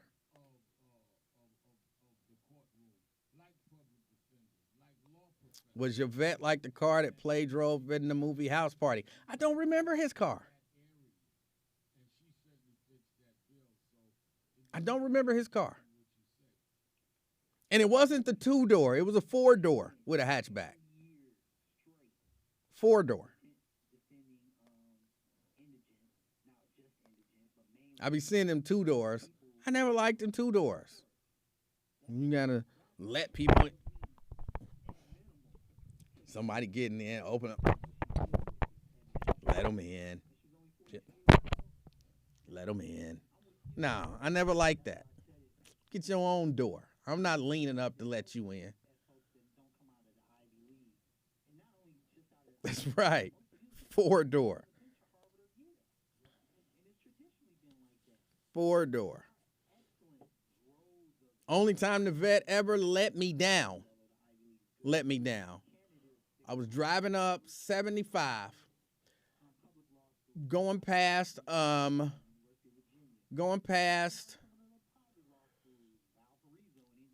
almost like where Cross County is, between Seymour and Cross County.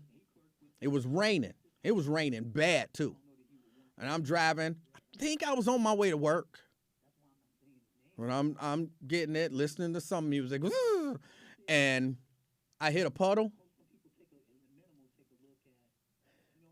See, I didn't know. I wasn't aware that the floorboard of my vehicle had rusted out. I didn't know until I hit that puddle, and between my legs came, it sounds sexual, but it's not. Between my legs came rushing this water, just shooting up between my legs like a geyser. And I'm driving like I did not know that the floor was, eating out. And so, yeah, I guess I ran over a puddle and it pushed the water up. And I was soaking wet. Just the whole front, my legs, the seat everything was just, I was like, oh my goodness. But you got to keep driving. It's like, oh, I didn't know that was the case. So I had to get that taken care of. But I didn't know. And I was like, when the guy, well, I guess he cut out the floor panel or whatever and replaced it and welded in some metal to replace that. I didn't see the ground. I had a floor mat. It was carpet there still and a floor mat. So no, I didn't see the ground. But I guess the pressure of that water just pushed everything up. And the floor mat and the carpet and just water was just gushing through. Yes, Kenny. Yes.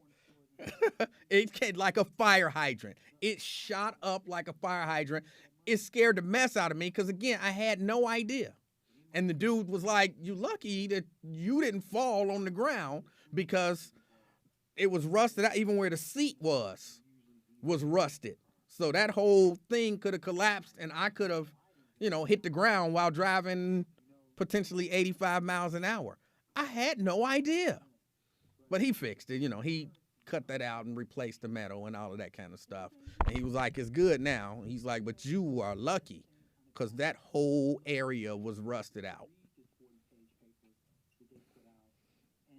But yes, like a fire, Kenny, that's the perfect description of what happened. Just shooting up like a fire hydrant. Just, And like I said, I was on my way to work. Now, I can't go to work all soaking wet, but I got to go to work. I just went on to work, soaking wet. And they was like, what? And I was like, explain what happened. And they said, you can go ahead and go home. I wasn't going to lose no job from being wet.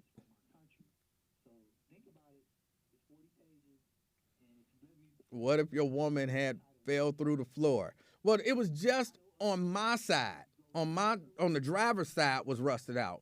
The passenger side was cool. And, back behind me, like it wasn't a whole area where the seat was. It was definitely that area, going up where the pedals are. Some of that was rusted. It was rusted out on the bottom, rusted out under, but like towards the back half of the seat was fine.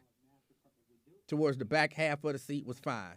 So he had to cut all that out and put a piece of, I guess sheet metal or whatever. I don't work with metal. But, and do that and then weld it in and all of that stuff. So, yeah, and there was no soundproofing, no thermal protection, none of that stuff.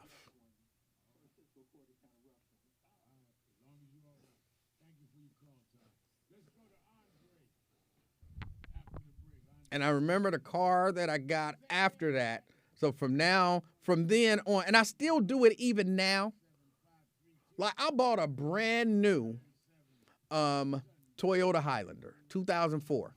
Like brand new with 3 miles on it or something like that. A brand new car. And my stupid behind still in there checking the floorboard.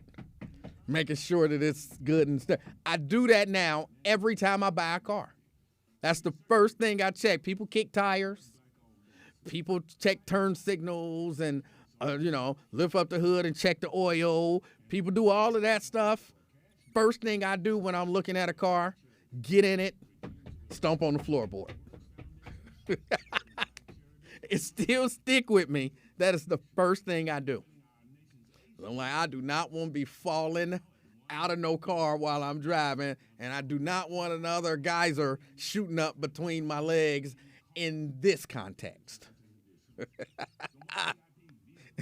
Not in this context. Maybe some other context, guys are shooting up between my legs would not be a bad thing. But in this context, I do not want that to happen. So, yeah, that is the first thing I do.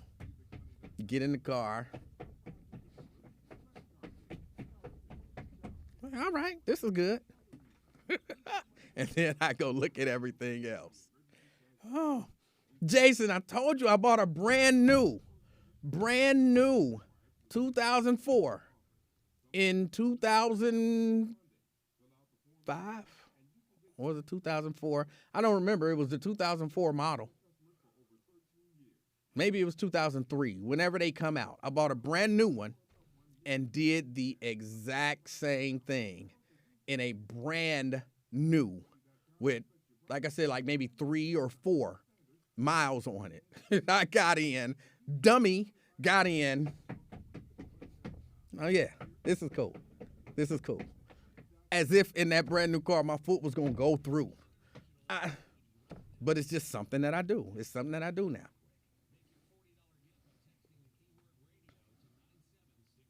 All right, y'all. I got to get out of here. I got to do this weekend stuff. I appreciate y'all hanging out with me for like an hour and a half. I will see y'all Monday. Don't forget, support Raven Monday. She'll be filling in for Lincoln Ware.